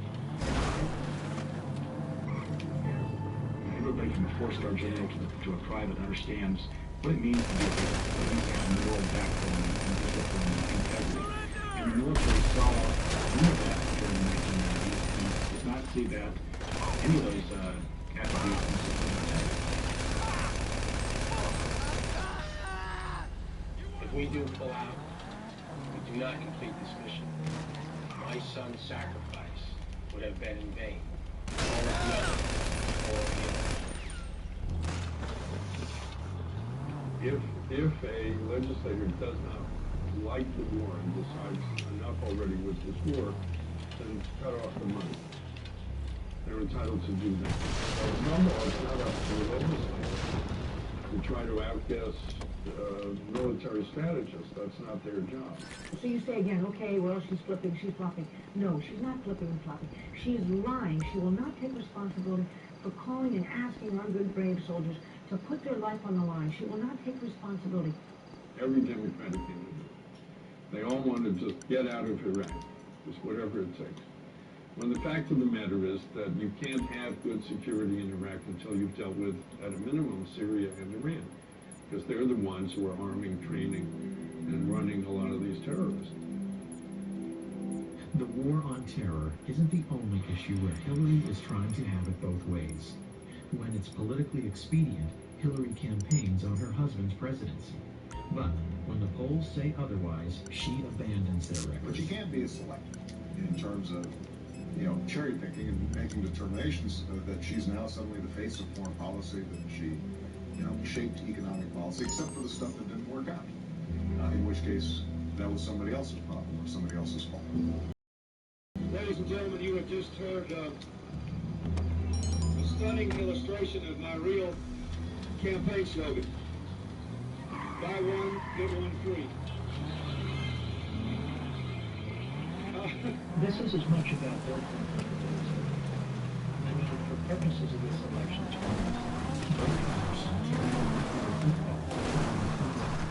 while serving in the White House, he learned firsthand about the 21st Lady's qualifications. When she was moving around the White House hallways and corridors, the edict was for us to avoid eye contact with her, so as to preclude her from making exchanges. Hello, you're through to Pegasus Lifestyle Management. How can I help? Great. The aircraft is waiting for you at our nearest airfield. We trust you'll be happy, sir.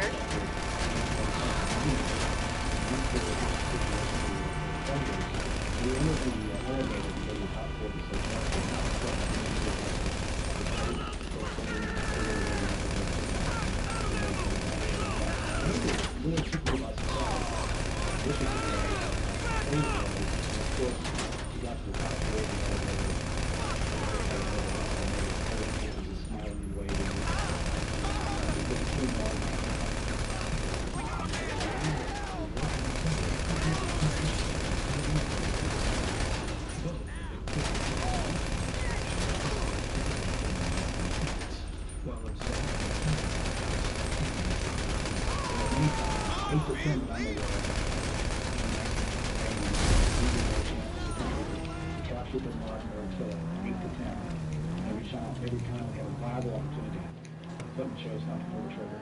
And I'm certain that if my husband and his national security team had been shown a classified report entitled Bin Laden Urban Attack Inside the United States, he would have taken it more seriously than history suggests it was taken by our current president and his national security team. Patterson says, let's laugh. Clinton was briefed by multiple U.S. intelligence agencies of al-Qaeda plans to attack the United States.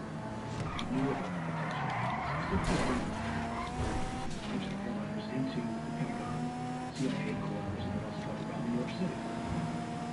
Cyrus Nowrasteh is the award-winning writer producer of the ABC miniseries though his movie takes aim at both the Clinton and Bush administration in the days and years prior to 9/11, Nowrasteh says many of his films are targeted by the Clinton mission. There was a huge coordinated campaign to discredit the movie and me and get Disney ABC to pull or recut the movie. In the weeks just prior to air, Nowrasteh's own was posted on various pro-Clinton websites. I got death threats at my house, I got hate mail, and they said about basically trying to destroy us and stop this thing from here. Intimidation included 5 senators led by Harry Reid sending a letter to Disney ABC threatening to revoke their station license if they didn't pull or recut the movie. You gotta understand, phone calls, threats on the internet, these bloggers, all of these people out there, none of them have seen the movie. This was all political spin, and it was generated. Hello, this is Pegasus Lifestyle Management. How can I help? There's offices in Harlem. Your beautiful new aircraft is waiting at our nearest airfield. We hope you're very happy, sir. Countermeasures against the ABC broadcast, the path of 9/11, and how they could get it pulled from the air. Disney ended up about 3 minutes from the over 5 hours broadcast. So I'm going to show that to you now. They have the compound surrounded. They know where bin Laden is. And what they need to do is coordinate with Washington. So they're on satellite phone communication with Sandy Berger, Richard Clark, George Tenet, et al. From Washington to basically get the final green light to go ahead with this operation. People are in place. It's been confirmed that Osama bin Laden is in the building on the site. You are the National Security Advisor. Can't move your finger. Look, George, if you feel confident, you can present your recommendation to the president yourself. So if it all goes bad, it comes down on my head, like Janet Reno in Waco. The buck stops down the hall.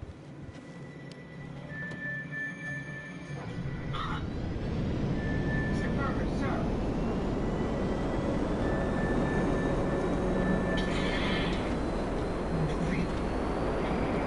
Yes. It's shocking to me to see them bow down to them about 9/11. It's shocking to see people in the past. Few people imagine bow down to that. I don't even think you can imagine doing Carter doing that. President Clinton has said he never got that close to getting Osama bin Laden. But national security experts have said on the record that the path to 9/11 was accurate. Path to 9/11 got it right. That's why they were upset. We exposed the hot button truth that they've been trying to bury for years. The $30 million project was a baiting switch with nearly 28 million viewers. It later received 7 Emmy nominations, but if you want to catch the path to 9/11 on day 1, you can't. ABC Disney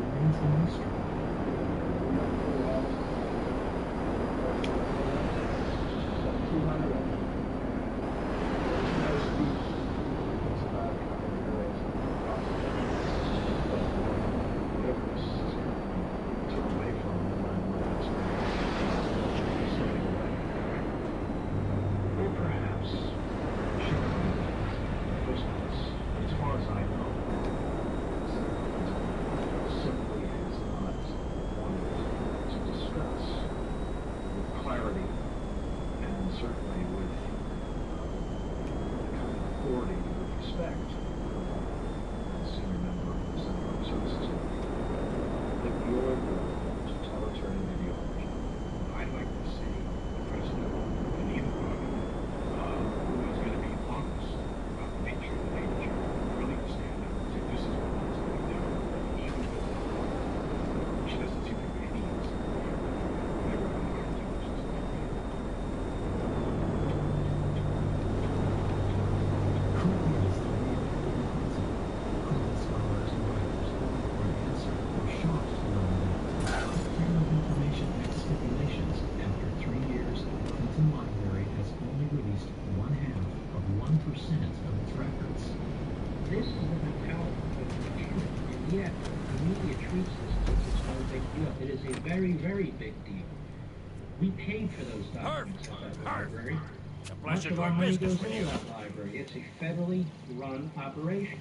The Clinton Library is known locally as Little Rock's Fort Knox. Nearly 2 million pages of records covering Hillary's years in the White House are locked away, clouding her role in policymaking. Over 300 Freedom of Information Act requests are pending.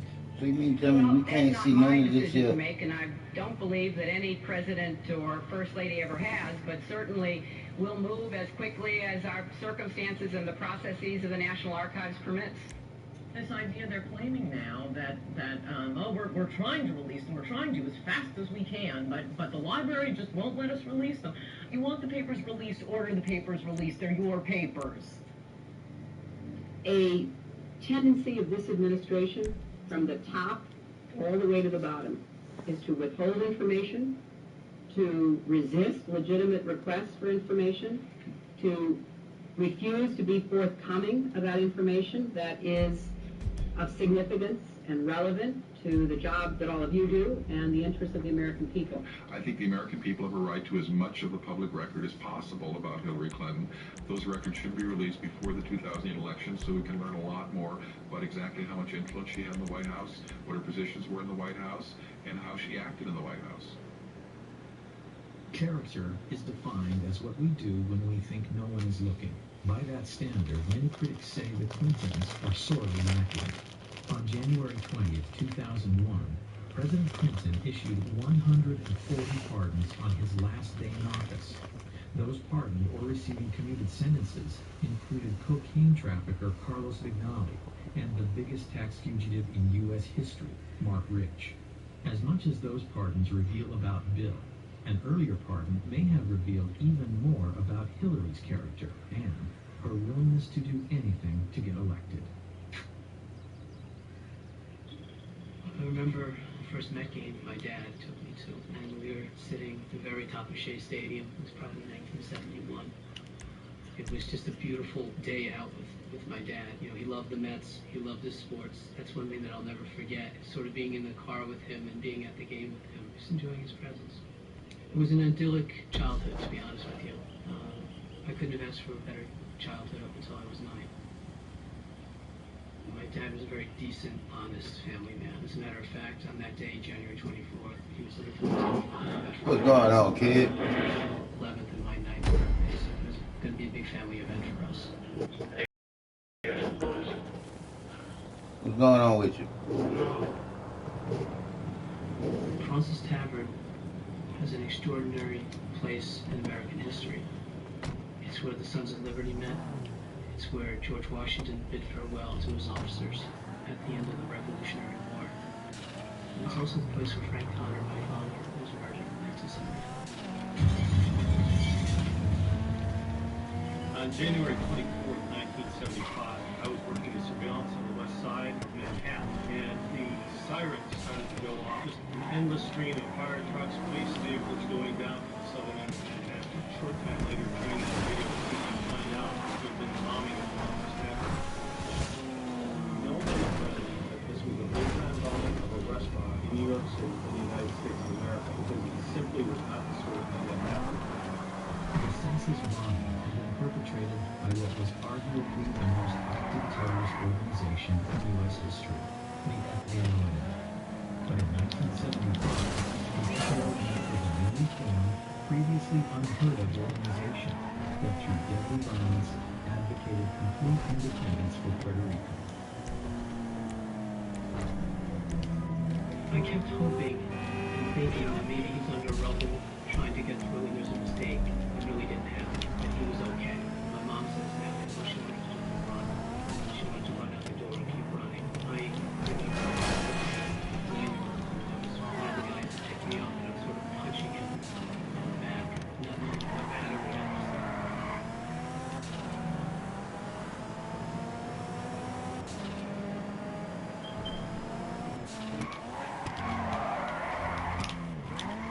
Joe, this is the business dining room office cabin. And this is the room that suffered most of the damage in the bombing in January 1975. The bomb was placed actually just on the opposite side of these doors. Waiters and some of the other witnesses remember seeing somebody come through this door carrying a large duffel bag. He looked around the room. One of the waiters was about to approach him and tell him that he had to leave when he stepped back out. Apparently left the bomb outside. This was a typical FALN device. It was a quantity of dynamite.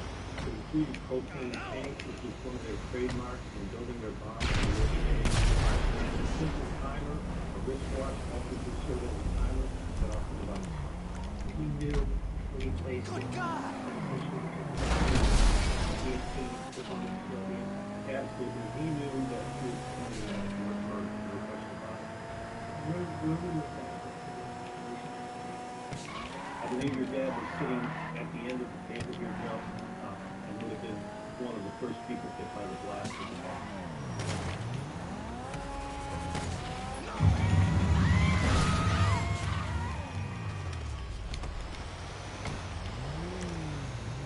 Joe, the bomb being just outside the door here, red functions much of the glass came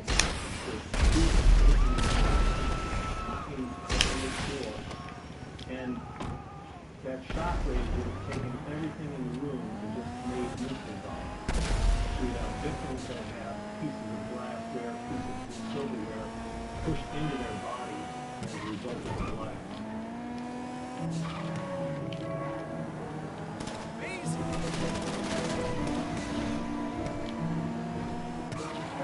Do we know why they chose the time, the place, the day? Communicate that they left, that they were trying to kill the gap.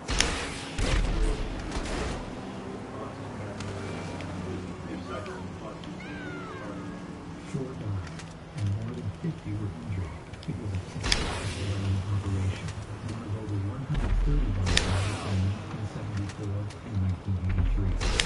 But on that crisp winter day at Francis Tavern, no one could imagine what the future held for the members of the FALN. Hillary could have started running for the Senate if she wasn't in New York. And how is she going to appeal to the specific ethnic groups that make up the New York State electorate?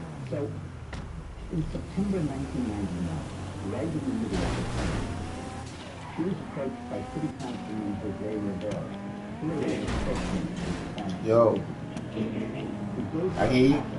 Urging the chair of the FALN terror, included in the package with a letter to her, asking her to use her influence on her husband to get these charges. All right. And 2 days later, they were. You can shoot him from right here if you want. Came today for most of the 14 Puerto Ricans who accepted President Clinton's controversial gift of clemency. 11 of them, striking themselves as nationalists and others striking as terrorists, were released from federal prisons around the country. It made no sense. Where that other one at? They got another one over here.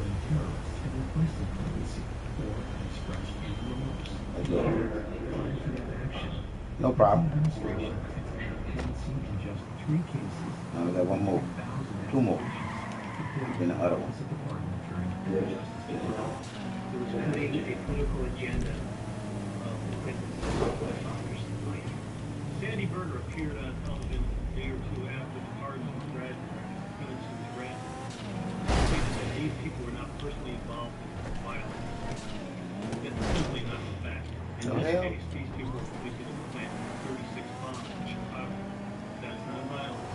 As Mr. Berger's dictionary is used to fix the minds. The Department of Justice received a memo from the FBI saying that under no circumstances should these people be released. The President of the United States, who had access to all this information, ignored that. Who benefited from this? The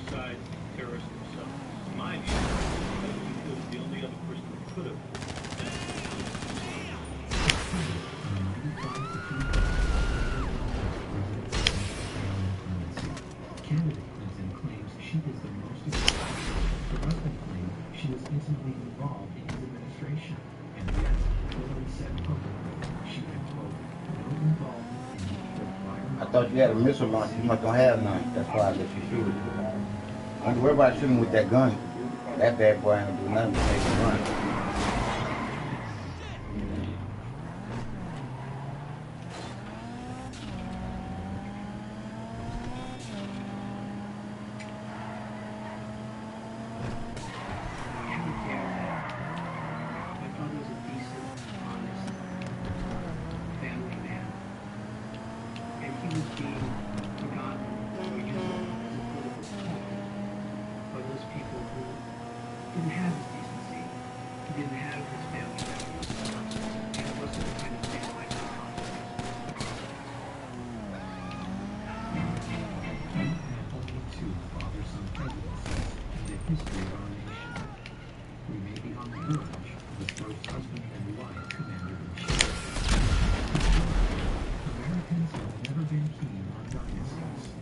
So it's worth remembering that a vote for Hillary is a vote to continue 20 years of a Bush or a Clinton in the White House.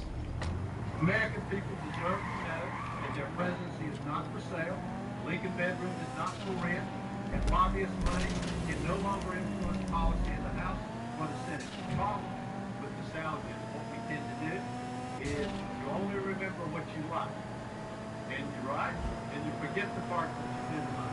So what John Edwards is saying about outvoted thinking and nostalgia is really, I think, expressing a reluctance to turn American democracy, which is very, I think, meritocratic, over to two families. And it represents the past and the continuation of, I think, a dangerous trend to electing people because of how much recognition they have rather than their intrinsic qualities. Finally, voters should need more reminders of what's at stake, the well-being and prosperity of our nation.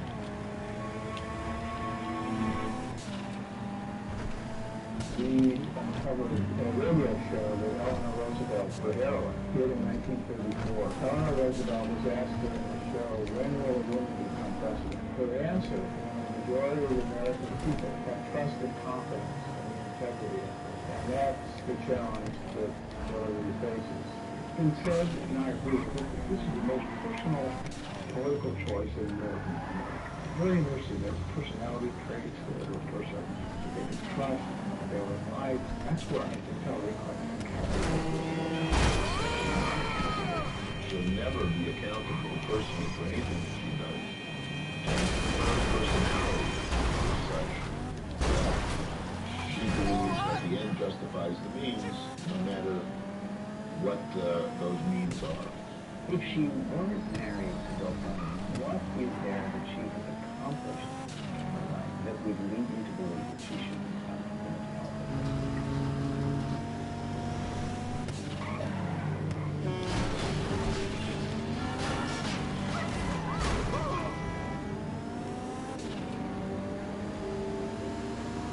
Which candidate is most likely to be able to be successful in protecting us from the threat from radicalism? That is the central crisis. If she reverts to form Hillary Clinton, the likely future which is a person, a woman, a politician of the left. And I don't think that's going to be the case. She can't favor English as the official language of government. It said she can't favor. 85% of the American people favor English as the official language of government.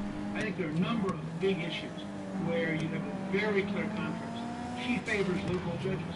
91% of the American people favor the right to say one nation under God. The bigger this campaign is, the bigger the choice is, the more trouble she's in.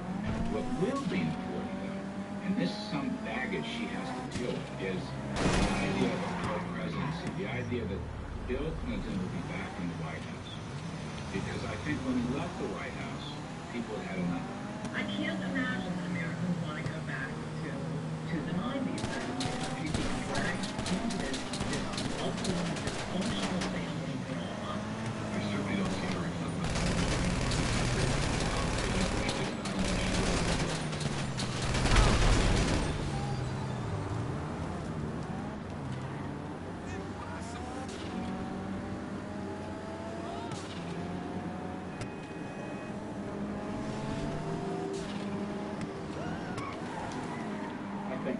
critical time in this country. It requires leadership.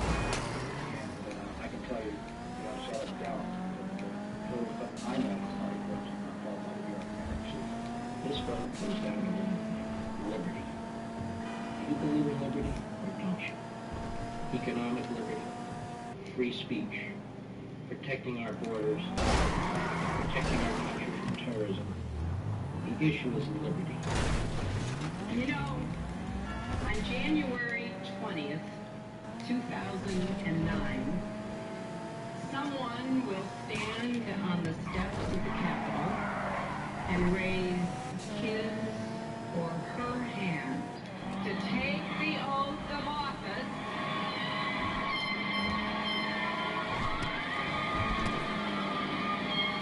as the 44th President of the United States of America. We must never underestimate this woman. We must never understate her chances of winning. We mustn't be lulled into a state of security and complacency by the newfound moderation that she likes to talk about. And we must never forget the fundamental danger that this woman poses to every value that we hold dear. You see, I know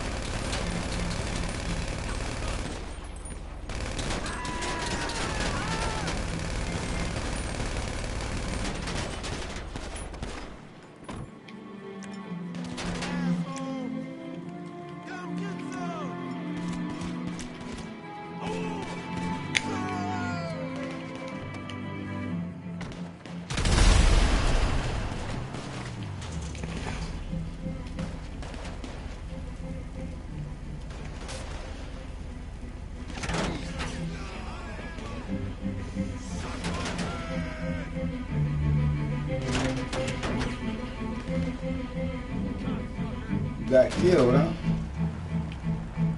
Why you didn't stay in that car? That's why it's an armored car. I got you though. Yeah, get in that car.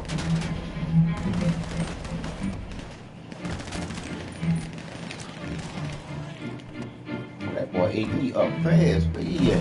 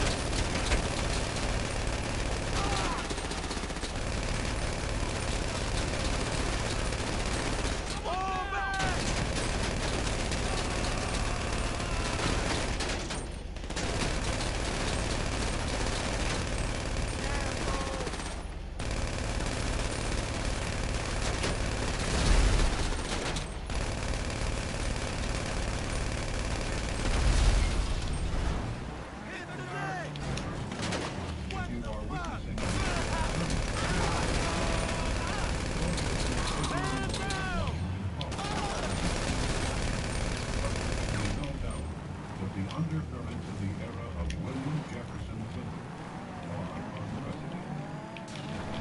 While the U.S. press marked about Clinton's $200 haircut, we find that he was the first president of the nation's history to quietly maintain presidential immunity. When he fired William Sessions in July 1993, it was also the first time in American history that Americans dismissed an FBI. As Americans, we must then ask what the reasons were for these unprecedented moves by a new president. Way to go. By design? If so, why? There are dozens of other questions that beg an answer as well. Bill Clinton himself may have given us a clue to the answer when he stated, "I believe the measure of a person's values can best be measured by examining the life the person lives." That's what this document. I ain't know Bill and Hillary was that ruthless, boy. I ain't know that. They're some bad people. During the 1960s, students were protesting the Vietnam War on college campuses throughout the nation. It was no different at the University of Arkansas.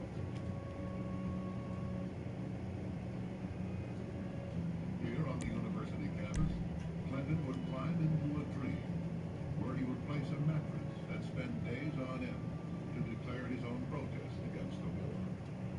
People in Fayetteville still recall walking a block out of their way just to avoid the strong stench that came from the ground below. The fire department showed up on at least one occasion. Man, I get a lot of people on this one. Below the tree, and even gave young Clinton unwanted free showers with their hoses. A photo of Clinton in the tree made the school newspaper, but all known copies of that particular edition have since been confiscated or destroyed. Yeah, man, I'm getting them in.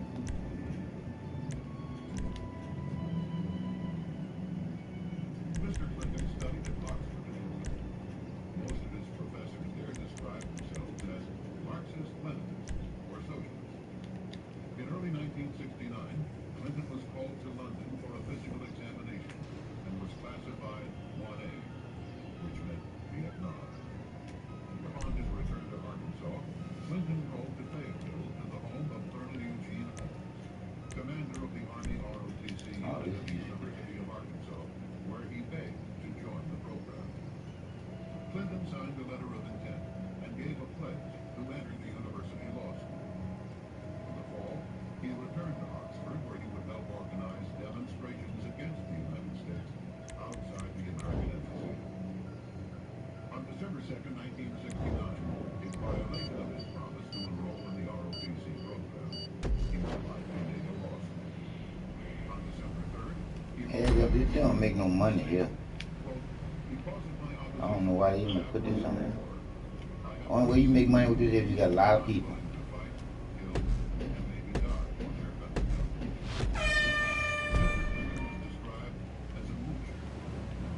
It's easy to do.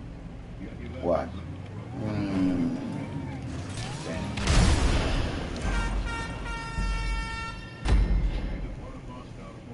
That's why that ain't fun. We might as well go on a mission and make $20,000.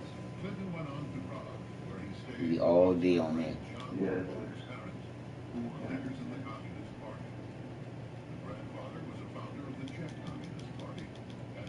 I think you got one more. In fact, communist Czechoslovakia had been a training area for international terrorists.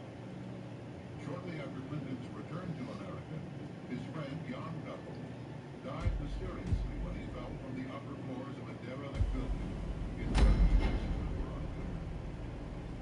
Another close Clinton friend and a fellow draft dodger at Oxford was Frank Allen. When he returned to Spokane, Washington, he was found shot.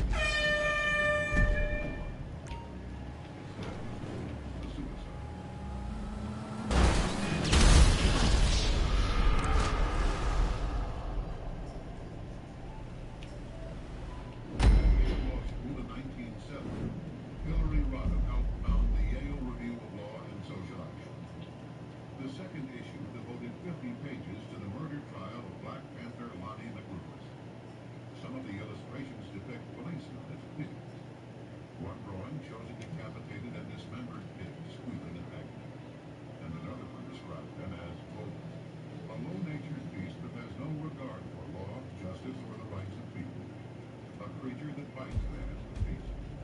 A foul, depraved producer, masquerading as the victim of an unprovoked attack.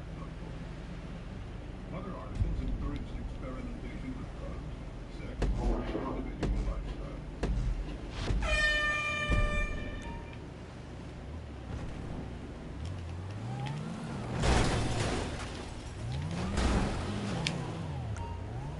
Until Clinton's Arkansas, some 2 million people remained among the poorest in the nation.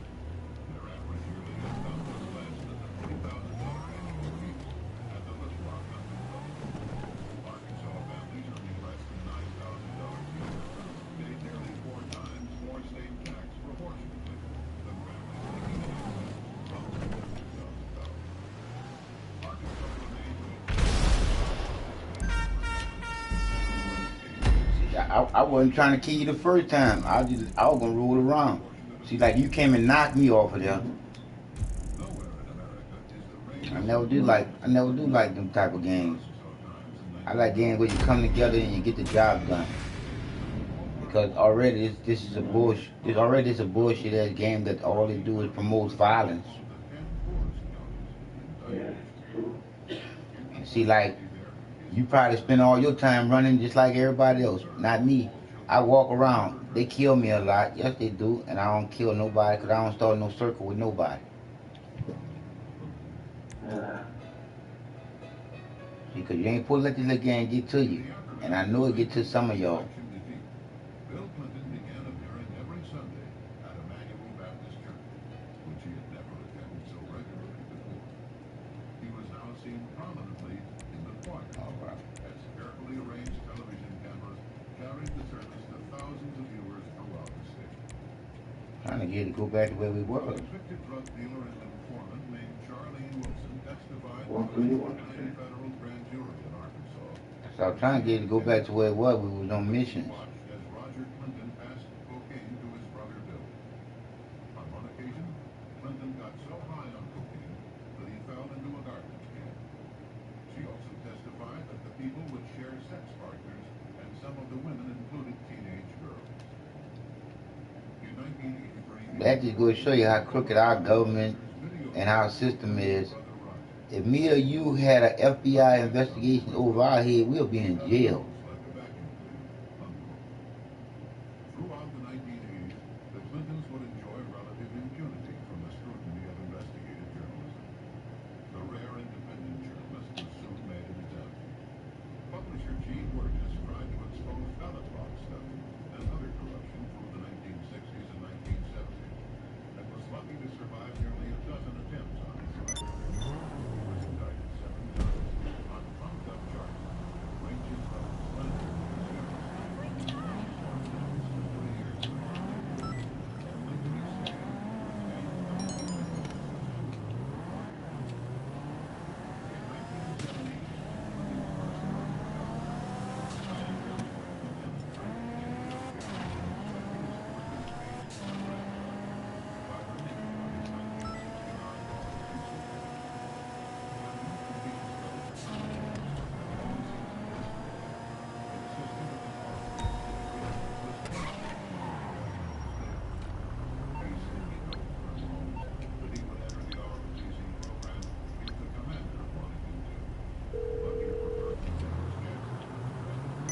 Hello, Pegasus Lifestyle Management. How can I help you? Thank you, sir. Your spectacular aircraft is now ready for you at our nearest airfield.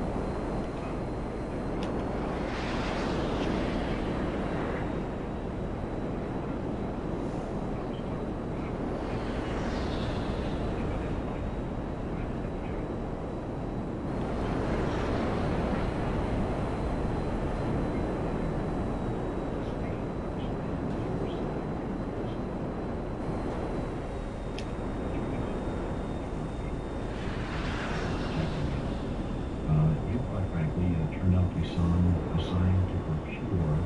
It's a pimp. I didn't want to use that word, but how did that make you feel? It was real easy to, to get caught and all of it at first. But after a while, after you saw the way you treated people,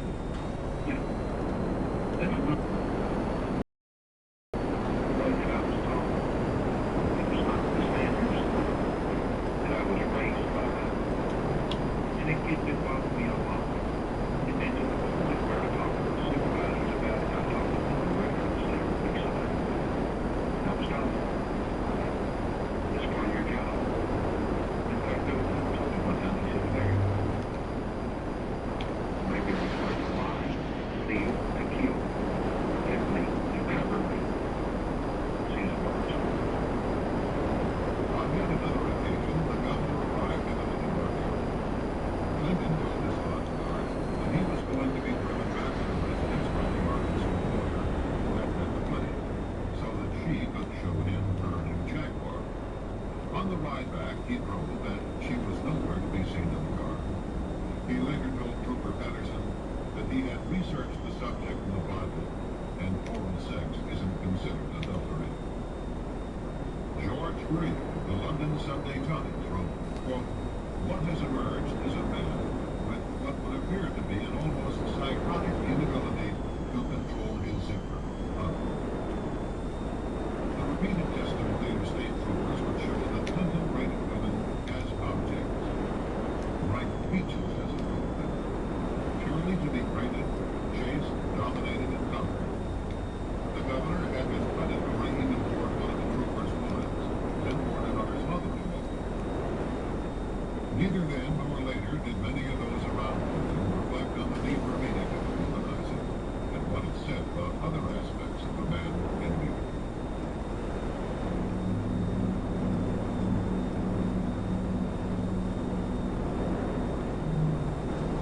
No fewer than 4 Arkansas state troopers, including 2 past presidents of the Arkansas State Troopers Association, have now provided detailed accounts of attempts to silence them because of their knowledge about Clinton's affairs with unmerited career promotions and job offers. Every job was offered by Bill Clinton, Roger Geary, and Danny Burke, Bonnie Anderson. I think if we would keep quiet, not say anything, that we could have U.S. Marshals jobs, that we could have even British jobs, if we would just keep our mouth shut. As Bill Clinton's presidential campaign got underway, some of the troopers were considering coming forward. The commander of Clinton's security detail then threatened Roger Perry and other troopers on behalf of the President of the United States. He said the troopers' reputations would be destroyed and that they themselves would be destroyed. Larry Patterson even received a handwritten note expressing concern about his health. Larry, did you fear Bill Clinton? Personally, no, I did not. After I got to know the man, if it came to a confrontation between a policeman and Bill Clinton would always back down. No, I was not physically afraid of Bill Clinton. I was afraid of his power. Larry, were you afraid of Bill Clinton's friends? You betcha. You betcha. He had some people that was quite scary, yes.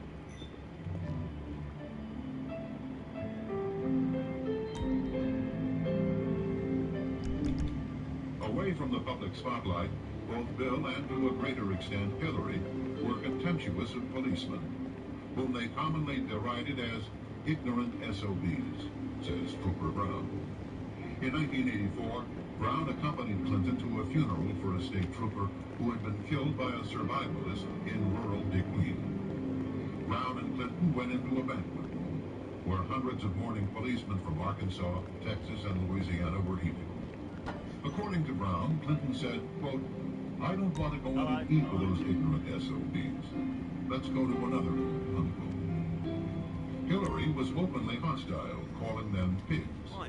One trooper said that Hillary forbade him to speak when he accompanied her on a trip to Washington because, as she put it, he, quote, "sounded like a hick from Arkansas," unquote. Another officer said, quote, deep down that woman really hated Arkansas, the people in it, and almost everything else except being top dog, unquote. Troopers volunteered to work several days of consecutive 16-hour shifts just to avoid traveling with her. After becoming president, her attitude remained the same.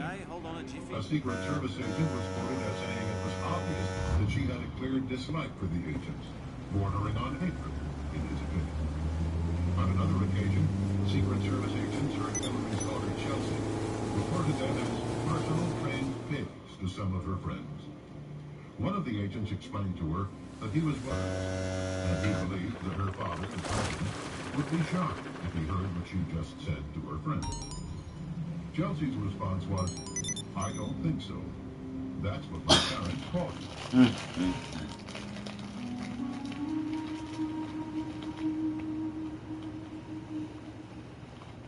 As soon as Clinton was elected governor, he and Hillary formed a partnership with Jim and Susan McDougal in the Whitewater land deal. The McDougals would manage the business and bear most of the risk and liability, while Bill and Hillary would still enjoy a full 50% ownership. In 1979, the Clintons donated a small parcel of land near a river that flowed through Whitewater Estates to the Arkansas Game and Fish Commission. The donation was contingent upon construction of a boat ramp. Once the ramp was completed, a paved access road, funded at taxpayers' expense, was built from Highway 101 to the ramp, adding substantially to the overall value and marketability of home sites.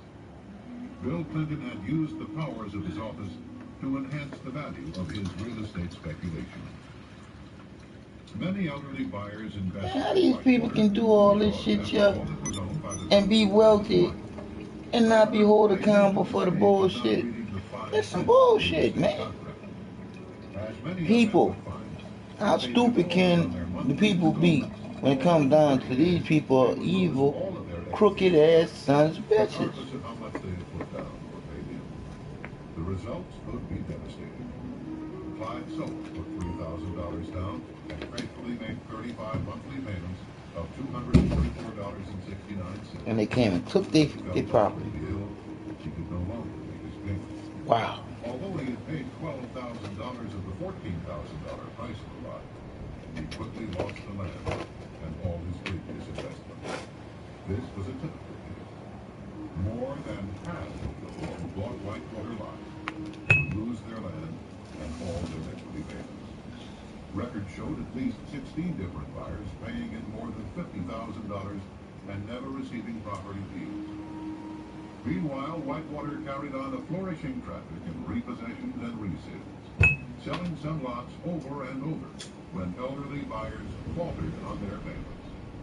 A local businessman said, quote, they screwed people left and right, taking advantage of a bunch of poor old folks on a land deal. The future president and first lady. That ought to be the real Whitewater scandal, unquote.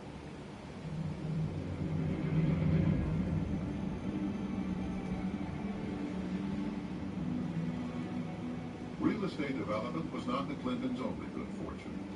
Less than 2 months after launching Whitewater, Hillary Rodham began trading in the cattle futures market.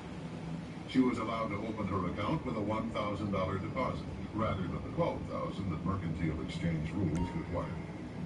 On October 11, 1978, her first transaction netted, within days, a $5,300 gain. Within a week, Hillary had won another $7,800 and $7,200 more only days after that. When she got out of the market in July 1979, her $1,000 investment had mushroomed into $100,000. Her 10,000% return on her investment was more than 5 times the rate of profit made by investors that had bought when she did and sold at the peak of the market during the same period. One commodities analyst said that the odds against such free science and she knew so. Have been about the same as those of finding the Dead Sea Scrolls on the steps of the State House in Little Rock. In 1995, economists at Auburn and North Florida universities ran a computer statistical model of the First Lady's trades for publication in the Journal of Economics and Statistics.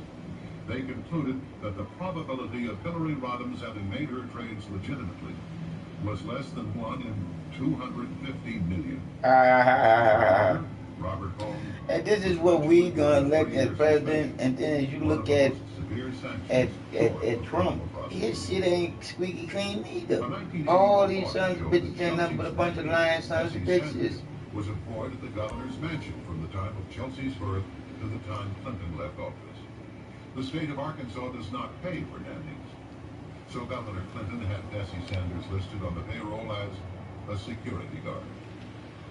During the decade of the 1980s, the Clintons' income would put them in the top 3% of American families. Despite this, the Clintons would take nearly $200,000 off their taxes in charitable contributions. Yearly totals range from about $1,000 to well over $2,300.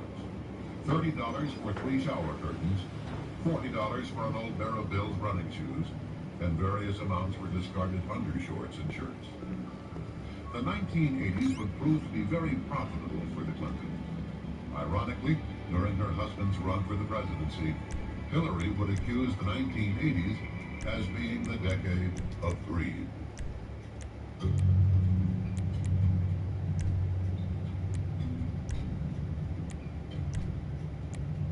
The Arkansas Development Finance Authority, or ADFA, was set up by Governor Clinton to ease financing for low-income housing and small businesses.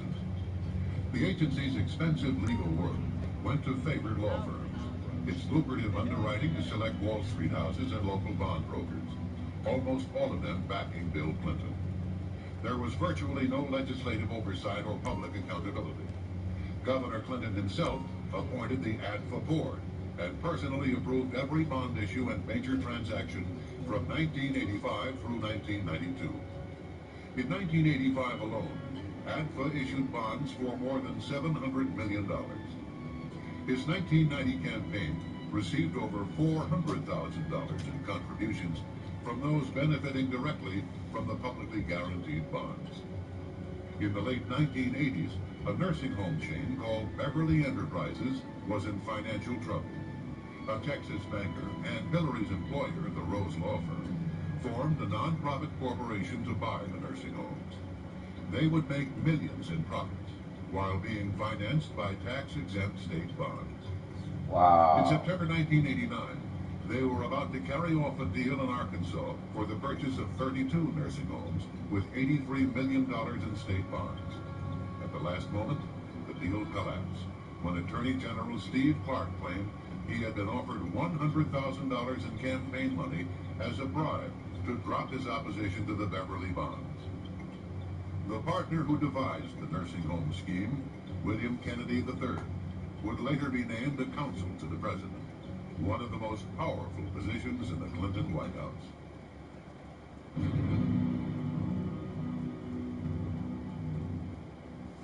Dan Lassiter was an Arkansas bond dealer and a close friend, as well as a major contributor to then-Governor Clinton. Clinton awarded Lassiter a $30 million bond to install a new police radio system for the Arkansas State Police. During this very period, Lassiter was under investigation by the Arkansas police for cocaine trafficking.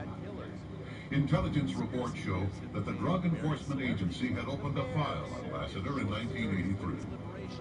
The Attorney General's office in Santa Fe, New Mexico, investigated Lassiter for narcotics trafficking with possible ties to organized crime.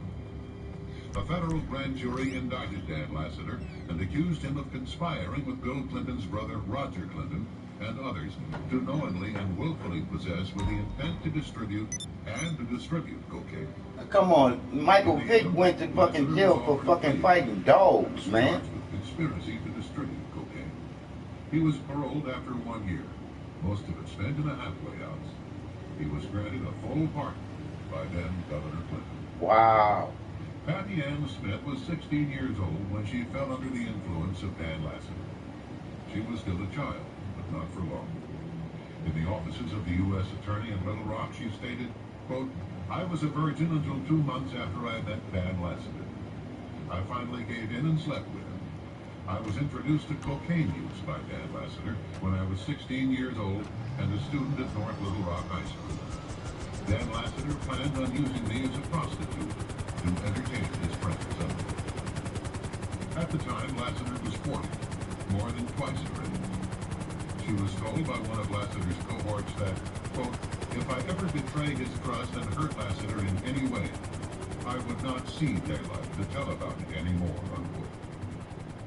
She said she met Bill Clinton several times, but he was never acting like the governor when I saw him. She claims to have witnessed Governor Clinton taking cocaine on several occasions. In an interview with U.S. attorneys, a 33-year-old Little Rock woman stated that she had been started on cocaine by an associate of Lassiter's. He warned her that she was as good as dead if she ever told anything about him or Lassiter. As a circuit court clerk, Dennis Patrick's income was less than $25,000. Dan Lassiter's brokerage company would secretly run over $100 million through Dennis's account. When the FBI found out, they informed Dennis that he would be an important witness in their investigation of Whitewater. The ATF soon learned that Dennis's life was in danger and informed him that a contract was out on his life. It was then that he began wearing a bulletproof vest. After 2 attempts on his life, the police arrested a man who admitted that he had been contracted for $20,000 to kill Dennis Patrick and his wife. Patsy Thomason was given power of attorney to manage Lassiter's business empire while he was in prison. An employee of Lassiter's firm told Dennis that Thomason was in charge and that she could put an end to his nightmare. But the nightmare continued, and Dennis was stripped of his life, his name, his integrity, everything he had. He eventually fled the state for his safety as well as that of his family. Patsy Thomason was clearly a favorite of Bill Clinton. He appointed her executive secretary of the Arkansas Democratic Party, which helped build the foundations for his presidential bid. After the 1992 elections, she was given one of the most powerful positions in Washington, director of the White House Office of Administration. In this position, Thomason failed to provide proper security clearances to 100 White House staff members, many of whom were alleged drug users. Under her direction, random drug testing for the White House staff was eliminated.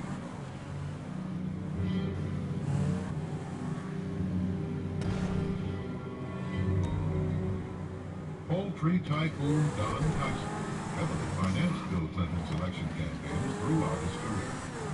In return, he received millions of dollars in state tax breaks, as well as favorable treatment in the form of relaxed environmental regulations. Under Clinton, the chicken industry effectively made its own rules in Arkansas. Hillary's amazing $100,000 profit from an initial $1,000 investment was made possible through the influence of Tyson Foods counselor James Blair. After this incident, the relationship between Clinton and Tyson Foods president Don Tyson came under examination. The resulting revelations were shocking indeed, as evidenced by the following documents from the U.S. Drug Enforcement Agency, which linked Don Tyson to drug trafficking. It ain't the size of the gun in the fight, it's the size of the fight. You know what, fuck that, it's the size of the gun. Traffic and stolen property. Another stated that Tyson's company aircraft was being utilized to smuggle drugs from Florida to Springdale, Arkansas. A memorandum on July 19, 1988 is centered on Don Tyson's illegal use and distribution of cocaine. It calls for a combined investigation team of the FBI, DEA, IRS, and the state police. There were documents that referred to alleged hitmen employed by Tyson to kill drug dealers who owed him money. In one of them, an informer stated that Daddy Don, Donald Tyson, could put out the word to take care of him. She gave as an example a female who was found in a culvert near Highway 71 outside of Fayetteville, Arkansas. One woman stated that she was afraid that she might get killed. She understood Don Tyson was a drug dealer who brought drugs in from California by truck and airplanes. And a confidential informant claimed to have information on an alleged hitman for Don Tyson. None of the allegations against Don Tyson have led to criminal charges. Police officers who tried to mount a case against Tyson were destroyed by their superiors in the state police.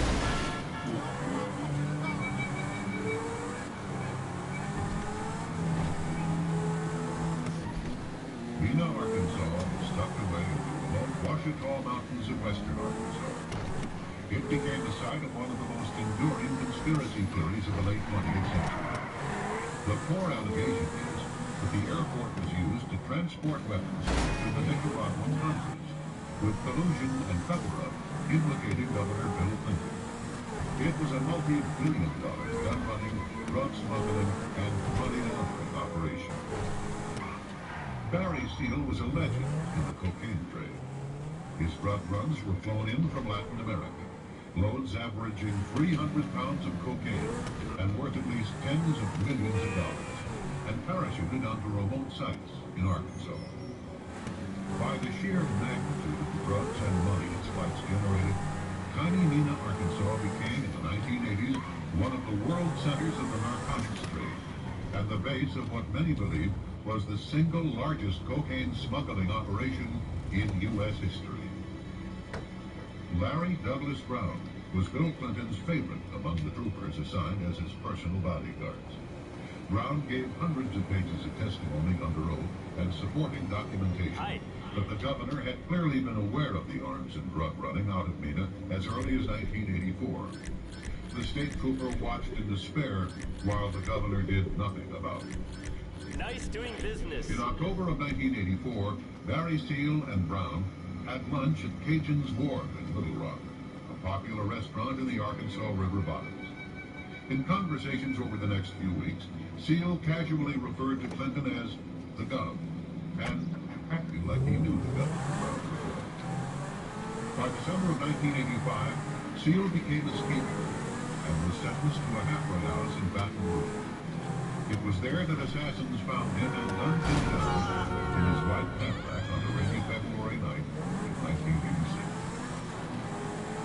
IRS agent Bill Duncan and State Police Detective Russell Welch had compiled a mammoth investigative file on the Mena operation. The material became part of an eventual 35-volume, 3,000-page Arkansas State Police archive, a meticulous presentation of the Mena case for a grand jury. However, the cases were effectively suppressed. Duncan and Welch were not even called to testify before a grand jury. Stay alone. Duncan and Welch watched the Mena inquiries systematically quashed and their own careers destroyed as the IRS and the state police effectively disavowed their investigations.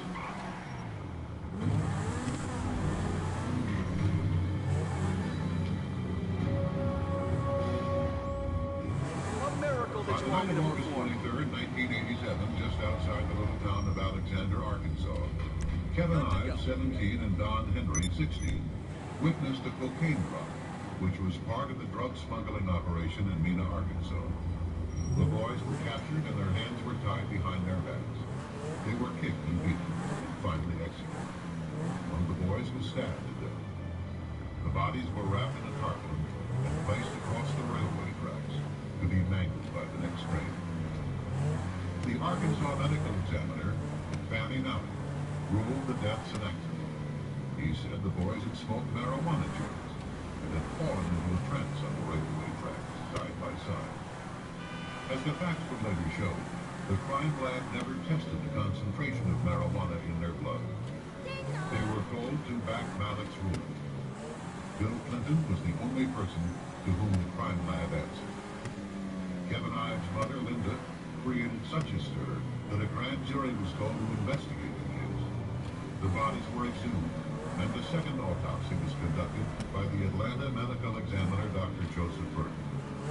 He showed an enhanced photograph of the wound to 6 other forensic investigators.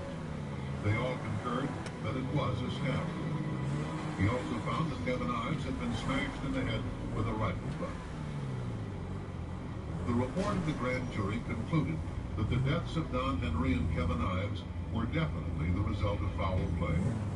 It urged that law enforcement agencies, the prosecuting attorney's office, to continue the investigation into the deaths of Don Henry and Kevin Ives, and into the drug problem in Saline County. Because of Linda Ives' investigation into the death of her son, she was placed on Bill Clinton's enemy list by White House counsel Mark Fabian. Already, people associated with the case were beginning to die in what amounted to a reign of terror among young people in Alexander, Arkansas. April 1988.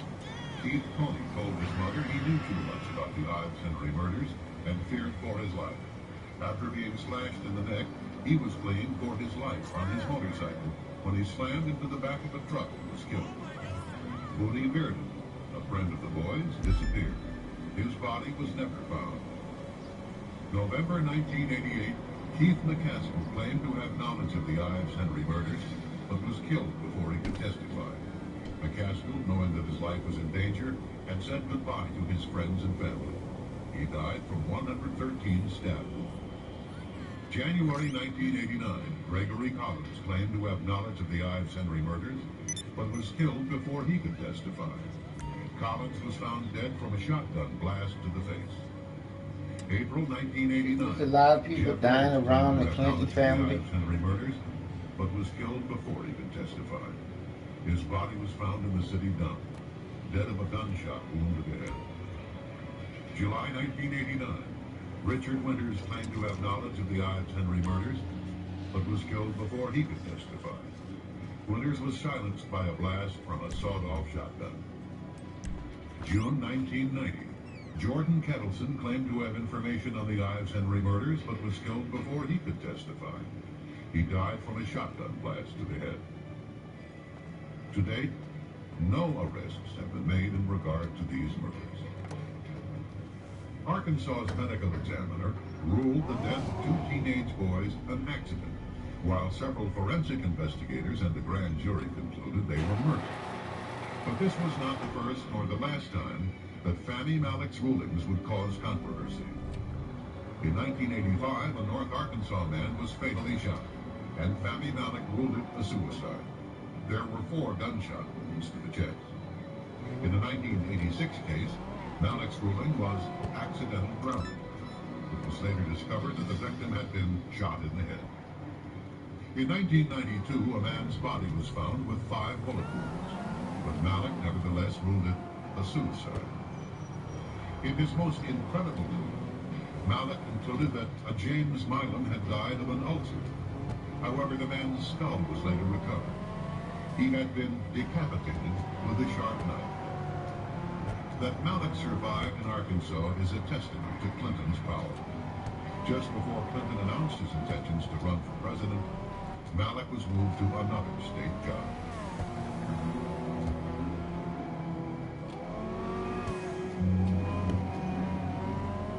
Union boss Arthur Coya has managed to build a political alliance with the Clinton administration. He attended the White House regularly to share breakfast with the First Lady and flew with Clinton on Air Force One. Even as Coya and the president gave each other gifts, such as expensive golf gloves, the Justice Department was filing a civil suit against Coya. It charged that he and his co-conspirators employed actual and threatened force, violence, and fear of physical and economic injury to create a climate of intimidation and fear. Members were intimidated into silence by violence, economic coercion, and by the known ties of local and international union officials with organized crime. Within days after a draft of the suit was delivered to Coya, President Clinton sent him 2 personal letters. One thanked Coya for his support of Democratic candidates, and another promised to share Coya's views on labor with Labor Secretary Robert Reich.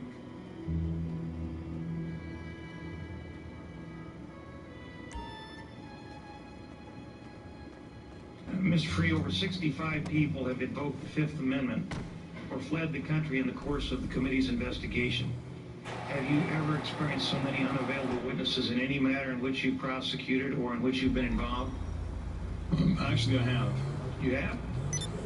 Give me a rundown of that real quickly.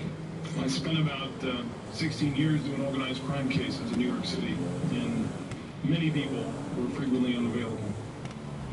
So was that the only time you experienced something like that? It went on for quite a while. So the only time that you experienced anything like this was when you were investigating an organized crime syndicate?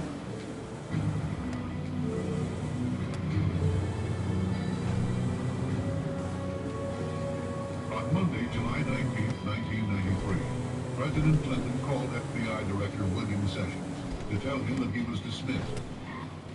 It would be the first time in our nation's history that a president had fired an FBI director. He called the second time a few minutes later. The president seemed to be in a hurry. Time was of the essence. Sessions was to leave the Hoover building effective immediately. The next day, Vince Foster's body was found in Fort Marcy Park, dead from a gunshot wound to the head.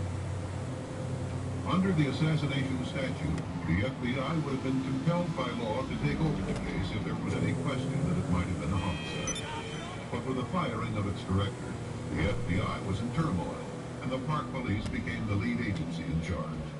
The Park Service had neither the depth nor the experience to investigate a case of this magnitude, which led many to ponder the question, was it the intention of the White House to limit the scope of the investigation? Vince Foster had been a close friend of Bill Clinton's in their boyhood town of Hope, Arkansas. As Deputy White House Counsel for the Clinton administration, Foster became the highest-ranking U.S. government official to die under mysterious circumstances since President John F. Kennedy. He, more than anyone else, knew the financial secrets of both the campaign of 1992 and the Clinton presidency, just as he knew the secrets of the Rose Law Firm and of Hillary Rodham Clinton's business and financial dealings over the previous decade. Dealings that would become the subject of numerous investigations.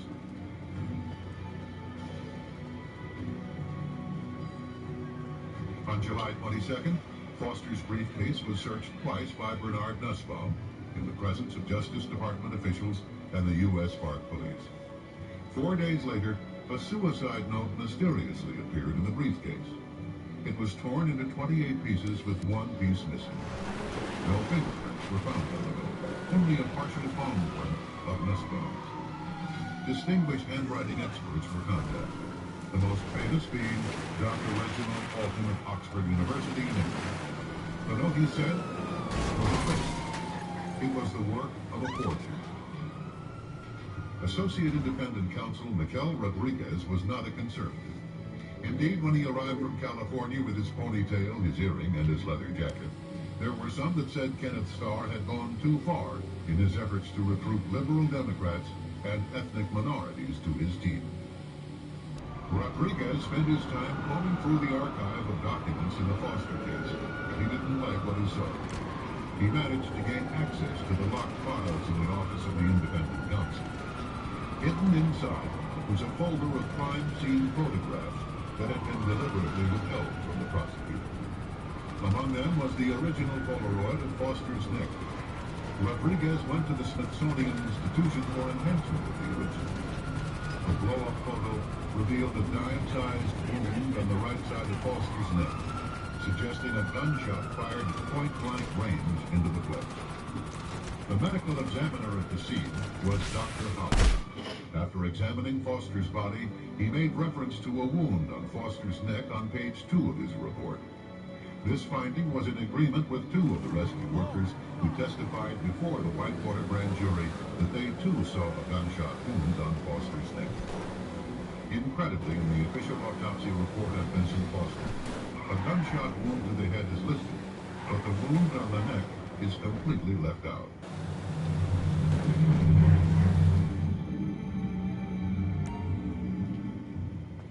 The official autopsy conducted by Dr. Beyer states that there was a large 1 by 1 1/4 inch exit wound found on Foster's head. Both Fisk and Starr in their final reports similarly maintain that there was an exit wound on Foster's head. However, this is in direct conflict with those who examined the body at the scene. A 38 special will take the back of your head off, blood and brain matter everywhere. Yet no skull fragments or brain matter were found by the FBI or Park Police. 2 days after Vincent Foster's body was discovered in Fort Marcy Park, an FBI memo was sent to then acting director Floyd Clark. It says in part, quote, preliminary results of the autopsy include the finding that a 38 caliber revolver constructed from 2 different areas was fired into the victim's mouth with no exit wound. This was in agreement with Detective John Rawls, who examined Foster's body at the scene. He agreed that there was no exit, and in fact, stated that he thought the bullet might still be lodged in Foster's head. Paramedics Corey Ashford and Roger Harrison put the body in a bag for transport to the morgue, yet neither of them saw an exit wound or any blood, either on the body or on the ground beneath the body.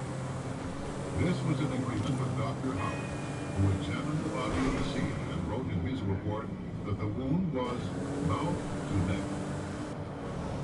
Paramedic Todd Hall was one of the first to arrive. He testified before the grand jury that he saw two men running away from the scene into the woods. Paramedic Richard Arthur, who had attended to 25 to 30 gunshot deaths in his 9 years as a rescue worker, believed it was a homicide. "I've just never seen a bottom line so perfectly straight," he said. His colleague, Corey Ashford, also had coded the death as a homicide.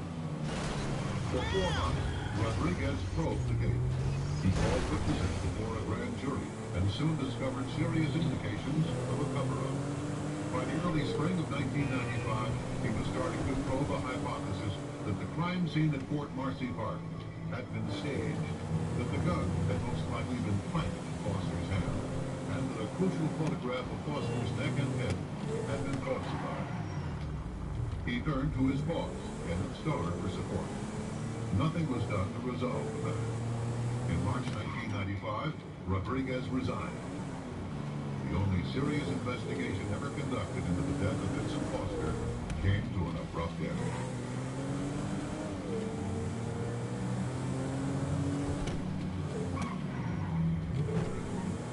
The confidential witness had stopped at Fort Marcy Park and had ventured about 700 feet into the wooded groves, where he spotted a body lying in the dense foliage.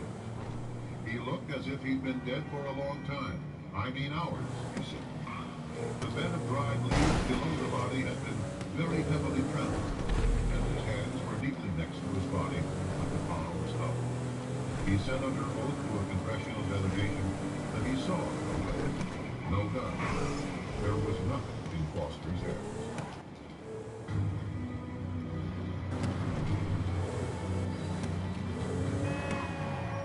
A Park Police Polaroid shows a .38 Colt revolver hooked on Foster's thumb. It was made from parts of at least 2 separate weapons, and it had 2 different serial numbers. The only recorded sale to gun retailers of both serial numbers was in 1913. That was too old to trace.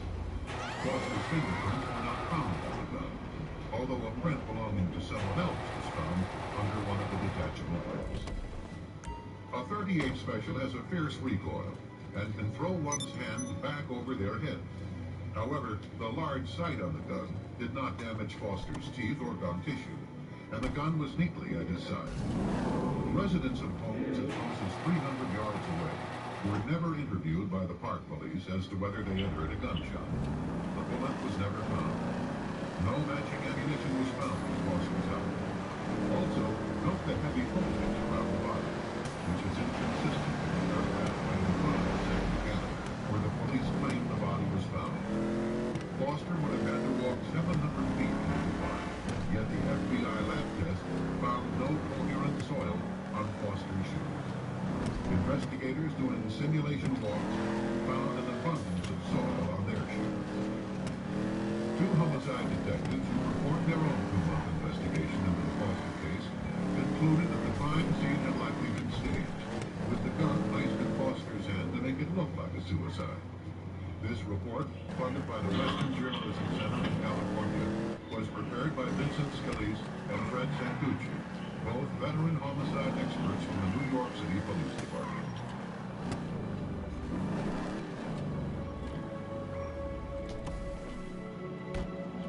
Two witnesses, Mark and Judy, were interviewed by the FBI in April 1994. They drove a white Nissan into the parking lot at Fort Marcy Park. Judy said she saw a man sitting in Vince Foster's Honda. Mark said that a man with long blonde hair had been standing by the open hood of Foster's car. Blonde hairs were later found on Foster's undershirt, his trousers, belt, socks, and shoes. But the FBI never tried to identify these hairs. Kenneth Starr concluded his report in July 1997 without calling these 2 witnesses before the grand jury. Another witness, Patrick Knowlton, stopped by Fort Marcy Park to relieve himself. He saw a car and Foster's suit jacket folded over the driver's seat. But it was not Foster's car.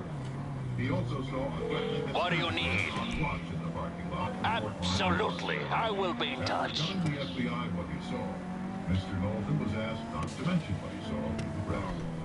Mr. Knowlton agreed. 17 months later, he discovered through an investigative reporter his statements to the FBI had been changed. Knowlton's description of the unoccupied car in the lot was twisted, so it could have been Vince Foster's, even though his real statement rules out any possibility of the car being Foster's. The time he was at the park is expanded. It fails to say that Knowlton could pick the suspicious character out of a lineup. Through his attorney, Patrick Knowlton submitted a 20-page evidential insert to the 3-judge panel that appointed Kenneth Starr. As he put it, to make sure that the report was full and complete. Attached was Exhibit 1, which is a map of the cars in the Fort Marcy lot. Knowlton was parked next to an older model Honda that was not Vince Foster's car. According to the official record, the best estimates put the time of Mr. Foster's death at between 2 and 4 p.m. However, Mr. Foster's body was discovered at 5:45 p.m., or approximately 70 minutes after Patrick had left the park. Mr. Foster, therefore, could not have driven to the park in his Honda. Exhibit 2 is a map depicting the harassment Patrick suffered. The day he was subpoenaed to testify before the grand jury, he was harassed by at least 25 men who would walk toward him or came at him from behind with threatening glares in their eyes.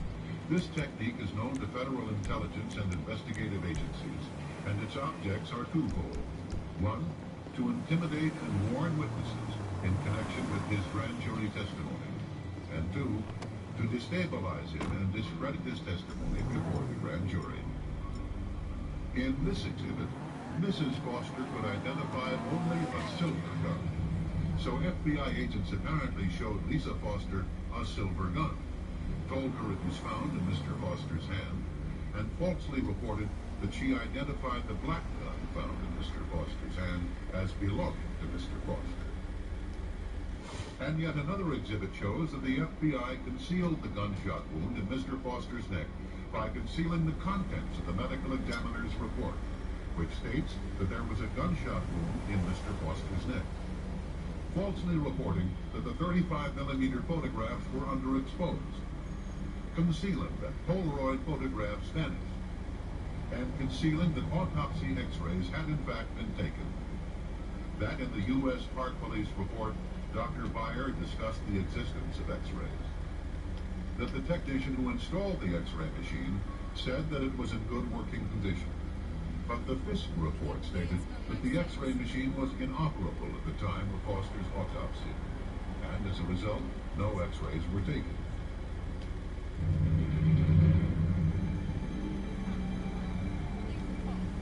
The sequence is crystal clear. In his notebook, Detective Rollo writes, "Dead body, Fort Marcy, warm sunny day." His handwritten notes also indicate that he called the Secret Service at the White House at 6:45 p.m. 20 minutes later at 7:05 p.m., Secret Service logs show that Patsy Thomason checked into the offices of administration, where Vince Foster's office was. Foster had kept important documents on Whitewater and other matters in his safe, and a short time later, a group from the Technical Security Division was logged in with her. They were experts in locks and safes. Trooper Roger Perry was on duty at the guard shack on his mansion when a call came through from the White House. Trooper Larry Patterson tells the story. I had just gotten off work and driven to St. Lucie Wilmington apartment complex, which is a map of the cars in the Fort Marcy lot. Knowlton was parked next to an older model Honda that was not Vince Foster's car. According to the official record, the best estimates put the time of Mr. Foster's death at between 2 and 4 p.m. However, Mr. Foster's body was discovered at 5:45, or approximately 70 minutes after Patrick had left the park. Mr. Foster, therefore, could not have driven to the park in his Honda. Exhibit 2 is a map depicting the harassment Patrick suffered. The day he was subpoenaed to testify before the grand jury, he was harassed by at least 25 men who would walk toward him or came at him from behind with threatening glares in their eyes. This technique is known to federal intelligence and investigative agencies, and its objects are twofold.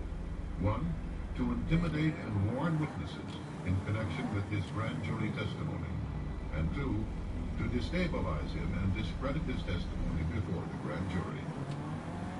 In this exhibit, Mrs. Foster could identify only a silver gun. So FBI agents apparently showed Lisa Foster a silver gun, told her it was found in Mr. Foster's hand, and falsely reported that she identified the black gun found in Mr. Foster's hand as belonging to Mr. Foster. And yet another exhibit shows that the FBI concealed the gunshot wound in Mr. Foster's neck by concealing the contents of the medical examiner's report, which states that there was a gunshot wound in Mr. Foster's neck, falsely reporting that the 35mm photographs were underexposed, concealing that Polaroid photographs vanished, and concealing that autopsy x-rays had in fact been taken. That in the U.S. Park Police report, Dr. Bayer discussed the existence of x-rays. That the technician who installed the x-ray machine said that it was in good working condition.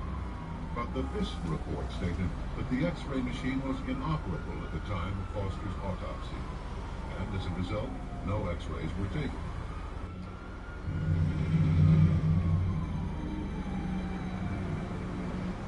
The sequence is crystal clear.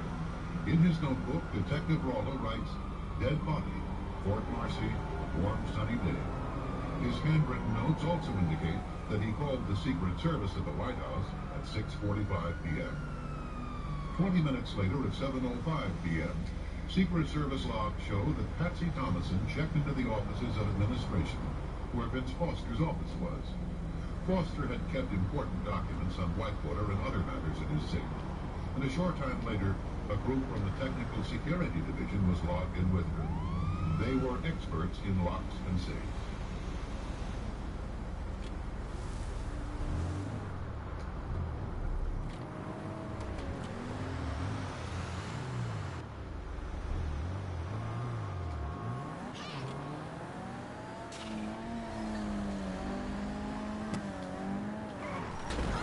Was logged in with her. They were experts in locks and safes. Trooper Roger Perry was on duty at the guard shack at the Arkansas Governor's Bench when a call came through from the White House. Trooper Larry Patterson tells the story. I had just gotten off work and driven from State Police Headquarters to my apartment complex. Arrived on no late 5 p.m. when I had just inside my apartment. I had not taken off my uniform. I had not gotten a Coke or a glass of water or something out of the refrigerator. I was in my apartment looking at my mail, getting ready to undress. The phone rang. I pick it up. It's Roger Perry. He said, "Larry, you will not believe what just happened." He said, "Fella Dickey just called a White House. He said that Vince Foster had just gotten off work, walking out of the parking lot and shot himself in the head." So this was the latest 5 o'clock, 6 o'clock, Washington, D.C. time. Perry relayed the message to Governor Jim Guy Tucker. He also called Lynn Davis, the former commander of the Arkansas State Police. 4 men in Little Rock knew about the death of Vincent Foster before 6 p.m. Washington time, at least 15 minutes before the Park Police discovered the body in Fort Marcy Park. President Clinton appeared on Larry King Live at 9 p.m. It was being broadcast in the library of the White House. About 20 minutes before he went on the air, a CNN makeup artist was preparing the president for his television appearance when a man walked in and announced that a note had been found in Vince Foster's office. So the White House Secret Service, Chelsea Stanley, and 3 troopers in Arkansas had known for several hours, but Bill Clinton went on Larry King as if he knew nothing of Foster's death. At the time of Vince Foster's death, Hillary Clinton was in Los Angeles. As the LA Times reported, she cut her trip short and flew to Little Rock the day of his death. No, Patricia. No reason was given as to the sudden change of schedule. Could have been historical. Former FBI Director William The Sessions menopause stated again. that the Foster That never case happened. had been compromised I'm from the afraid I beginning. cannot be spoken to like that. It was compromised when the White House took both, control I of the tell FBI you. by firing Sessions the day before Foster's death.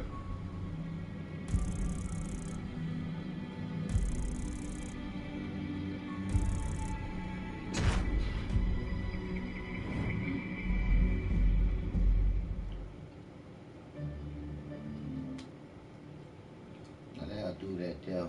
That was just me giving those of you on YouTube, Facebook, and wherever you may see this at, a little outlook on what you don't know about the Clintons and everything that's coming to the surface now about the Clintons. It's some bullshit just to elect any of these lying sons of bitches to elect as our officials any fucking way, because all of the motherfuckers lie and don't tell us the truth any motherfucking way. So any way you look at it, we're nothing but sheeple, but we are smarter than they think. We have to live there and stop all this bullshit and then come together and do something about all this bullshit that we're going through with the bullshit that we're in. I'm just saying. I'm Mr. Glasses. And the truth is truth. Period. Fuck all the bullshit. I'll do this last little mission and I'm out of here.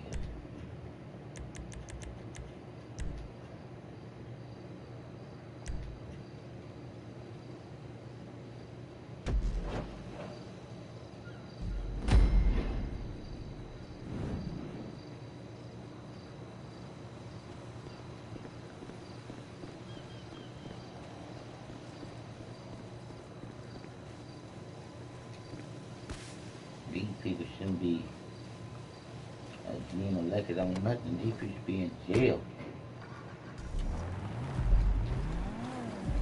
It's some bullshit how you can cover a fucking president after he done did some more stank ass bullshit like these presidents done done. Okay. Still a helicopter.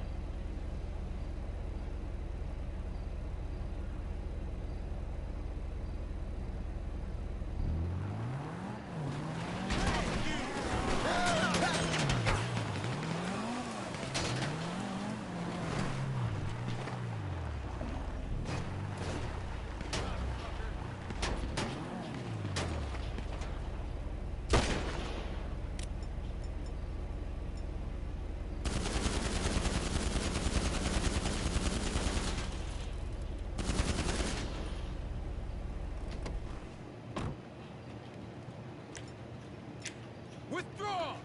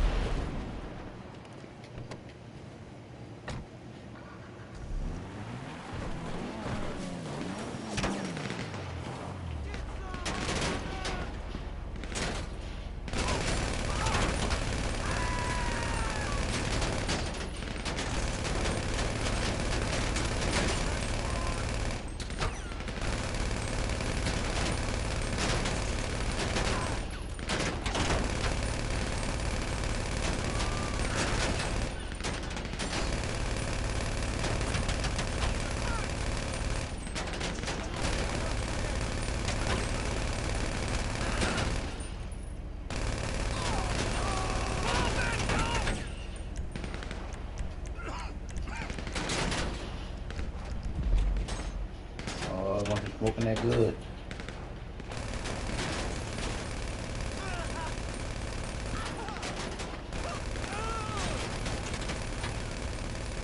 I know it wasn't none of them shit.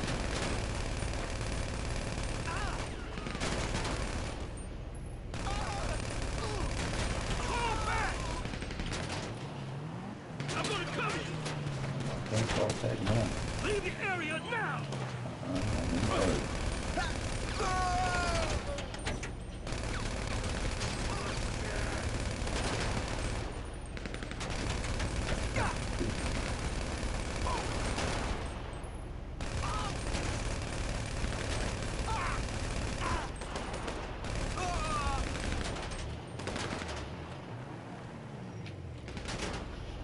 y'all sons of bitches and shot the airplane up.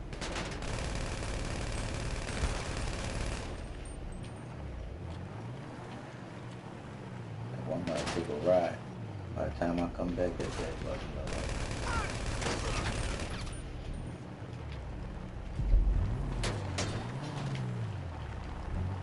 Where you at, boy?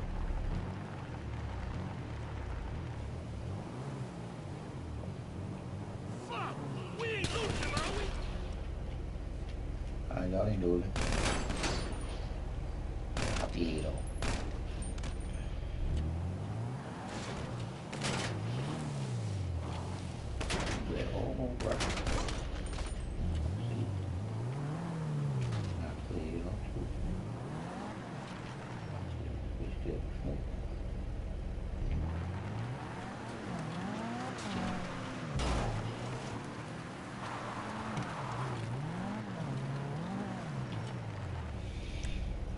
Oh.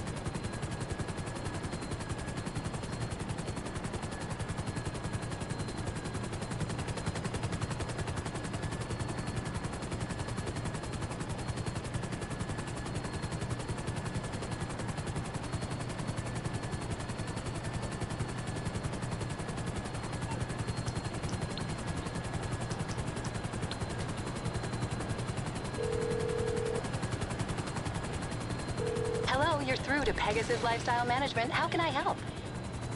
Great. The aircraft is waiting for you at our nearest airfield. We trust you'll be happy, sir.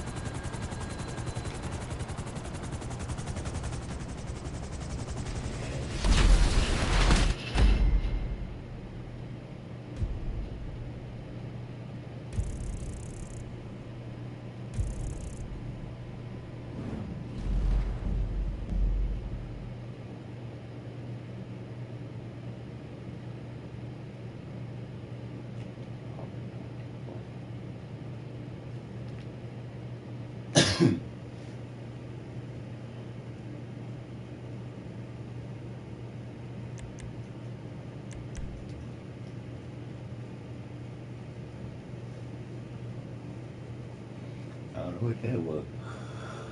And what nowhere. It's crazy.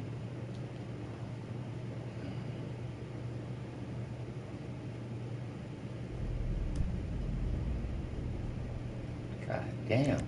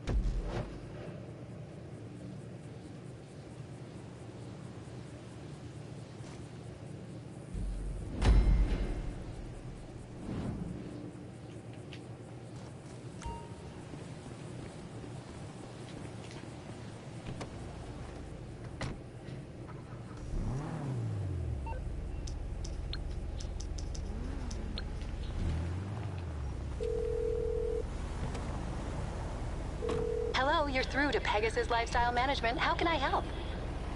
Your beautiful new aircraft is waiting at our nearest airfield. We hope you're very happy, sir.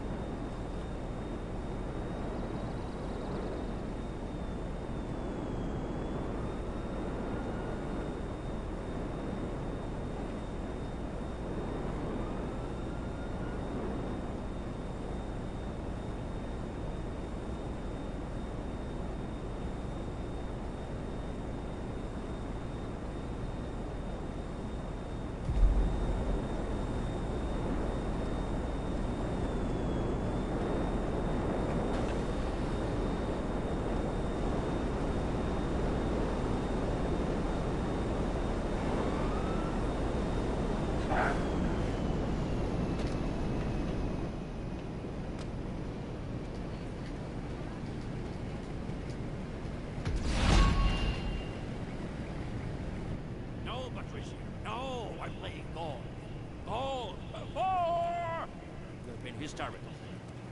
It's the menopause again. That never happened. I'm afraid I cannot be spoken to like that. No, no, both, I tell you. Estás bien aprendiendo nada.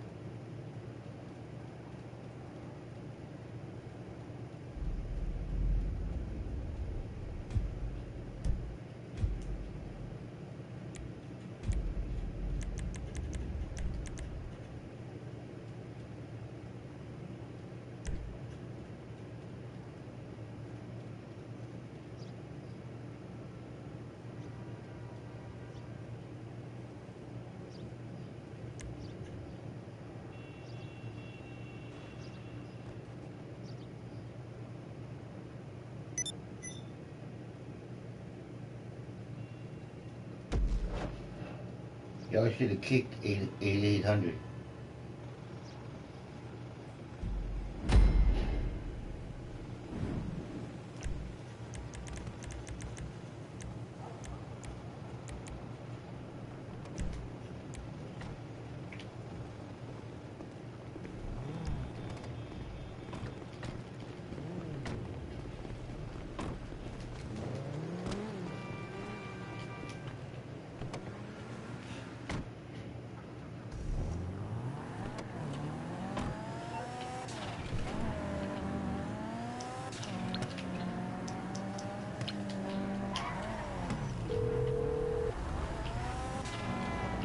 Hello, this is Pegasus Lifestyle Management. How can I help? Thank you, sir. Your spectacular aircraft is now ready for you at our nearest airfield.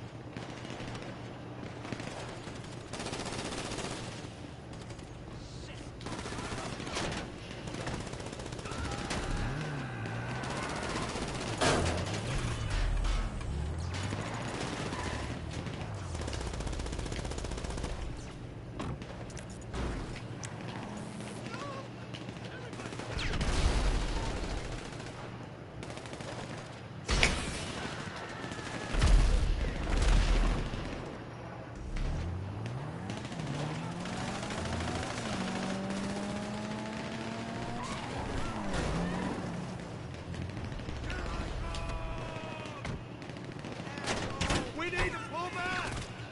Separate fire, impact, moron!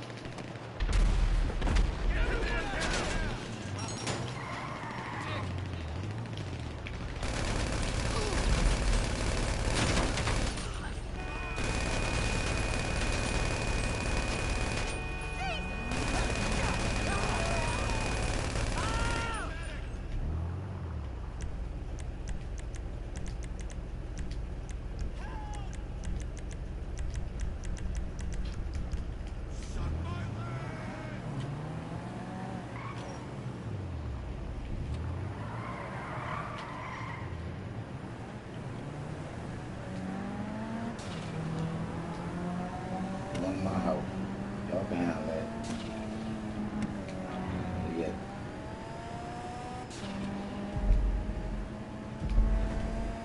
Good job.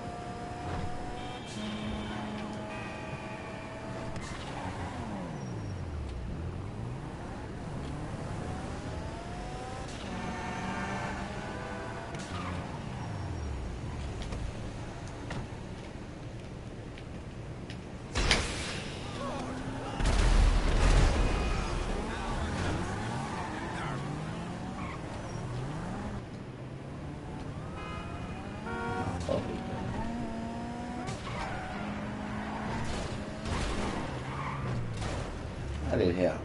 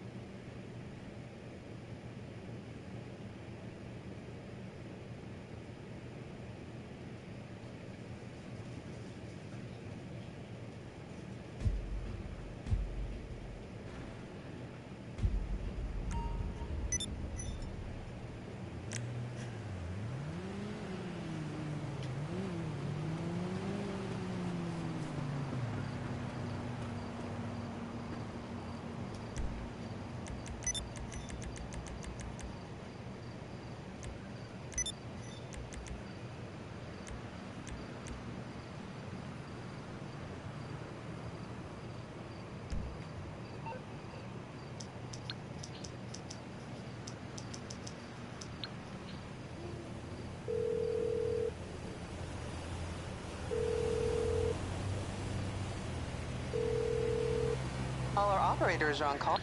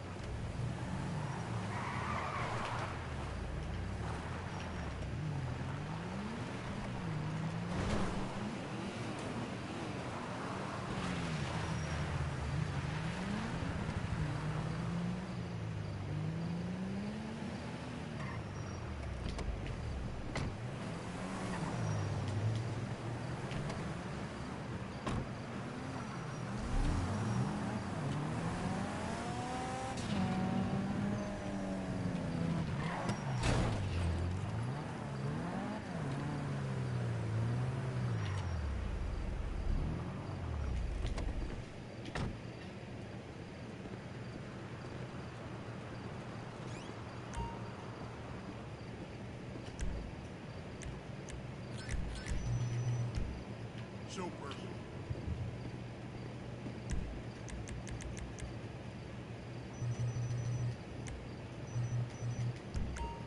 Thanks. Come back soon.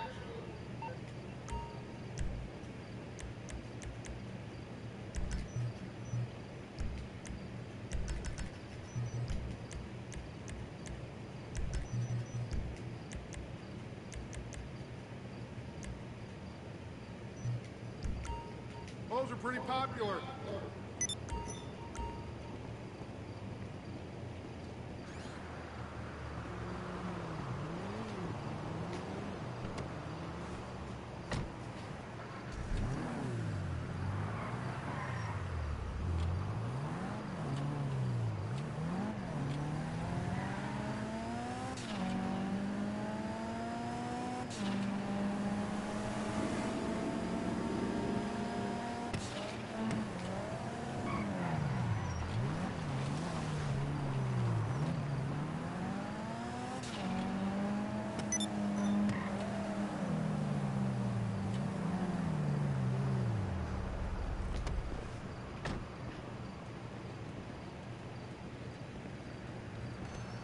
I'll be watching you. That's racist. And profiling. All yours.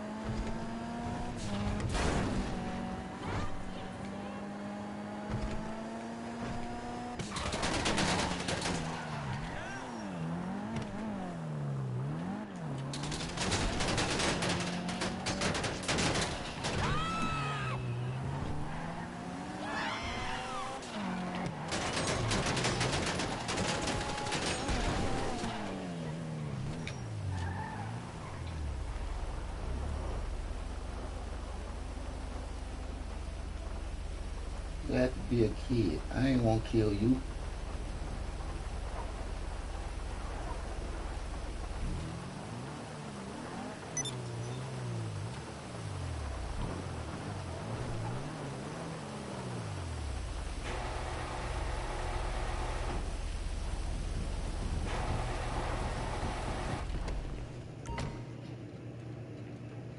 I didn't want to kill you, bro. Brought that on your own self. Coming to my house to chill. And you live there and won't fuck with me. I ain't shoot you.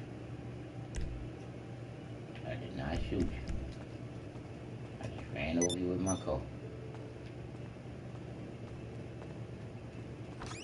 I could have just sat back and ate you up.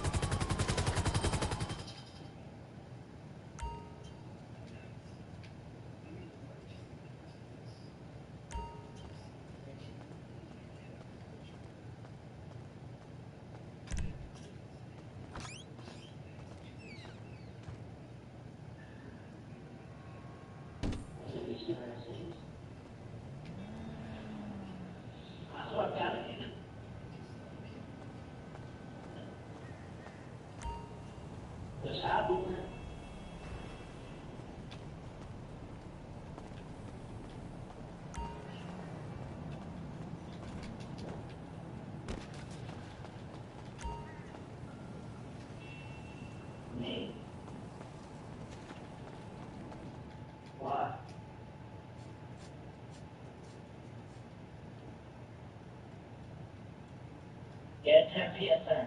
That would be on the account. And police station.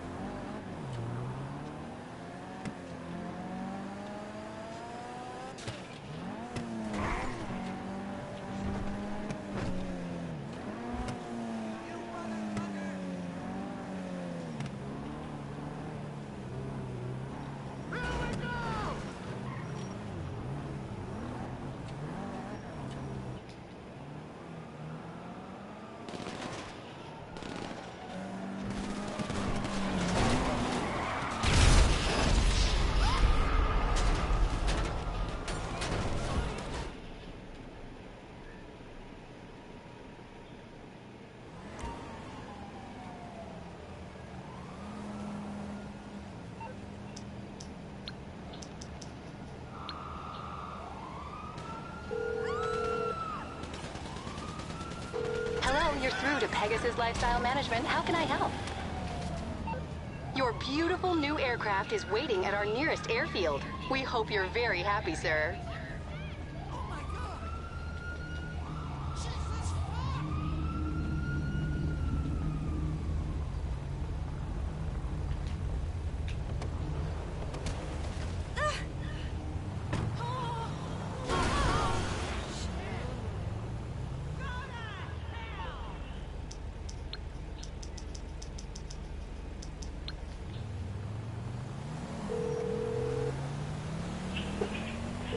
MMI, we expect the unexpected. I think we can do that.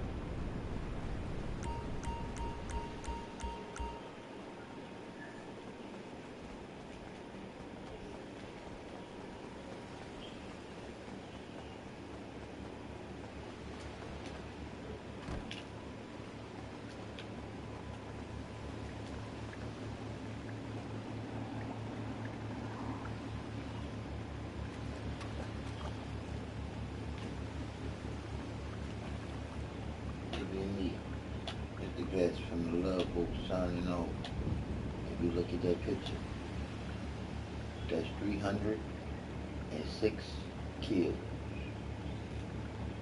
Not real people. Just playing the game. I'm just saying.